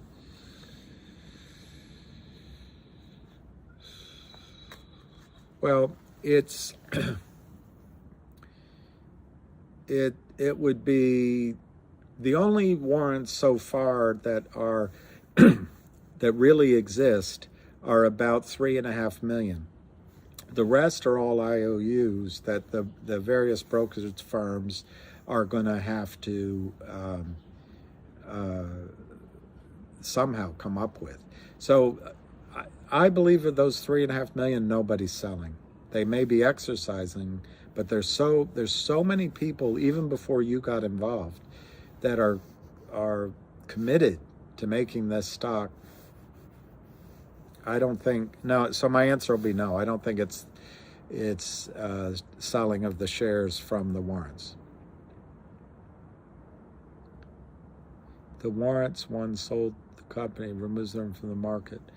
Let me no. Who is that? Jenny. Jenny, that's the second great point you've made today, or great question. What the thinking is, what the proposal is, and no one knows exactly if the company will do it. But if enough people exercise their warrants, so let's say 3 million shares get exercised at 270. Let's say it's 3.5 at 275. So let's say they bring in $8 or $9 million just on the real warrants. The rest, the brokerage firms are going to have to send the money to I don't know how the brokerage firms are going to avoid fraud on that. But let's say they raise $8 or $9 million. The idea is that GTII will go out with some of that money into the open market and buy shares in the market. And then when they buy those shares, those shares do get retired. It does reduce. Of course, now that the stock is $5, they could retire a lot less shares than it was $1. But to the extent that they do it, which I would advise they should do some, it might trigger buy-ins on the part of some of the brokers around the street. Jenny. Okay, Jenny. I worked with inmates for 13 years. Wow. What do they mean, warrants? Is that oh, I know it. Got it. No, I don't think zero commission trading's been good for retail at all. I think it's been an excuse for the big guys. There's one other guy, I always forget his name, like Ken Griffin, just to rip us all off. No, I don't think it's been good at all. At all.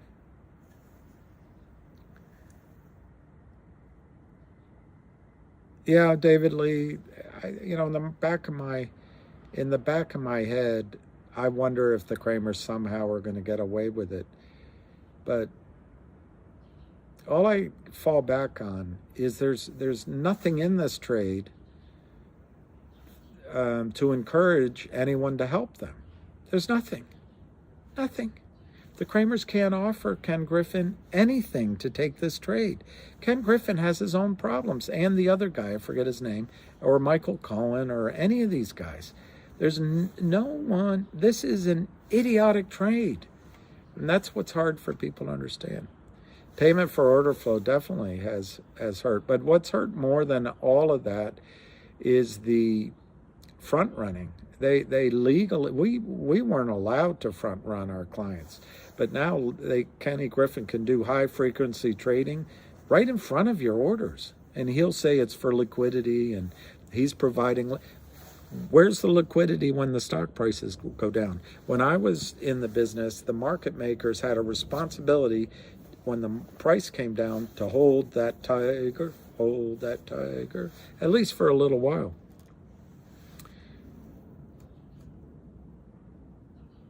Manitoba, never been the bean. I've never been. Overwatch. When I first got in, the over-the-counter market was the place to be. So it's a natural progression as you get a bull market that finally the over-the-counter stocks run. I kind of like Lou's point of view that it might be the next area where retail can make money. But the shorting, the naked shorting, the abusive naked shorting is all over the over-the-counter marketplace. I wouldn't buy an over-the-counter stock. I just wouldn't buy one unless you have specific knowledge, and unless management refuses to enter into these toxic deals. And there's no way for management to understand. They come in all slickster and they offer money, but they just go out in the market and sell the shares naked to cover it. Yes, eventually there's a eventually there's a danger of Citadel coming in. You remember those prices that I had going all the way up to $5,000 a share potential in a peak? It's just in a peak. That's when Citadel might look over and say, all right, let's start shorting, because they can short anything and cover it the same day. And other short sellers will come in. It doesn't have to be Citadel. As this goes to these numbers,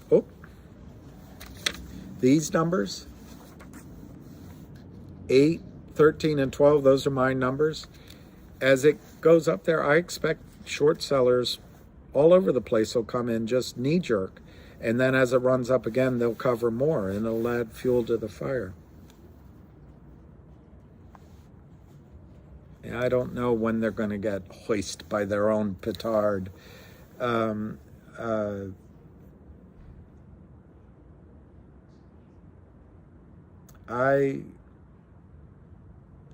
think what you're doing right now, and what Ham's doing, and Lou, and Avid Trader, and other people inside of and near to GTII, and a whole cadre of other investors, people are learning what's going on. Now the regulatory bodies do Zippo, but when this fails, whether it's Alpine or another prime broker, it either collapses or shakes to its bones, I think someone will get arrested and go to jail. It won't be the big boys. It'll be like a Bernie Madoff. And don't say I look like Bernie Madoff. But it'll be the Kramers, I think. Somebody go to jail, and then it'll stop. I don't, Ken, I'll look it up. It's the OAS. Let me look it up. I think they have, I don't work for them. So let me just look up credit union deposit insurance. I'm going to do it when this runs. I'm going to put money with this credit union, because I'm such an idiot. They are insured to 250,000. That's what it says in this one post. Let me check a little further. They're insured by NCUA, the National. That's the National Credit Union Administration, insures them up to $250,000. I'm never speaking to you again, Chris. Never speaking to you again. Some people thought I looked like Bobby Baffert. I don't mind that. Or Steve Martin. I kind of, it's not that great. There was one other one. Anybody with white hair.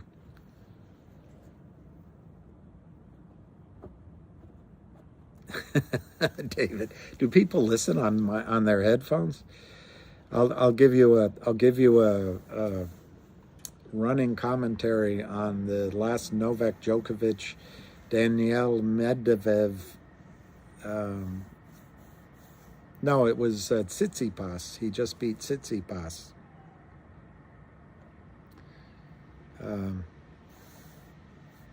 You know, there's a guy I follow, and I don't know if any of you guys do, Gregory Mannarino.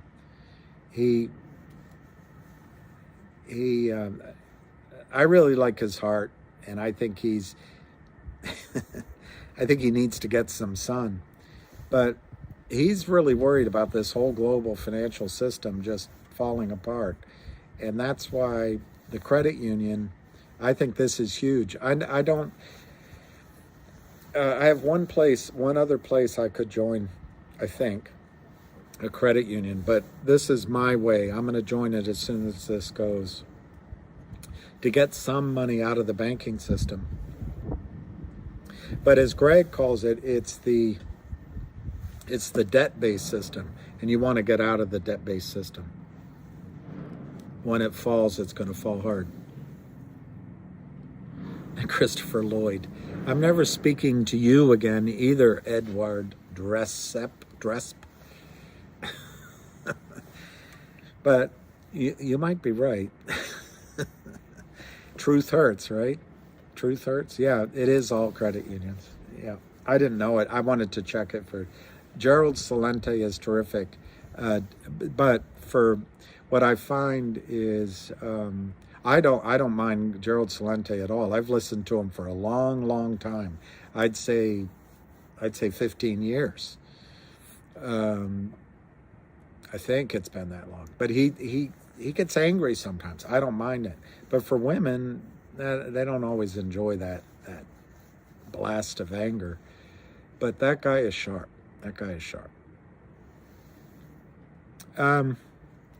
Von C, what if they settle with the SEC? That's a risk in all these stocks. However, as my boss used to say, however. He'd come in and he'd say, you've got to invest in the cap plan. A young guy like you is going to make a lot of money.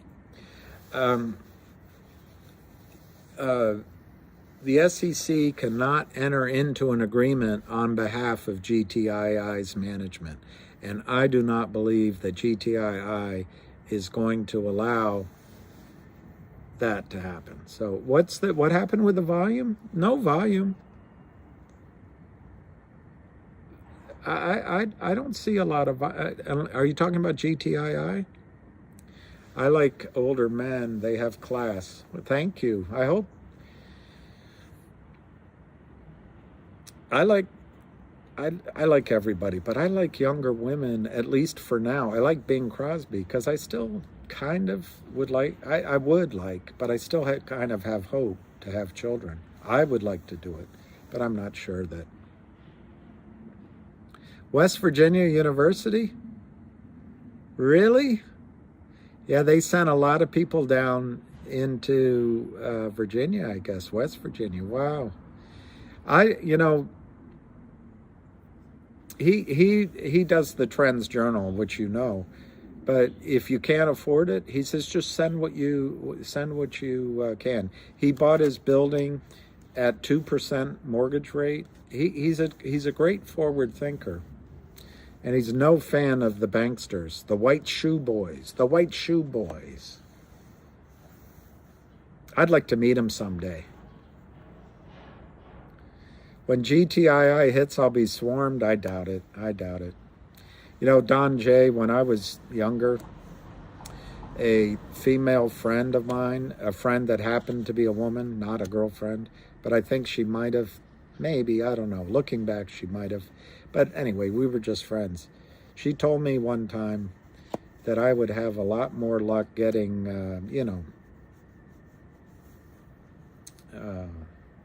intimate attention if I just didn't speak. So I'm sure I'll screw it up. Yeah, I bet you, I bet you're rich because of your children. I think, and I have a friend actually in Abu Dhabi that tells me that it's not the greatest thing. But I think children would be great. Anyway. Oh, really? NCU and FDI on a per deposit or per instant? That's true. You gotta, yeah. But the reason that I like the credit union is I do not believe that of course, Greece is different than we are, but I don't think what if the government comes and sees there's a bank holiday and then they seize. Because you know, when you have a bank, when you have money at the bank actually owns that money. You've just loaned it to them when you sign all those things. So they can actually take that to meet their own margin calls or meet their problems elsewhere. And this is what happened in Greece. It happened at Revco with Gerald Salenti. He was pissed for 2 years about it. So I don't think it'll happen at credit unions, but I don't know. Anything could happen. Alpine, Doreen, Alpine is the name of their Jack Wolf. I don't know what you mean if it's my play in the sense, did I originate it? No. But is it something that I am committed to? Yes. Should I be committed? Yes. I should be committed.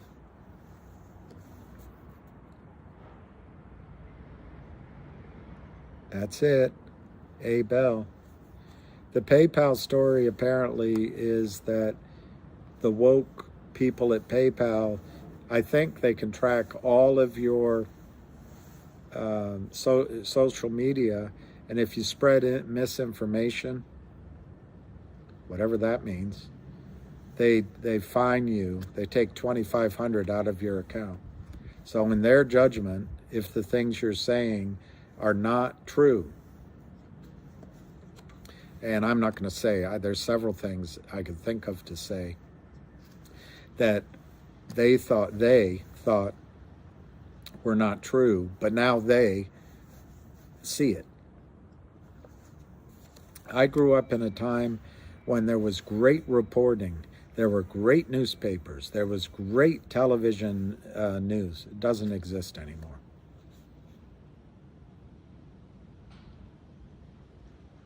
It's the CCP. I think it is the CCP. I had some Chinese clients, and I was shocked.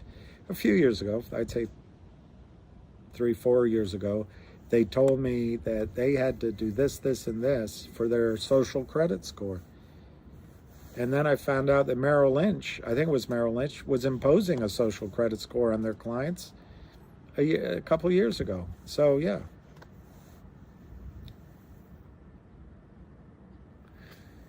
D5, that's terrible. I'm not going to repeat it just because I don't want that to happen while we're trying to organize the pressure on the Kramers. But I don't think it's legal. I don't think a lot of what's going on is legal. Exactly. Korean Yoon, exactly. Exactly. I couldn't have said it better myself. I could not have said that better myself. Let me just check if the stock is doing anything. Tomorrow I will bring a book to read. I'll read a book to you guys. I've got a couple here. What are they? The Confidence Effect. I've got one here called The Bottom Line. I took this, I got this at a, used book place, just because the bar here in DC that I used to hang out at was called The Bottom Line. And this book, let me see what, it's a novel written in 1974. So maybe I'll read it and see what it says, but The Bottom Line.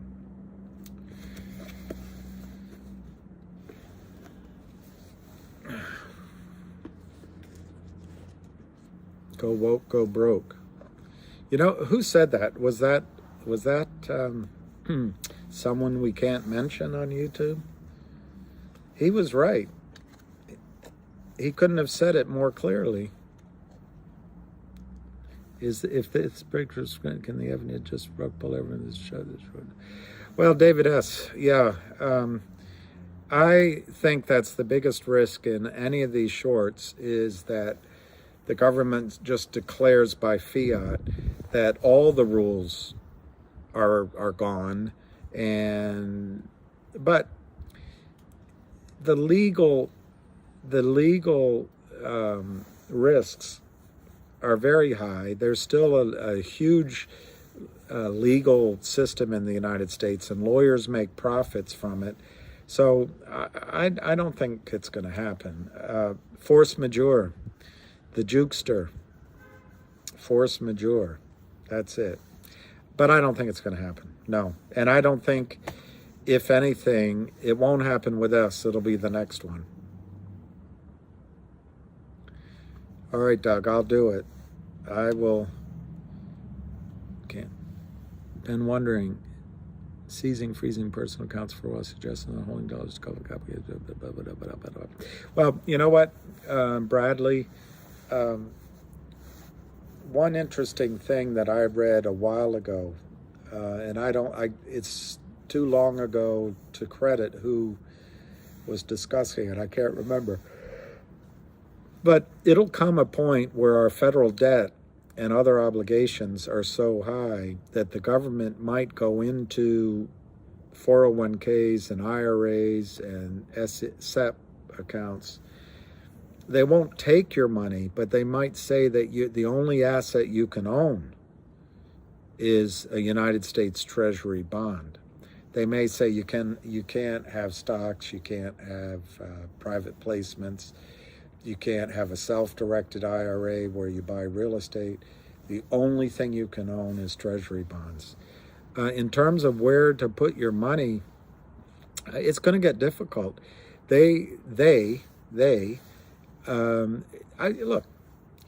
Jimmy Rogers went to China, and this is one of the stories that I put up about finger motion a long time ago.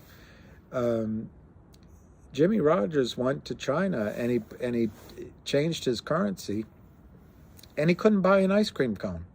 Nobody takes cash. You had to have an app on your phone, and the woman gave him the ice cream cone. But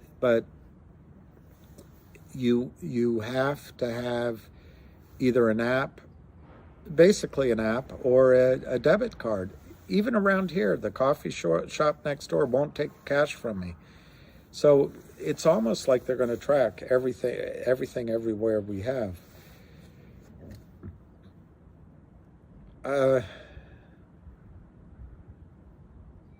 There's one place you can put silver. There's one place you could.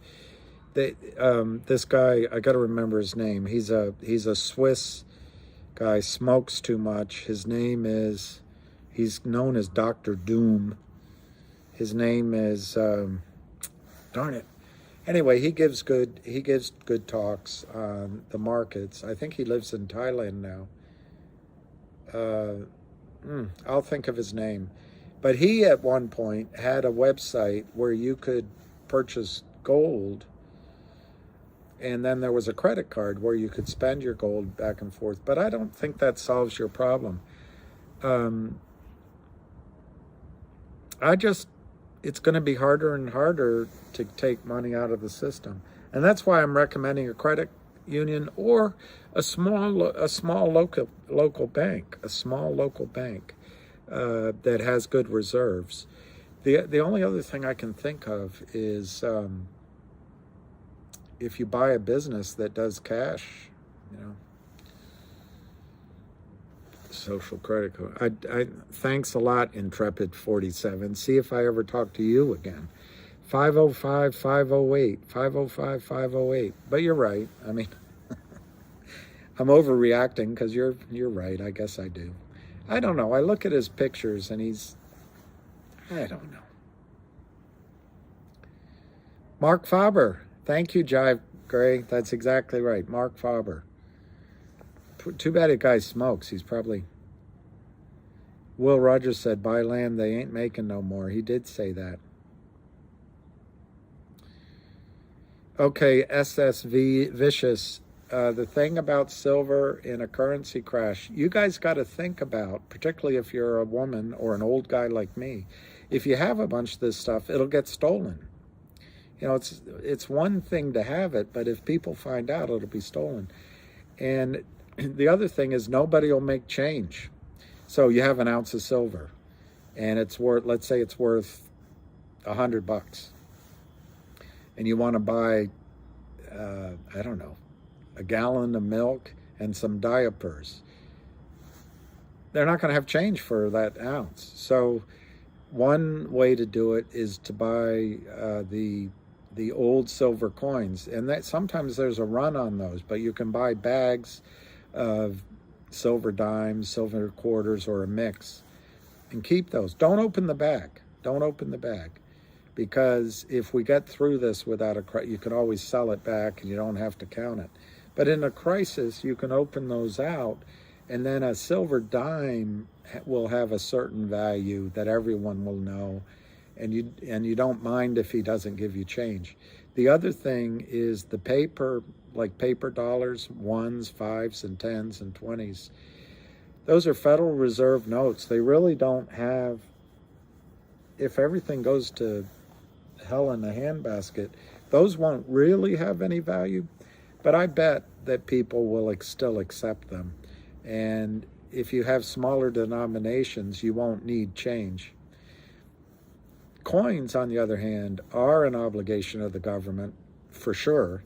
And if you have rolls of quarters or dimes that are just normal, that might help you. The other thing you can do is save nickels. It'll take a long time to save nickels, but eventually I think the government is going to devalue nickels by changing the content in them. So old nickels, which are current nickels, will have a value because of their content. Yeah, I was hoarding silver before hoarding silver was cool, but then the IRS has entered this chat. I'm not giving tax advice. And I'm not advising, by the way, that you cheat the IRS. I think that would be the really bad thing to do. You got to be honest with the IRS.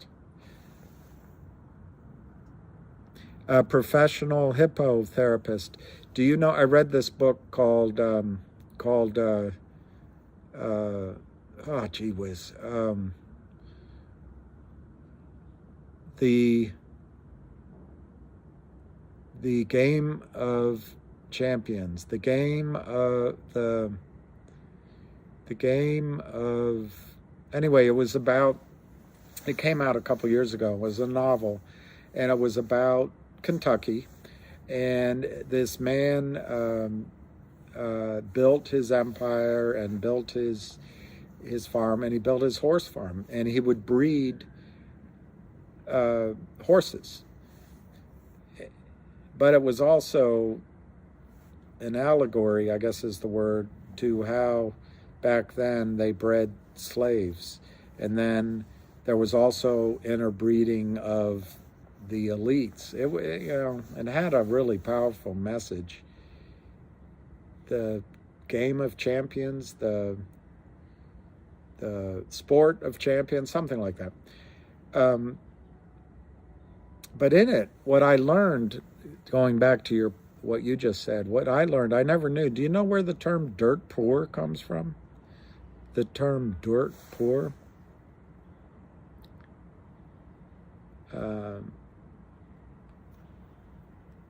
Dirt poor.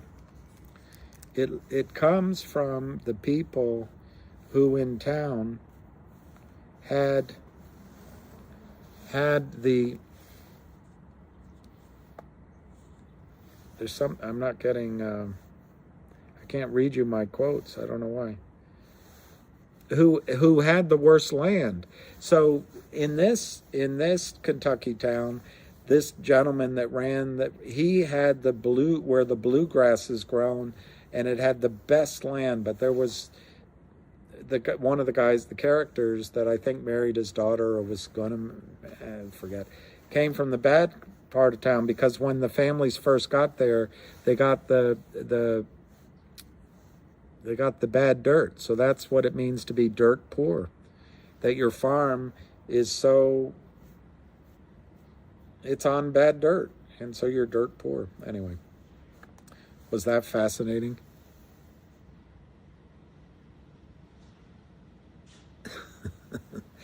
I never really followed Johnny Depp. I don't know why my phone is turning dark, but it is.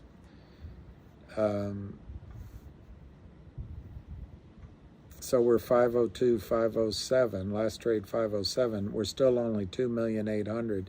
But I watched a little bit of the Johnny Depp trial, and I kind of grew to respect the guy a little bit. Oil price target, who was asking me? Who was asking? When I was younger,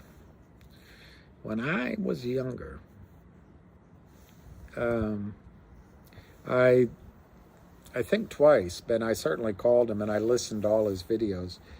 I met Matt Simmons, and I think I was in the room, but I might be confusing it. But anyway, I either asked him or somebody asked him, what's your target for oil?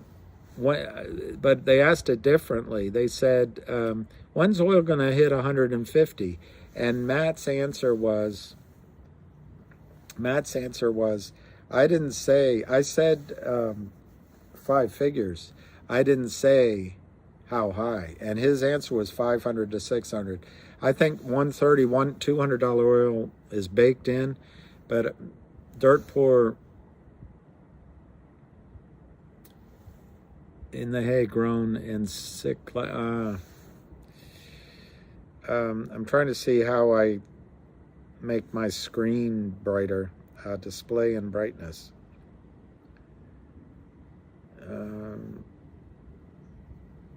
There, I got my brightness back.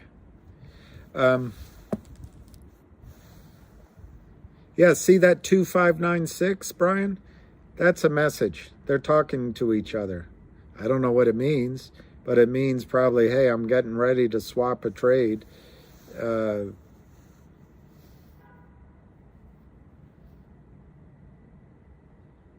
What? Excuse my French, meaning excuse my lack of French, as Germanic English. Wow. Wow. Excuse my lack of French. I'm old enough to remember when we were younger, we went into Paris, and I remember the French didn't like English. I remember that. You go on their trains, there's no English. But I think it's changed now. I think it's all changed. I'm not getting them. This is a really warm cone. Yeah, there used to be regular words. Yep. I've been trying to pay attention to what is taking the Lord's name in vain. All right, the 3 p.m. margin call. 3 p.m. margin call coming. No, we got time. Right now, it's 505, 509, 630 by 100. It's only 2,830,000. But if you say God bless it, is that okay? I don't know. Let me see the volume here. Let me see the volume on our favorite punt. All right, I see last trade 0.0002, so I've lost half my money. Well, a third of my money. It's 3.12 billion shares on the bid. The ask is 0.0003. It's 248 million to sell, and the volume is 6.04 billion. All right, let's go back to a real stock. We'll go back to a real stock.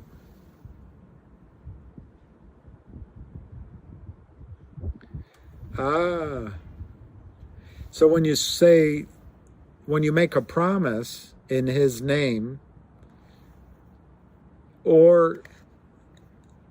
and you don't keep it, or if you are misleading, if you're lying,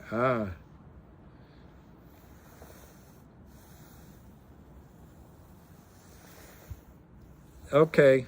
In other words, I had a boss. That's great, thank you. I had a boss that had very simple rules, and when I was young, I was all cocky and I knew better. But he used to say one thing. He put his hand like this. He'd go, "Always do what you say you're gonna do, Billy. Always do what you say you're gonna do." And then he'd take a smoke.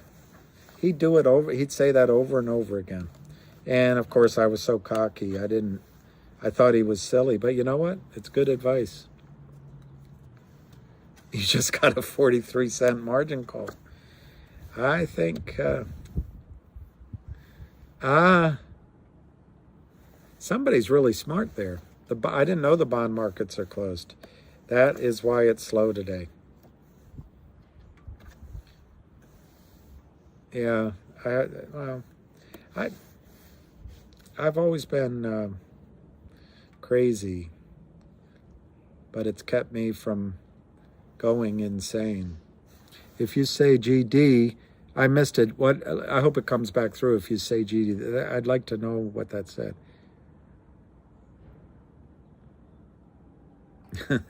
RNVA. Look, they knew, the people with RNVA knew we were coming today. They're so happy they ran it up. It'll probably go back to 1 to 2.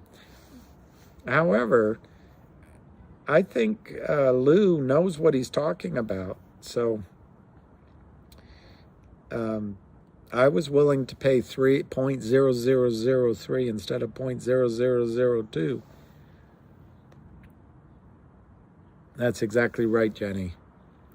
I have idiotically made stands in my life just to protect my word.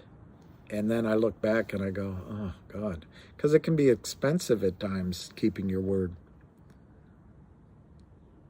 Okay, thank you. I see that chat message. It's not offending. All right, I got to find out if I can do that. It's not offending to God because he is Yahweh.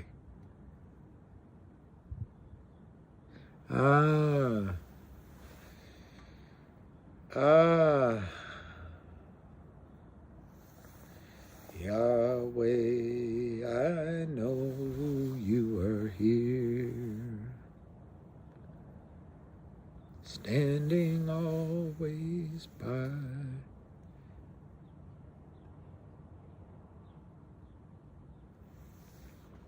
Yeah, I'm careful with my promises unless I can deliver. Although, you know, I just thought of something, William.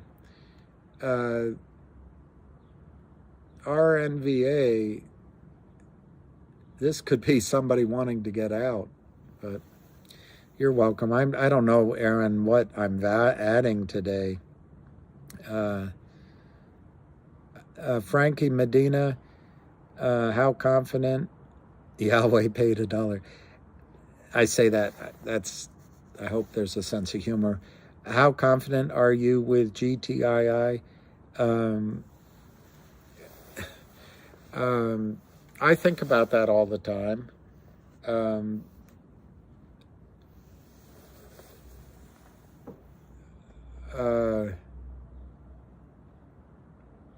just to run through it again as bullet point as I can, they have 160 million shares minimum that have to be bought back. The warrants are in the warrants are in the money, so that other brokerage firms are going, unless they want to join in the fraud, other brokerage firms are going to have to go buy stock to cover the IOUs in their accounts. That could and should trigger in buy-ins all around Wall Street. 3, the Kramers are down at least $600 million in my judgment, and on the way to being down $1 billion or more. Massive margin calls. 4, if they were really in a financial position, they wouldn't be playing this way. They'd let it run up and then sell it down. So I think they're on their last legs. 5, they're not good traders at all. 6, their reputations around Wall Street, as I've heard, are there's nobody going to help them. Nobody's going to do them a favor. 7, the 1-800 law firm was announced, and it will close. It's essentially closed. It's just the final formalities, and I don't expect any trouble there. All of a sudden, you've got a backlog. I think it was, I'm not going to give an exact number, but I think it was all over Twitter. That's almost 100 million. It isn't, because I'm not being exact. And then you have income that is over 25 million. It is over that per year, but I'm not going to give the exact number just in case. So that is a huge fundamental story. So the stock can't go back to zero. You've got management on your side and people close to the company on your side. There are still other fundamental stories there. And finally, this Rio Tinto Mines deal could, it has never been completely told to me that it's dead. It could come in and change the story overnight. So my degree of confidence in a squeeze is very high. On the other hand, I think about it every night. What could happen? What could be the thing? What if this? What if that?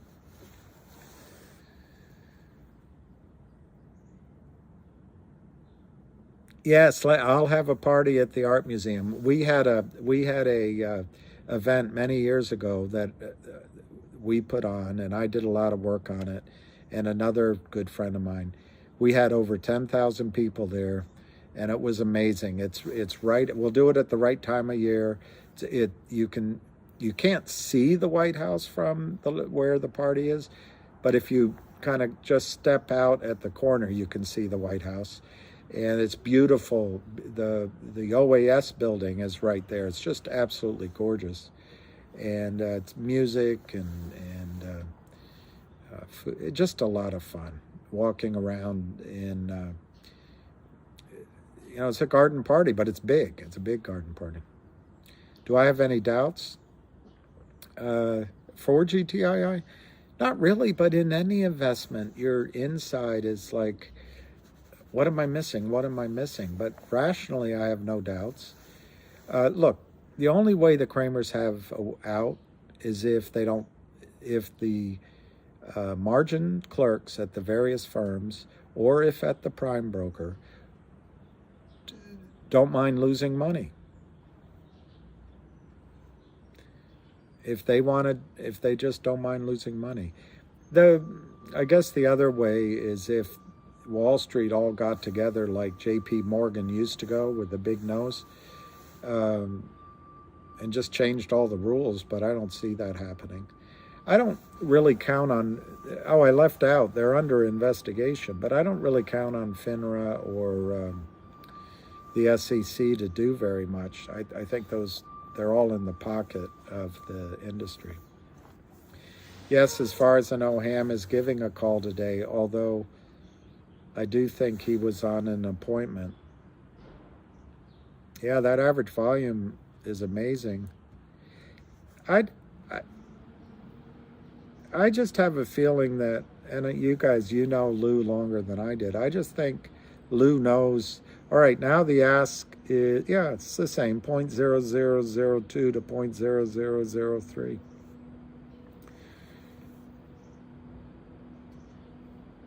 Yeah, I don't think our NVA looks dead. On the other hand, everything today is in slow motion. All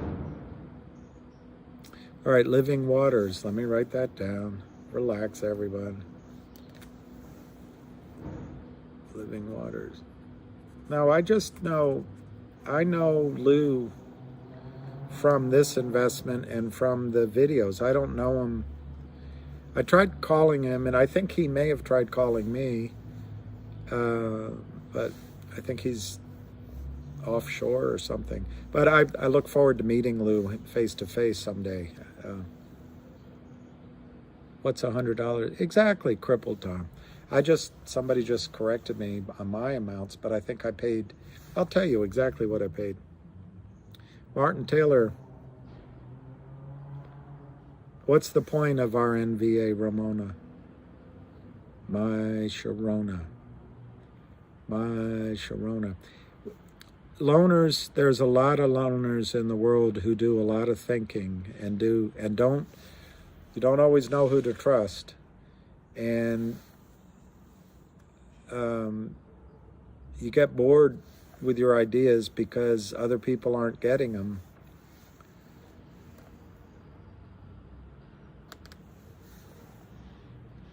John Wayne in the movies was a loner. They haven't covered because they're waiting until the warrants. No, they haven't covered because they can't. They just simply cannot. If they started buying, the stock would go to 500 in an hour.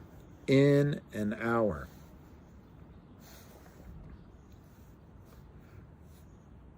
Yeah, like I say, I haven't met him, but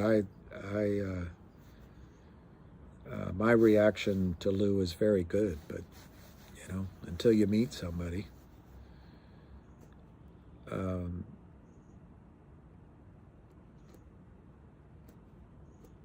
yeah, I didn't realize he's Puerto Rican, but I do know he's on Puerto. Anyway, I'm actually thinking of moving to Puerto Rico. Yeah, it's just. Oh, I was going to tell you. My big.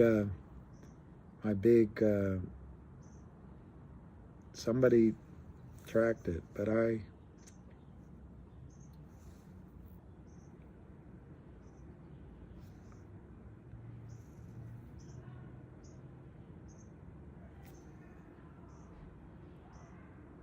bought.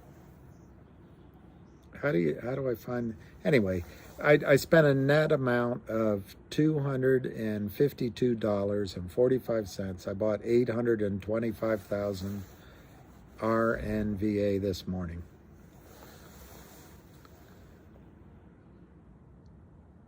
No, he seems to have a much better personality than mine.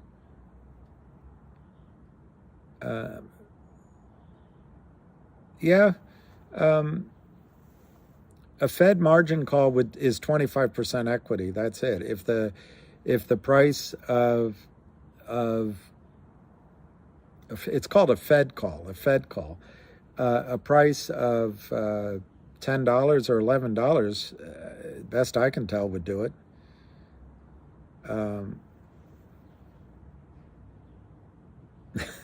Eric, no, I'm all right. It's just that the sun. If the sun never shines here, basically. That's what it is. So, it's cool from last night. The weather outside is probably a little bit warmer than right here.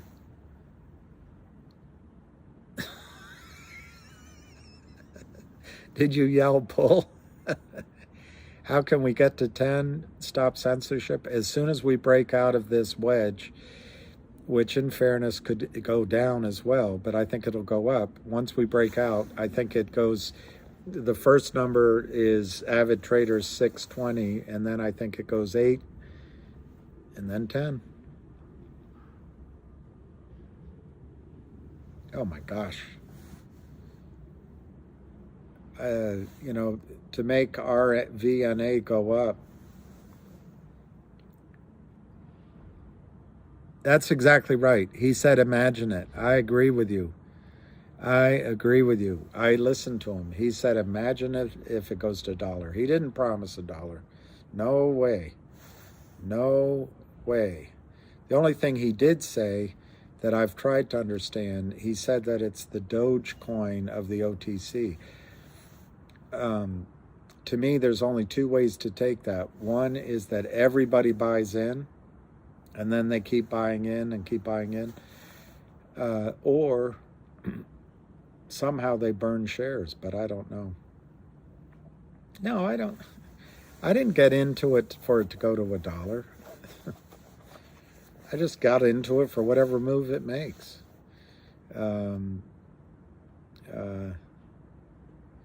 Yes, Jenny, that's what I think. But Jenny, I am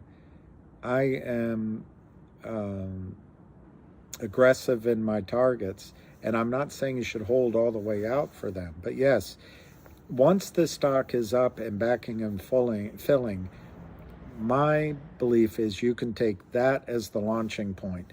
Look at HDK. It took off from $5 roughly, and it went to almost 3,000. Lou might be having fun, but isn't it fun to have fun? I don't know much Doge. Shiba Inu, I studied it a bit and bought a bit when... did we just invalidate it? Please. I'm not sure we did. Because it depends on his the minutes. I don't think we invalidated it, but find out. I'd love to know. Angel, you're kind. I feel like I have nothing to say. I won't. I might stop after it runs, after the squeeze. If the squeeze happens, I might stop.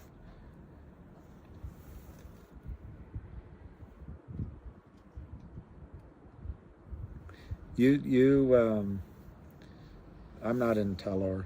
You scared the bird away when you said pull.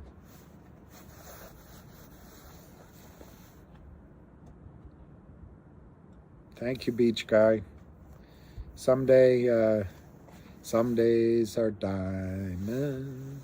It almost went to 3,000. It was, the symbol is HDK, and it wasn't strictly short squeeze. It was more of a mispriced offering, but it behaved like a short squeeze.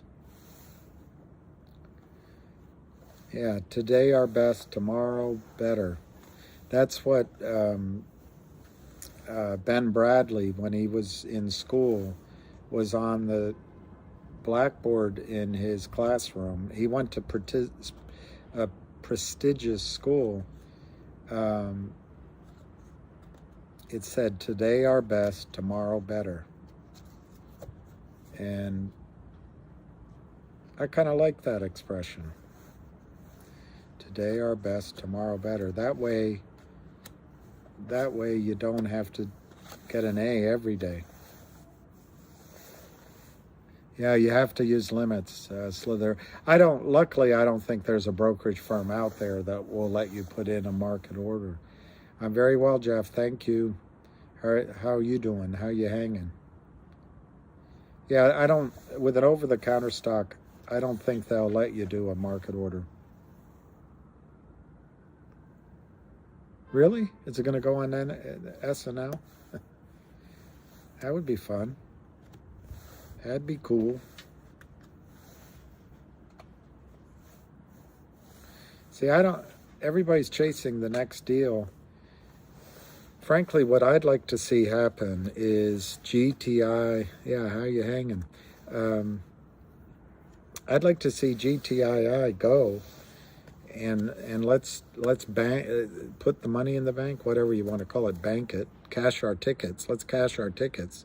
Then we'll talk about the next horse to bet on.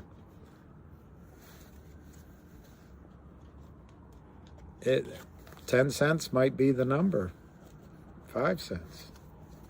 And just to repeat myself, he didn't promise a rose garden. He said, imagine. You're exactly right. He said, imagine.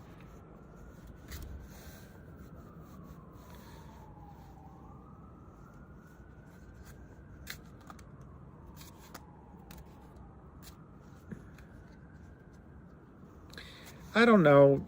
I can't wait to hear back from Avid Trader.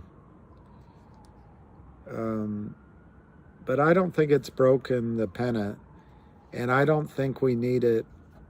It won't squeeze after hours. It won't. They could be in trouble after hours, but they'll have to start. I like the cut of your jib. Which movie was that? Was that Caddyshack? How'd you like to make $6 the hard way? Rodney, what a...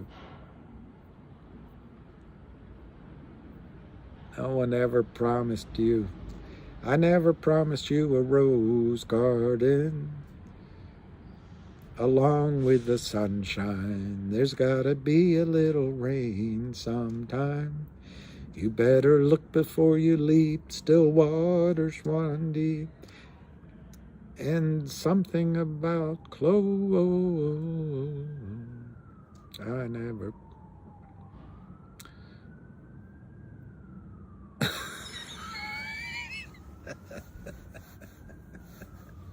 I bet you were something before electricity.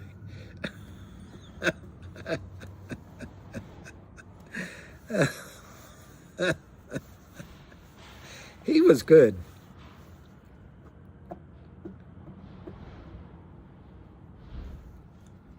I know you don't like the singing. Well, nobody ever does. Nobody ever does. 510 by 512, 635 by 200. But there's no volume, 2.86 million. No, Dodger's correct. There is no margin call yet. They haven't had it. Oh, well, no. They may have gotten a margin call, but you won't know about it. But here's how a margin call goes. Hey, Seth, your account's at 28%. You need to bring it back to 35. Yeah, how much money needs to come in? Well, you need to bring in 800,000. All right, we'll get it done. Or you need to sell, whatever. You can move it around. They can meet a margin call. Margin call is not the thing that is going to make the stock go. It's the buy-in. It's the failure to meet the margin call. So there could be margin calls all along that have been met.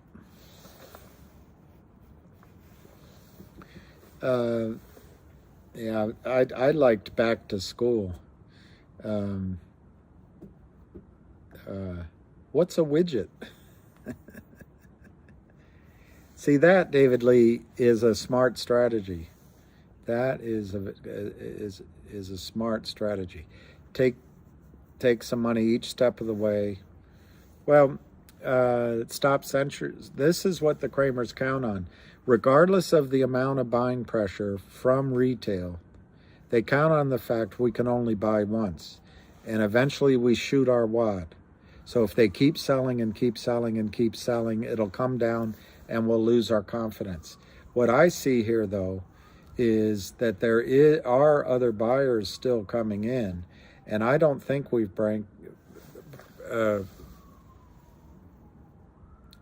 Yeah,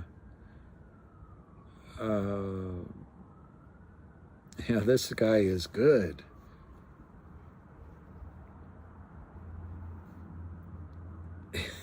Caddyshack is great. I liked Chevy Chase in Caddyshack. I didn't really like Bill Murray, but Chevy Chase was great. Oh, my brackets, my schmackets. All right, I'm going to take down my pitch for the Art Museum of the Americas. Friends, you can become a member for the paltry membership price of $50. And then you can have access to the OAS credit union, and I'll throw a party. It's my party if the stock runs. We have a pool and a pond. All right, these are my brackets, which are not, I don't even know what a bracket is. But basically, I think from 540, if we break out here, 540, I think the safest target is $54. And I think the odds of it going to 54 would become, 99%. And you could put your prices in all the way up to 54. In my own cornball way of trying to use a different number that isn't one that everyone's thinking about, and also captures the general rule in life that pictures look better if you hang them a third of the way down from the ceiling. I just used 2/3 and added it to 10. So anyway, it's completely made up. But 16x is 86, and I think there's very high odds you'll get that. And then, hey, lucky boy. Then, because I think there's so much to cover here, I think this short, if you look over the histories of shorts, almost all of them go beyond 100x. They go 200, 500, 1,000x, 2,000x, 10,000x. So I think 100x is eminently achievable. Now, I give that kind of I don't give it the full green, but I give that, 85, 90%. And then if you take 1,000x, it's almost unbelievable, isn't it? But I would give the odds of it going here are not zero, but it would happen in a spike. So I wouldn't focus so much on that number. I'd focus on these numbers. Those are my brackets. Do brackets have a downside? Right now, I would not put in any limit orders to the downside, because in a sell-off, they're likely to run it down and take it from you, and then run it up. They'll do anything. But in your head, the worst thing is to turn a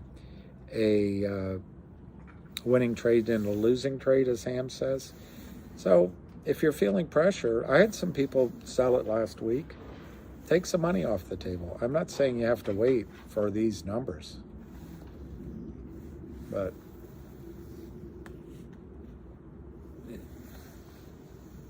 yeah, power. I'm trying to say powder to drive more. Well, you might, but I see it. I think the spike like HKD could happen here, but we're talking probabilities. We're not talking certainties at all. There's no certainty in any of this.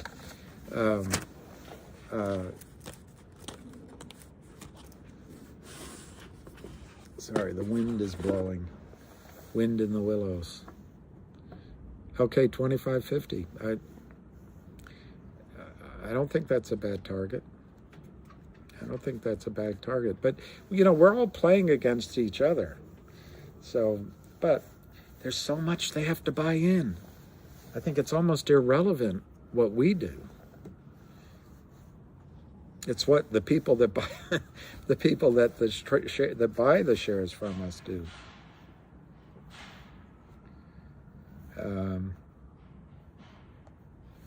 Today is one of those days that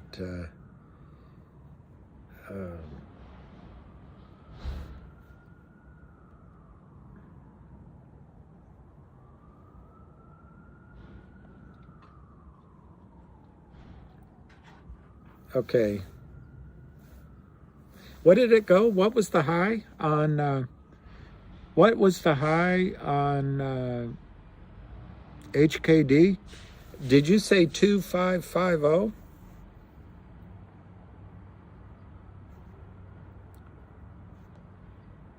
Yeah, I think not only do I think funds pumped HKD, Michael, I think it could have been Citadel. Yeah, 2550, 2600. Guess what the Fibonacci number is? 2584.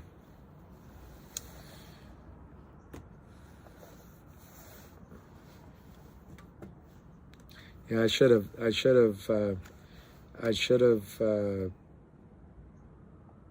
just said I'm not doing this today.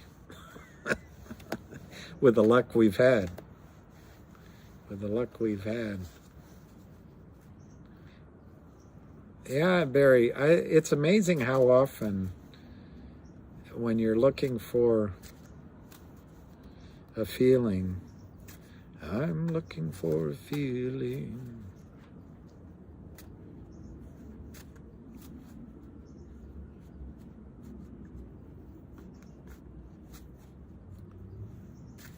You're down to your last shot.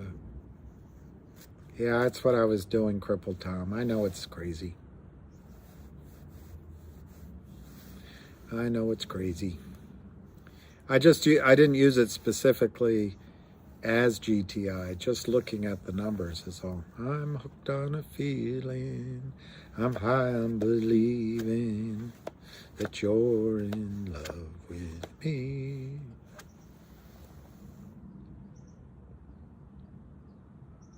The Kramers, the Kramers are so trapped, it doesn't matter what we do, in my opinion. The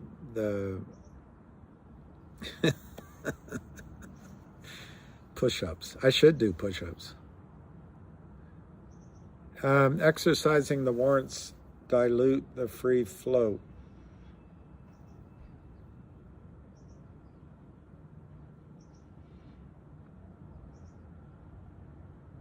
Yes, they will. But it's the real warrants are about 33.4 million, so it's it's not. But yeah, they would.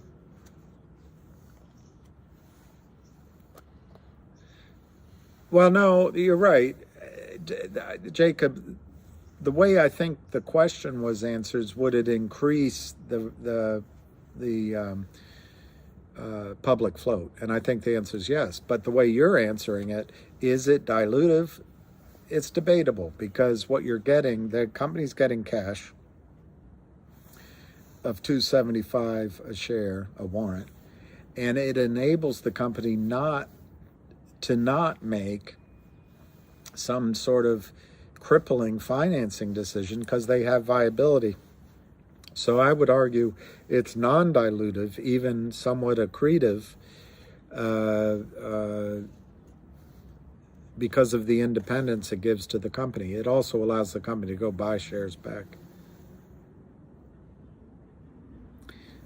Jeff, I don't know the answer. I use E-Trade, but if you go to otcmarkets.com, you can see the real-time bid and ask for free, and you can see the real-time size. You can see the level 1, I guess it is, down below. That's all real time. The trade is not real time, though. The price is not real time. I think there is a call today. Let me find out.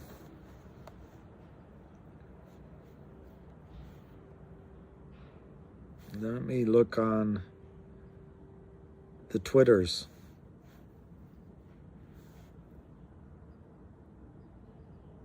All right, here's from the good doctor. Remember, it costs a lot of money to keep GTI around $5. It costs us nothing.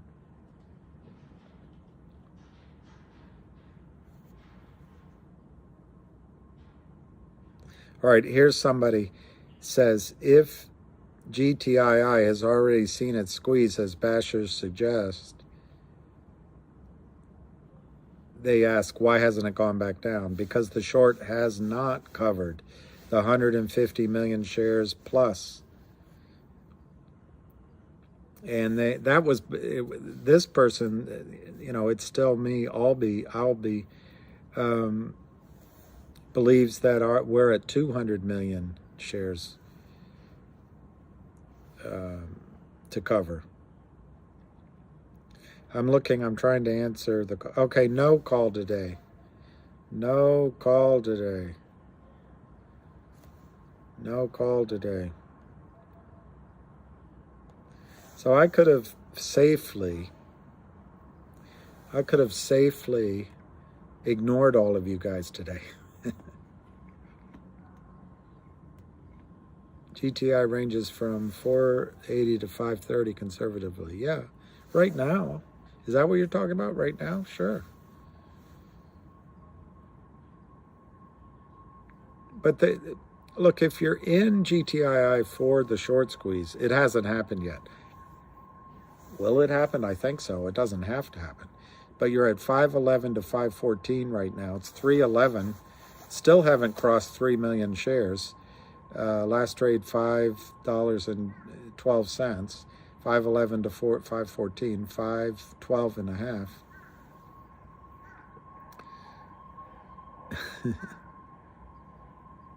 Cash slugfest. I don't think they have enough cash. But I think once they do have cash, they may try to buy some back, because they can always sell them later. But they'll try to take control of their own destiny. There's no call today, Sean, but I can give you what it normally is. I can give you the call-in number that normally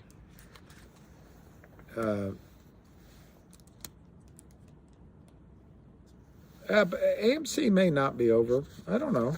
I just think it's going to be. I just think they cap it all the time. That's all. And I think the hedge funds were playing it to get their money back, and I think they did do that. And it's, you know.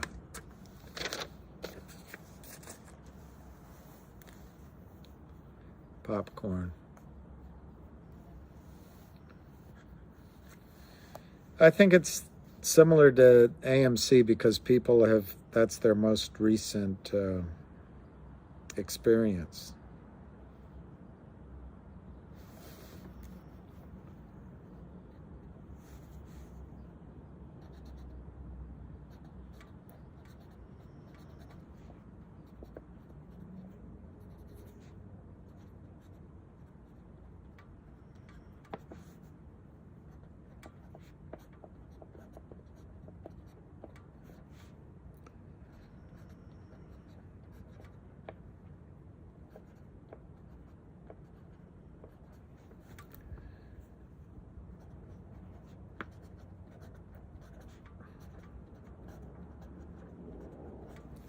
So I hope this is just the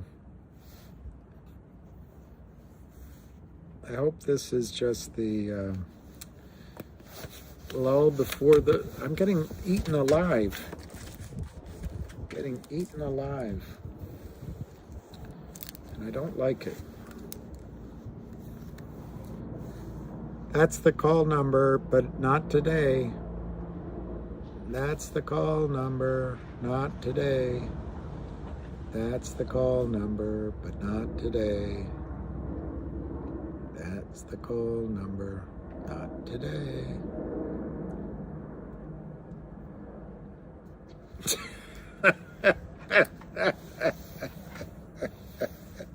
You have to get your tattoo removed?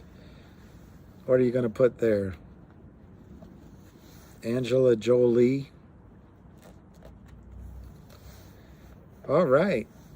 Josh Moore calls my attention to the fact the stock might be at a key resistance, 510 to 515. We're still not over 3 million shares. That would be perfect from above. That would be absolutely perfect. I don't have an ape tattoo. I don't have any tattoos.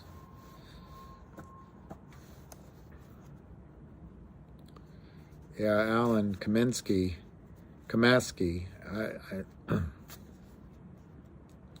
I thought it could be today, but certainly by tomorrow. 515 is the resistance, all right. Gosh, the wind blows. Imagine if the wind starts blowing at 100 miles per hour every day. You ever wonder why people lived underground all so long ago? Anyway, 510 to 514. 510 to 514, 5.125.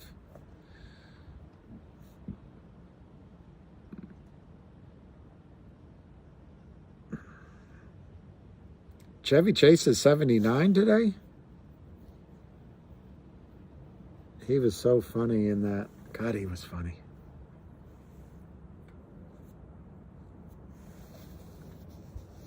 Um,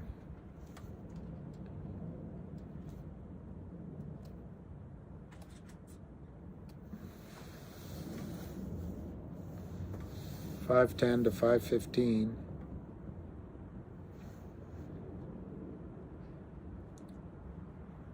Yeah. I liked Fletch best. Christmas Vacation was okay, but Fletch was... Caddyshack was amazing. I don't know if you saw Back to School or, you know, another... Tomorrow I'm buying the dip. Is that a line from the movie? Yeah, a lot of people didn't like Chevy Chase. That's what I understand. Moon River. We have a pool and a pond. The pond would be good for you.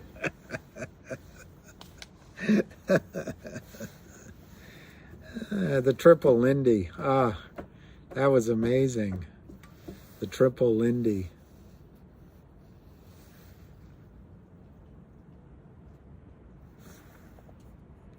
What if we all bought one share and it showed up? Would it confuse their messages to each other? There's been no trading for the last, well, now there is. Just as I said it, we're at 515, 512, 515, 200 by 6100. We're down 10 cents on the day. Whoever said we could be green on the day, I agree with. He's right over here, lucky boy. I know it's a long day, huh? Long day at work. 512 to 515. 512 to 515.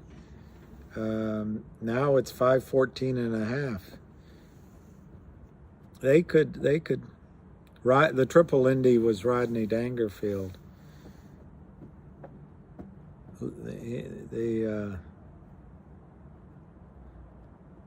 The triple Indy.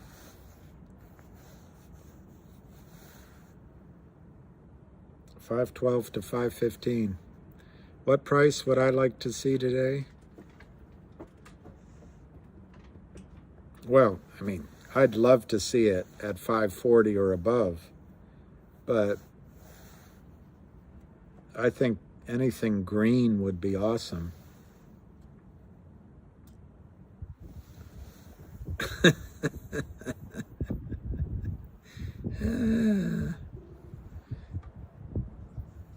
Wow, it's moving. Who's moving this, you guys? It's 516, 518. Last trade 516, 516, 518. Just crossed 3 million. Just crossed 3 million in volume. 516 to 518. 516 to 518 last trade. 518. Do I hear 519? Yes, you got 519. 519. 516, 519. 520. They came back in. 517, 518, 519. 518 to 520, 518, 520, 100 by 23, 07. Who sells 07? 520 bid, 520 bid, 5,592 on the bid, 520 bid, last trade 522, 520 to 522, 3,010,000, 3,010,000, 522 bid, 13,000, 15,493 on the bid at 522, last trade 524. 523, 524, 200 by 300, 523, 524. Last trade 524. High on the day 550. We're looking for 550, looking for 550. 525 last trade. 3,030,000 traded. 523, 524. Their Kramers are still fighting. They're still fighting. And down the something we come. Down the track we come. 521, 521, 518, 522. So they absorbed about, it looks like they absorbed about 40,000 shares. It's 321, 518, 522. Last trade 516. So I got excited for nothing, it looks like. I thought it was about to run. I thought it was about to run. We'll have to keep our eyes on it. 520 bid, 520 bid. Do I hear 521? 521 last trade. 520 by 521, 521, 518, 518, 518 to 521. Last trade 521.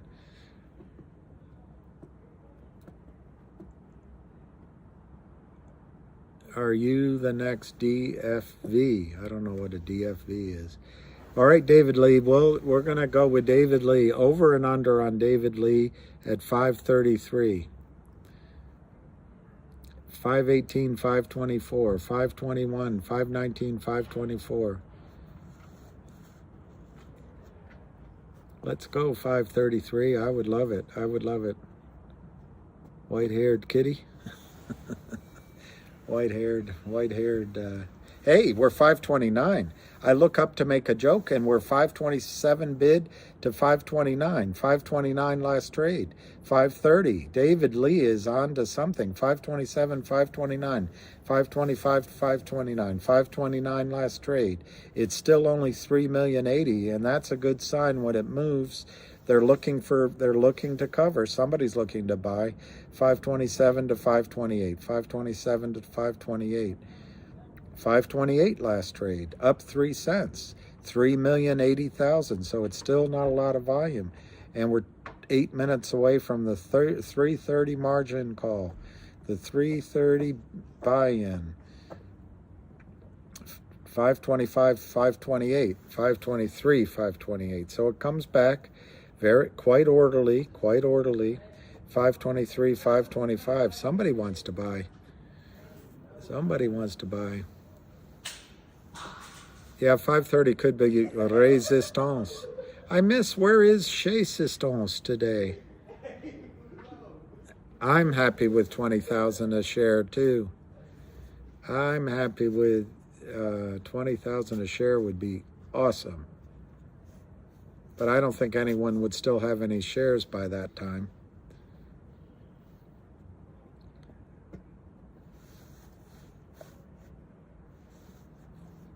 I don't think it's really realistic, 20,000 a share. Keep making comedy jokes. No more comedy jokes. 523, 527, 524, 527, 524, 527. Last trade 523, down 2 cents. We still are 3,090,000 shares, so we still haven't traded very much volume. And we still have not, yes, they are trying to stop the rise. Beach guy, people holding for, will be bag holding. Yeah, I know. Holding for 20,000 would be bag holding, no question. On the other hand, if you want to go down in the history books, why not dream big?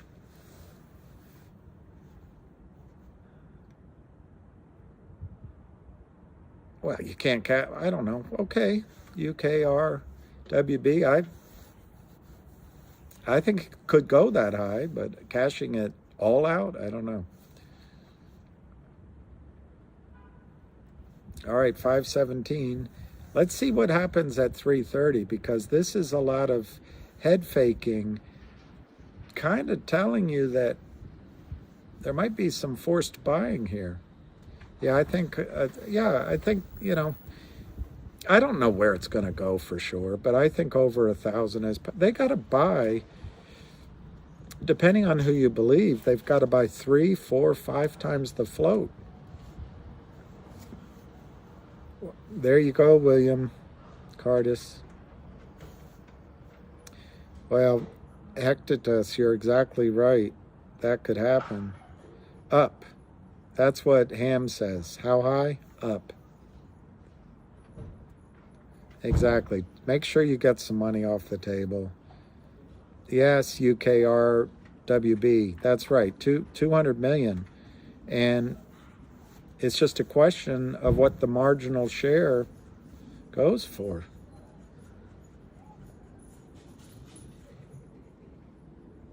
Yeah, being realistic, I think that's a good range, David Lee. You're not, I didn't time you out.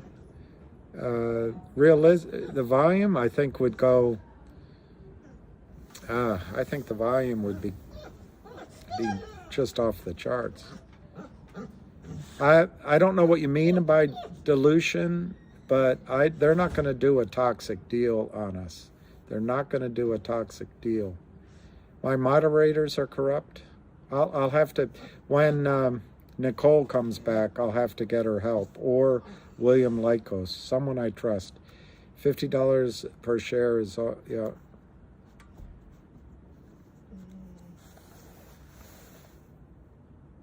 All right, Michael, I didn't want you put in timeout. Let me see what I can do.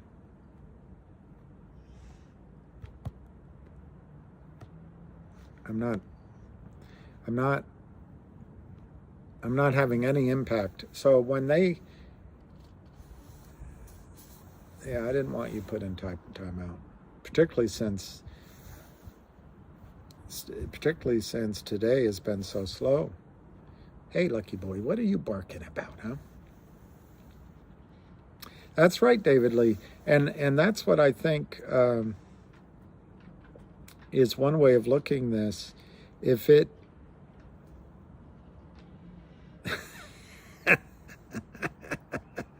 All right, I'll make a joke. I don't know what joke to make.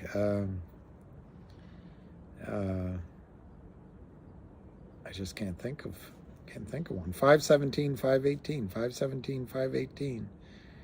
I think in 2 minutes we might. I think in 2 minutes. God, I hate those mosquitoes. Join loop GFYM. I'm not going to say that out loud.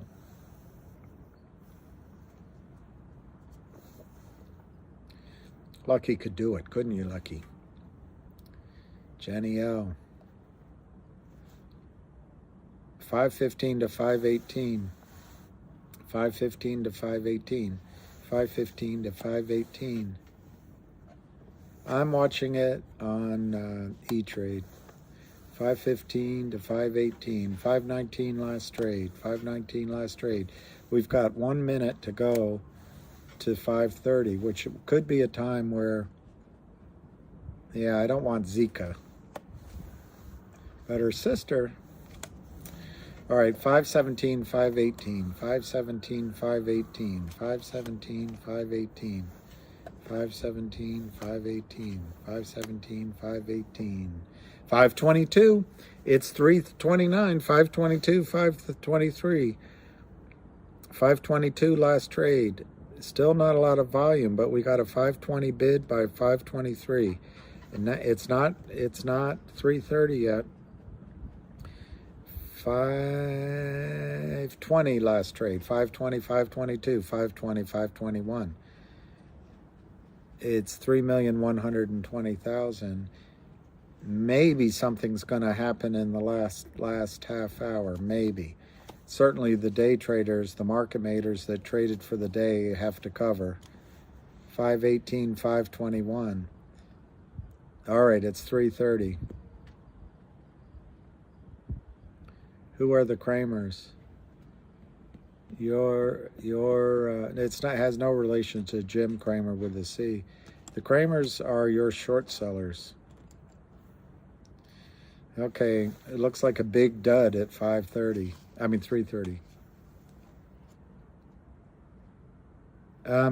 I think 335 margin call. Can't prove you wrong.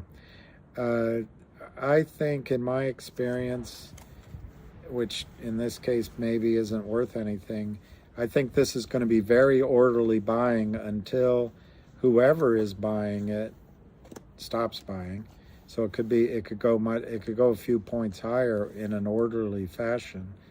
And I think the Kramers are going to sell until someone tells them not to. I don't think the Kramers are going to give up.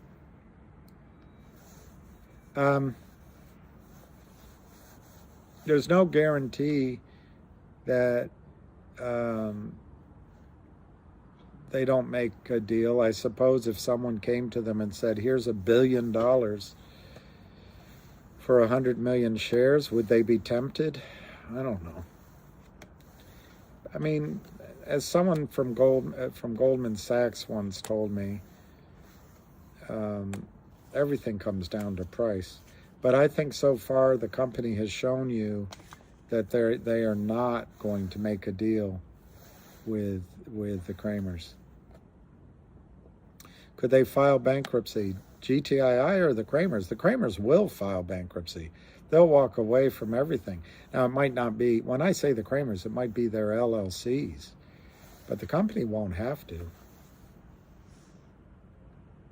I'd give up earlier, but once you're in, you're playing, you're saying, hey, we've lost everything already, might as well keep going. As long as yes, I like that target price. It's already gone. 430 to 2,700. I think those are achievable. I can't believe I'm telling you my price targets because I might not get them.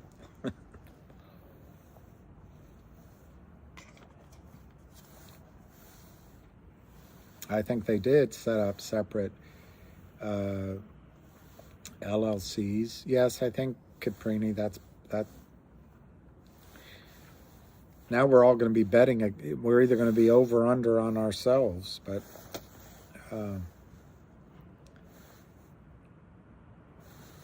that's it. We're losing anyway. Might as well just go all in. I mean, we're already bankrupt. Might as well see how long they're going to let us play it, and maybe a miracle will happen. Oh, God.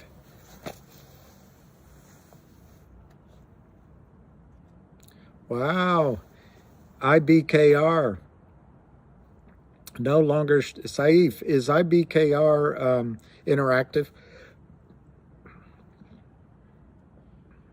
Yeah, Jason, that's much more, that's certainly much, I think that's a much more achievable number, of course.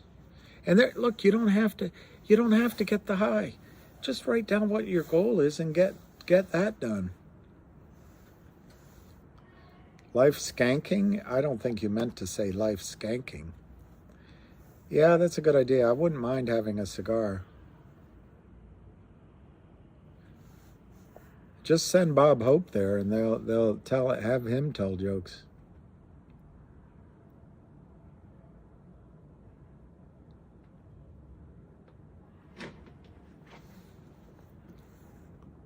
Oh, it says Citadel Execution Services. There you go.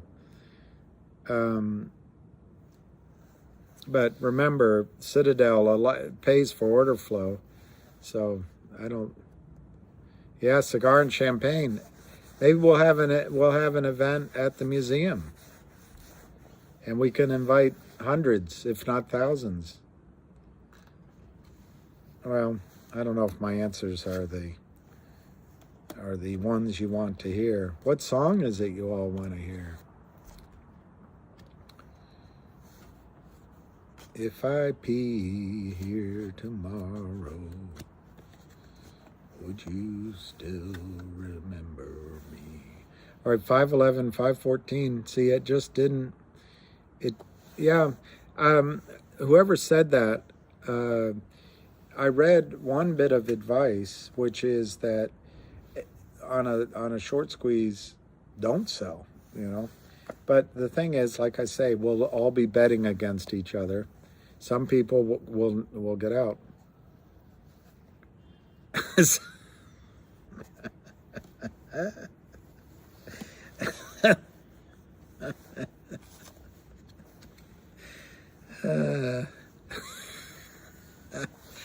Yes, you're right. Some of my viewers have not heard of Bob Hope. All I can say is Bob Hope was old when I was young. He was rich.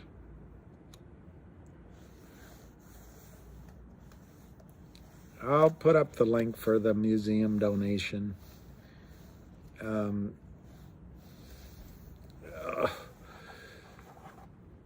Yeah, I feel old now every time I stand up. All right, we're 514, 512, 513.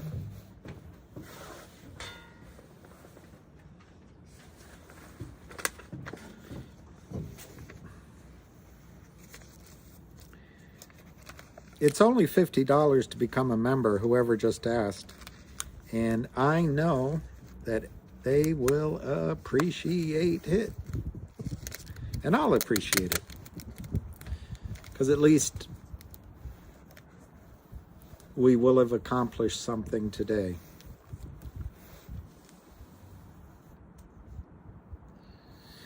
All right, I'll be right back. I'm going to get a cuppa. I'm going to get a cuppa. If I can, I'm going to get a cuppa.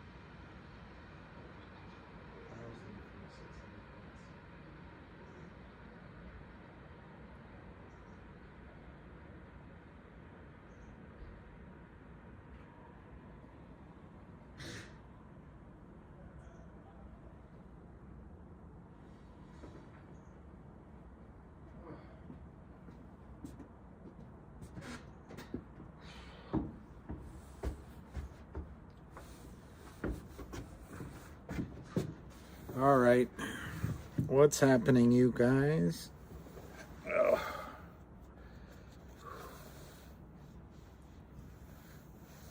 This is a slow day, but I can't control the market. Okay, it's 513, 515, but see, no volume. It's 3,180,000. What I mean by no volume is no increase in volume. That really means much. We're at 341, so let's see if David Lee is going to be correct. Yeah, it's a little bit of a nothing burger, Alan. And it's hard to read my writing. Yeah, tomorrow I'll print out something. I got on so early this morning. I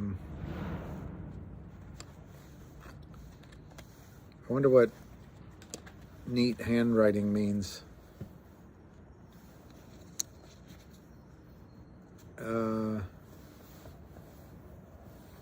Yeah, exactly. You got to remember taxes and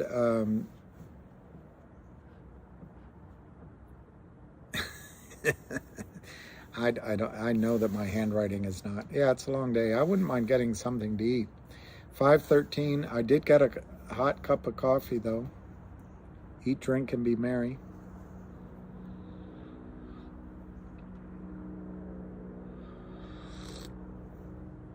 Yeah, the Kramers. I know, and a comfy chair. Get the comfy chair.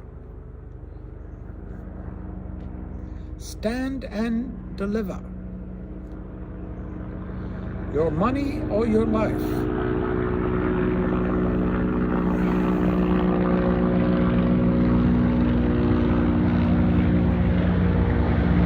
I don't know what that is. It could be the police. It is. It's the police. That's a police helicopter. Well, it's the local police.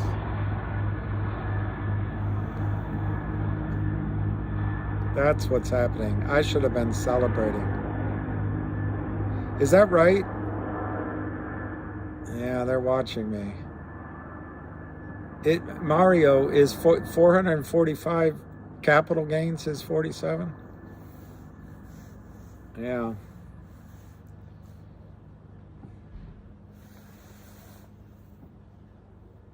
Could be Lou and the Chopper.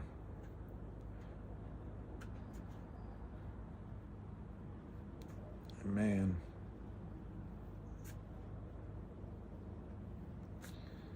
I think the Kramers were smart enough to take today off.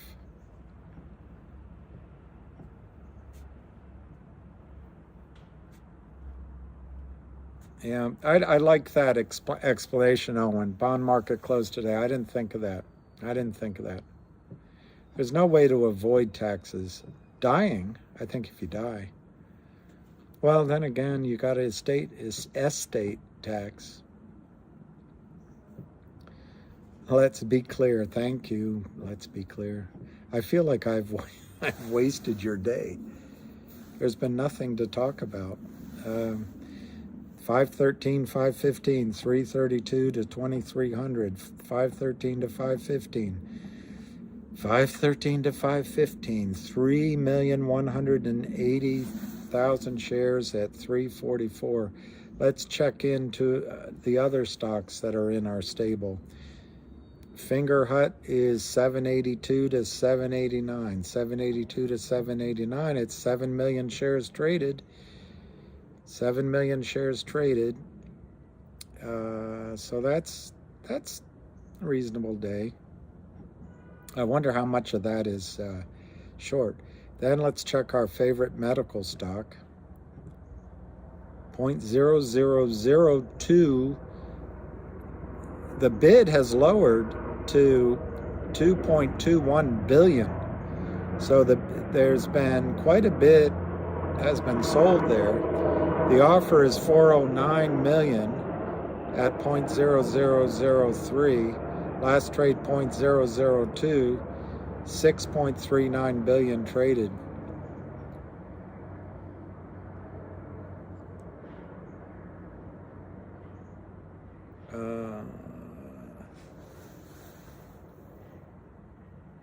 513 to 515, 513 to 515.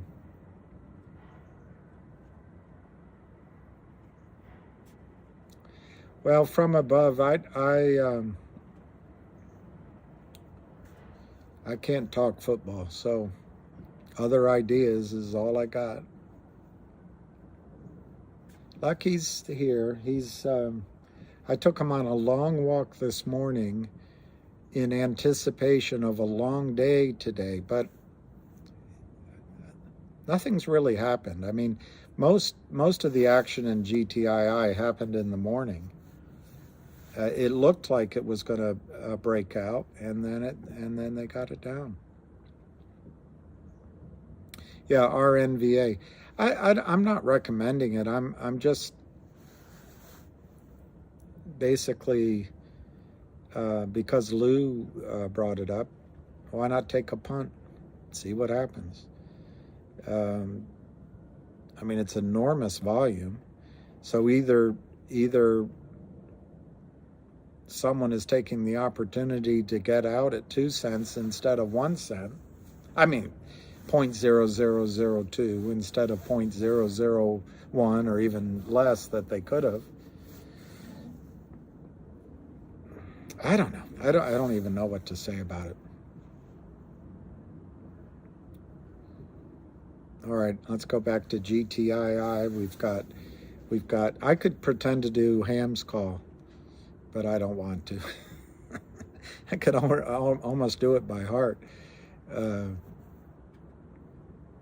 almost do it by heart. 513 to 515.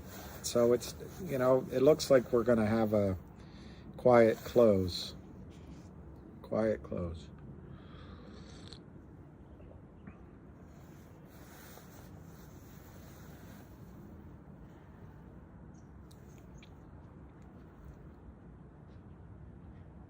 Yeah, come to the museum. Bring a painting. 513 to 515, 3.21 million. 513 to 515, 3.21 million. We've got 12 minutes to go, and down the stretch they come.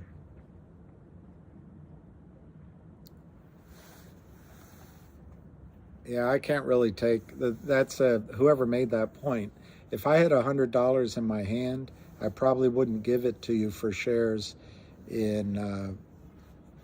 Hi, Phyllis. We missed you today. Yeah, it's a good day. Oh man, the mosquitoes.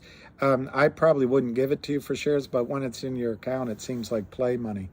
Who are we waiting on for exercise warrants? I think warrants are being exercised as we're talking. What we're really waiting for is the number of warrants to reach a critical mass that the Fidelities of the world have to call to settle their trades.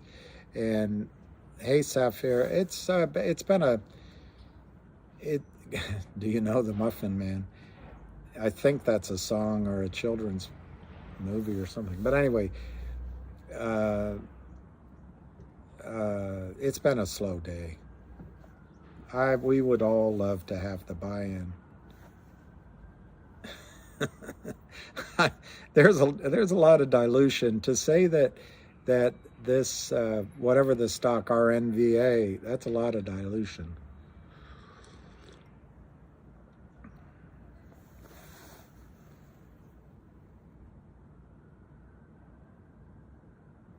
Yeah, I know, new name. Look, we can get into all sorts of possibilities. Thank you, Sapphire. I appreciate it, but we're all here with one goal. RNVA. Is that trillion, Edward? Or billion? Because if it's billion, they've traded more than the outstanding shares today. Let me just look. They've traded 6.8 billion today. But your number, was it trillion? Thank you. Nice mug. Eat, drink, and be merry. Billion, yeah. So they've traded almost 7 billion today. Yeah, cha-ching. You said it. You said it. You said it. All right, we got 509. We got 509. Oh, 15 billion outstanding. Sorry. 15 billion. I misread what you wrote. Okay. 87 quadrillion. Could be. They got a lot out. All right, 510, 512.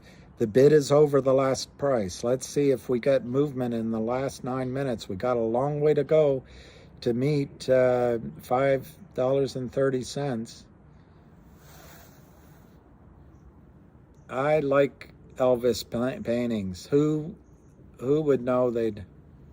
Yeah, Hotel Washington is still here, Jenny, but it's called, believe it or not, W. It's Hotel W. But it's still got the same, you know, it's got a nicer restaurant now. It's not old fuddy-duddy. It's a place young people want to go.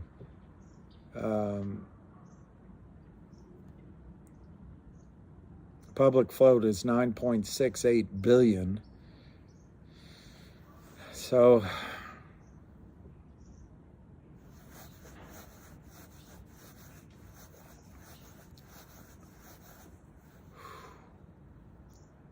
yeah, it's somebody, a lot of people cashing out. Anyway, 505 to 507. This might be a day that Avid needs to let us know whether this is inside of the pennant.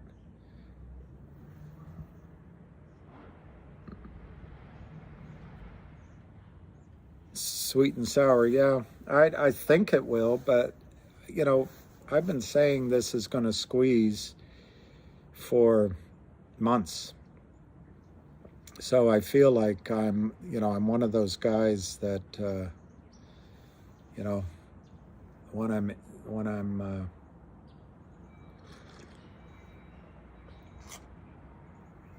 oh, really, DJ? Did you buy? That's amazing. I should have followed your strategy. Let's see. Oh, because they dropped it. It's now bidding 0.0001 by 0.002. So I think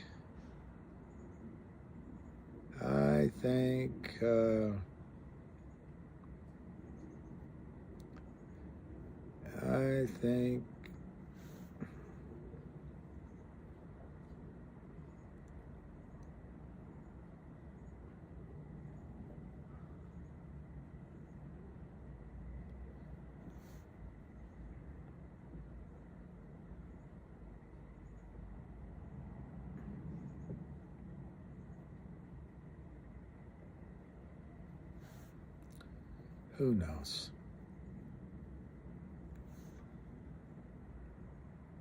Yeah, I think it's bullish, but I don't know if the charts mean anything on it.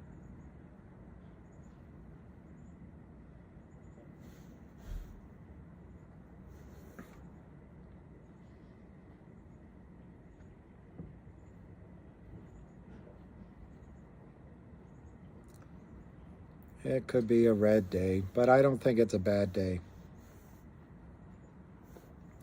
I don't think it's a bad day at all. 260 divided by 2.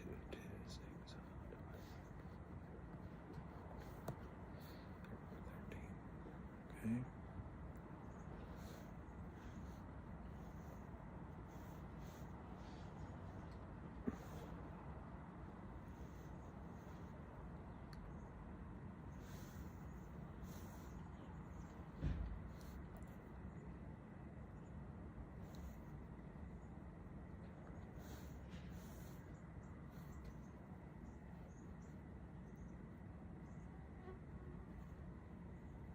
One, two, three, two. 1, 2, 3. Okay, done. Okay. Okay. 1, 2, 7, 5.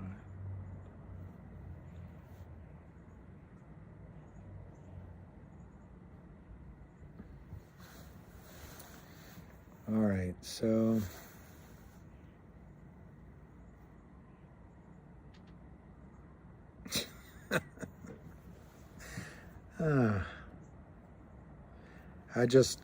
to join in with a guy that just bought, I bought the dip. I bought the dip. If a dip buys the dip, is it a double dip? If the dip buys the dip, is it a double dip? This RNVA could be the bargain of the century. Giovanni, of course we want more short squeezes. 501 to 502. I don't know where that pennant's bottom number is, but it's okay. 5, they're trying to close it below 5.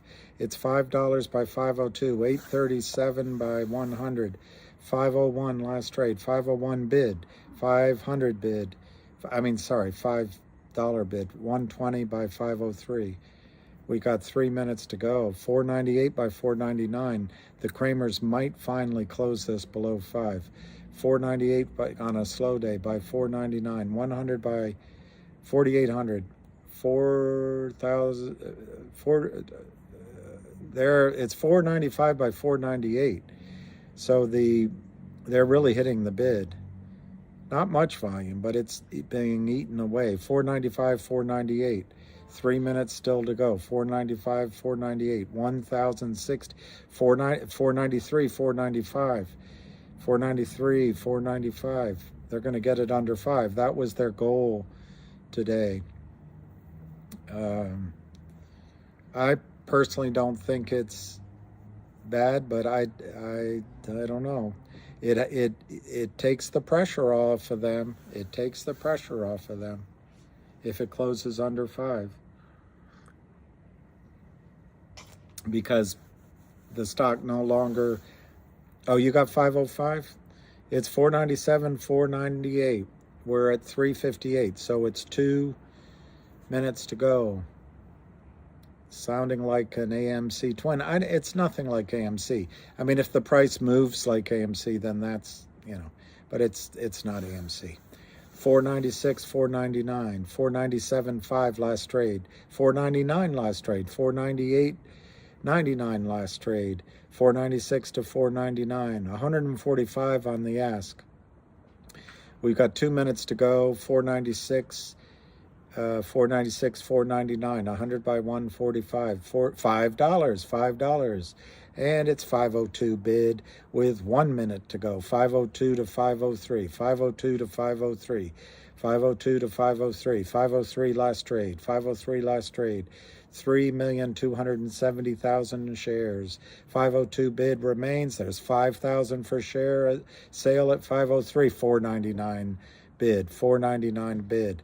499 last trade. 499 last trade. 499 bid. $5 bid. $5 bid. $5 bid. We've got less than a minute to go. $5 bid to 502. 502 last trade. 501 bid. 501 bid. 502, 501 bid, 501 bid, 5 bid, and it's less than a minute to go. 5 bid by 247, 502 last trade. 5 bid, 5 bid, last trade 5. Bid is 499. We closed at 502. Whoo, we closed it. Ding, ding, ding, ding, ding, ding, ding, ding, ding, ding, ding, ding. It shows up, which scares me a little bit. All right, so the last is 502, 3,280,000, and it's still trading after the close a little bit. It looks like, I can't tell the volume, but there's still some after-hour trades. 502, guys, that was a win for the good guys, because the Kramers were trying to close us down. Kramers were trying to get it down under 5. Columbus Day, absolutely. This will be good for tomorrow. I didn't realize it was such a vacation. Well, Have a great night. I'll try to stay on for a few minutes, but because it was a long day, let's check our favorite biomedical stock. 0.0001 by 0.0002 closed at 0.0002. So the volume was, I don't see the volume. Oh, 8.23 billion. You're welcome, Fidelity 502. We can finally go to the gym now. Yes, you can. It's a win because it's above 5-6 sun. It's not a huge deal, except that as long as the stock is above 5, lots of brokerage firms like Merrill Lynch can buy the stock for their clients or for themselves. Institutions can buy it. And I think it makes, hi Nicole, I think it makes a difference on the margin cost. That's why I said that. Go to the gym. Workout for me.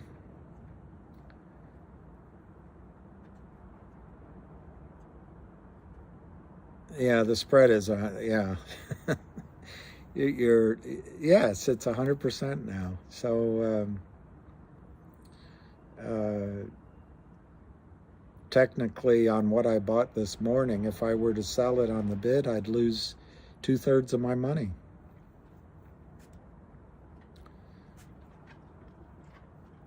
You're welcome, Max. Ring, ring, ring. Marge is calling. You know what would be great is if we got some good news on GTII tonight. Thank you, Sonny. Bless you.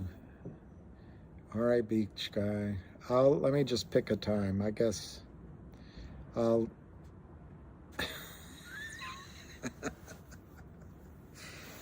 Brent, you must have had a great sense of humor.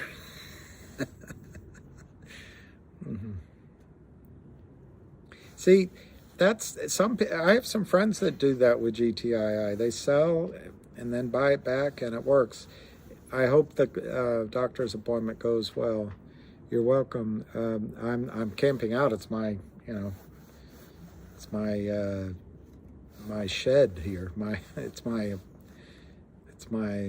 bed.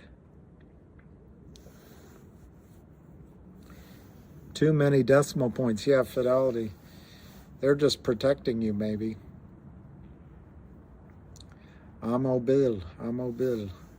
502 on the aftermarket. Well, it was a long day, particularly since, to be kind of honest about it, nothing really happened. Not to beat a dead horse to death, but I had a sales manager that said that in front of us. Not to beat a dead horse to death.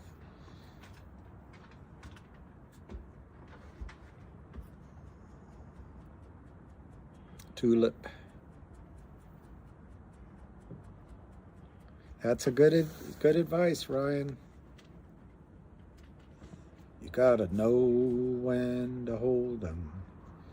Know when to fold 'em. Know when to walk away. Know when to run. It's when...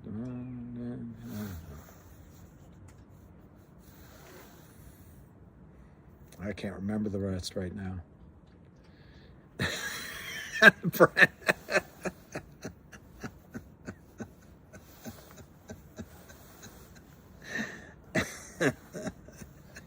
Well, tell her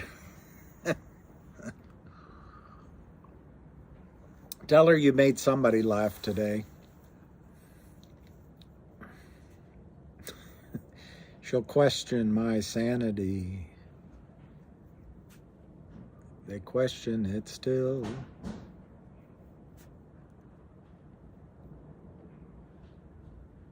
Vincent. Thank you, Mario. Thank you. Market is closed, and we did not close under 5.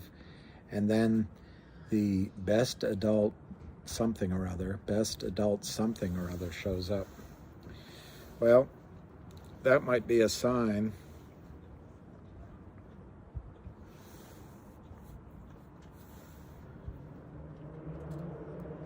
Me and my wife's boyfriend. I don't know. I don't know how to. Okay, I think what I'll do is give it 4 minutes. At 4:10, I'll close it down, and maybe sooner. You're welcome. You're welcome. I thank you guys. I mean, it helps me too. You should send me a bill. What I really wanted to be here is I thought it might run today, and it didn't. I might not start. We'll see how I feel. I really thought it could run this morning, but I might take. What's the question? It's not normal, and you couldn't trade pre-market. I think they just do a little bit of moving around to either send you a message that it's weak or strong.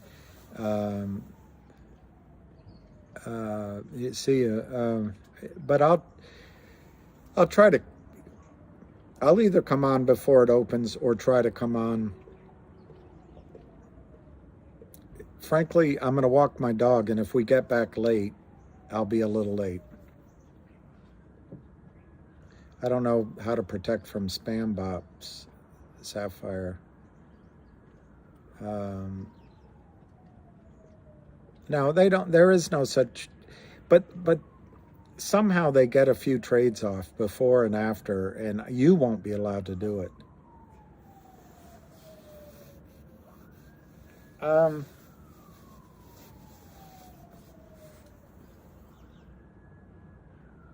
I don't know which one I would do first right now. You can buy more shares of GTII than you can Finger. Oh, I don't know if you'll ever hear from me again. I don't know. Not against it. Whatever it is, I'm against it. If you haven't heard of Bob Hope, you haven't heard of Groucho Marx. Whatever it is, I'm against it. They exercising breaks down to each individual person, chooses. Yeah, the good doctor might be right about Finger because the pressure is on with Finger. I mean, they got to be up to 90 million shares, but he also could. It doesn't have to go that way. It doesn't have. God, these dating sites. See, I don't know. I'm touching it. I don't know how to stop all that.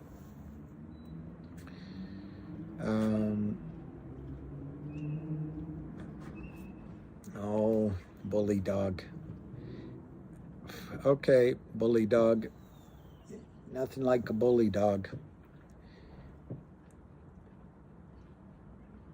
Yeah, that's the thing about Finger. I don't know about those exact numbers, but the available float was around, I thought, 13 million. But a lot of the available float is held by people with physical certificates. So the real float is even much, much, much, much smaller. Okay, Brandon, I'll do all that tomorrow. I'm too hungry and tired to make decisions tonight. And I think I've been touching it. I think I need to use my pencil to do it. But I can't find it.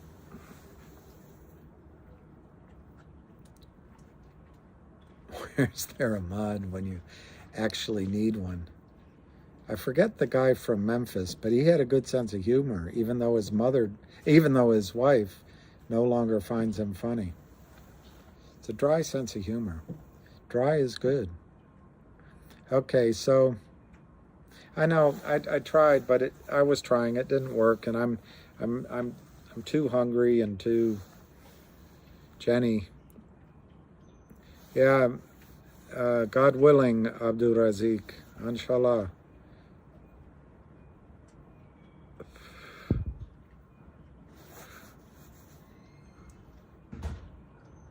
Oh, I see.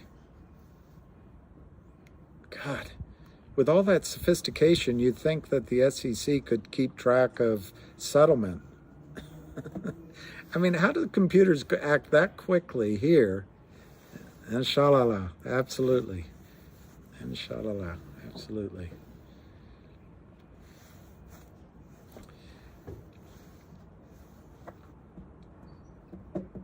Yes, they can both go at the same time, particularly since I think people will be going back and forth. I slightly disagree with the doctor, except he has close contacts. I think GTII, the Kramers are ready to fall down. Yeah, I get lucky. I have lucky, but it's just so lopsided in finger. I mean, what are they thinking? Well, they're complicit. SEC is at least complicit by doing nothing.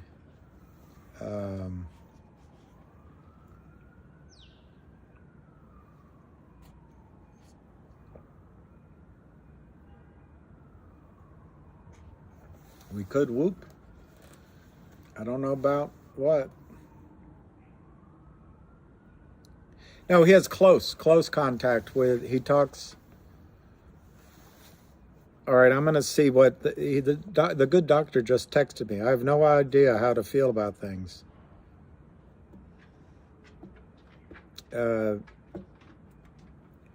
He is indicating he thinks, yeah, no way, the Finger CEO is legit. Finger is a good company, and I think the CEO made a bad decision on the last financing, but that's not unusual. That is not unusual. My own advice to any public company, do not take a financing with warrants or with convertible note. But the doc is, when you go on Twitter, he's the surgeon doc. It's let me find it. He's a good man, very good man. I've known him now by phone. I've never met him in person, but by phone I've known him, I think, 2 years. He's at Surgeon Doc on he does. Now, I think being down 10 cents today is okay. I think more importantly, it came down on low volume relative to the last few days, and it did not break 5. I think, yeah, liquidity is trouble for the Kramers, but it's also trouble in the markets, and I think it's probably trouble for Alpine securities.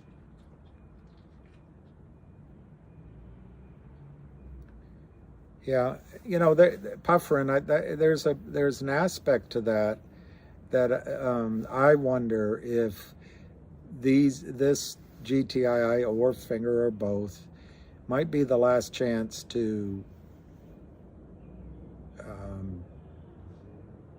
trade this market, because if it shakes a prime broker, they might freeze everything to settle up the books. This has been going on a long time. I don't think it's too late to get into Finger.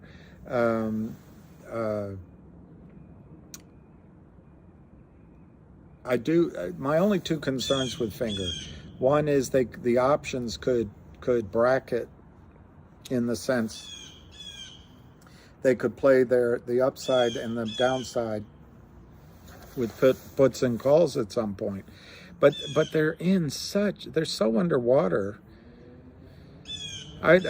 I'm mad I didn't buy some when I had a chance. The only other concern I have is I'm not sure the shorts in Finger realize that they're as close to collapsing as the Kramers, but I don't know. But Finger is a great stock. I don't have it in front of me, but it's 80 million shares, failed to deliver against 13 million market cap. I mean, not market cap, 13 million public float. Yeah, it's NASDAQ, so it's in the field where that big boys might be able to play. All right, Jenny L. You're on the West Coast, Jenny. You're terrific. I'm gonna let you guys all go because it's 4:16 and I gotta walk my dog. I also gotta eat something. No, Kramers are not shorting. Kramers are not shorting. Well, I don't know, but it's not. It's a different group. It's a different guy. Finger never took one of the Kramers' toxic financing. All right, bon chance. And somebody sent me how to say good luck in Spanish.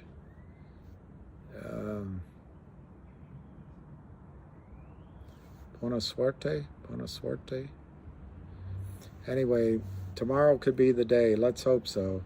And thank you guys. Buena suerte maybe is good luck. In Spanish, buena suerte. Oceana, buena suerte. All right. Okay, so everybody have a good evening and best wishes to everyone. Cheers.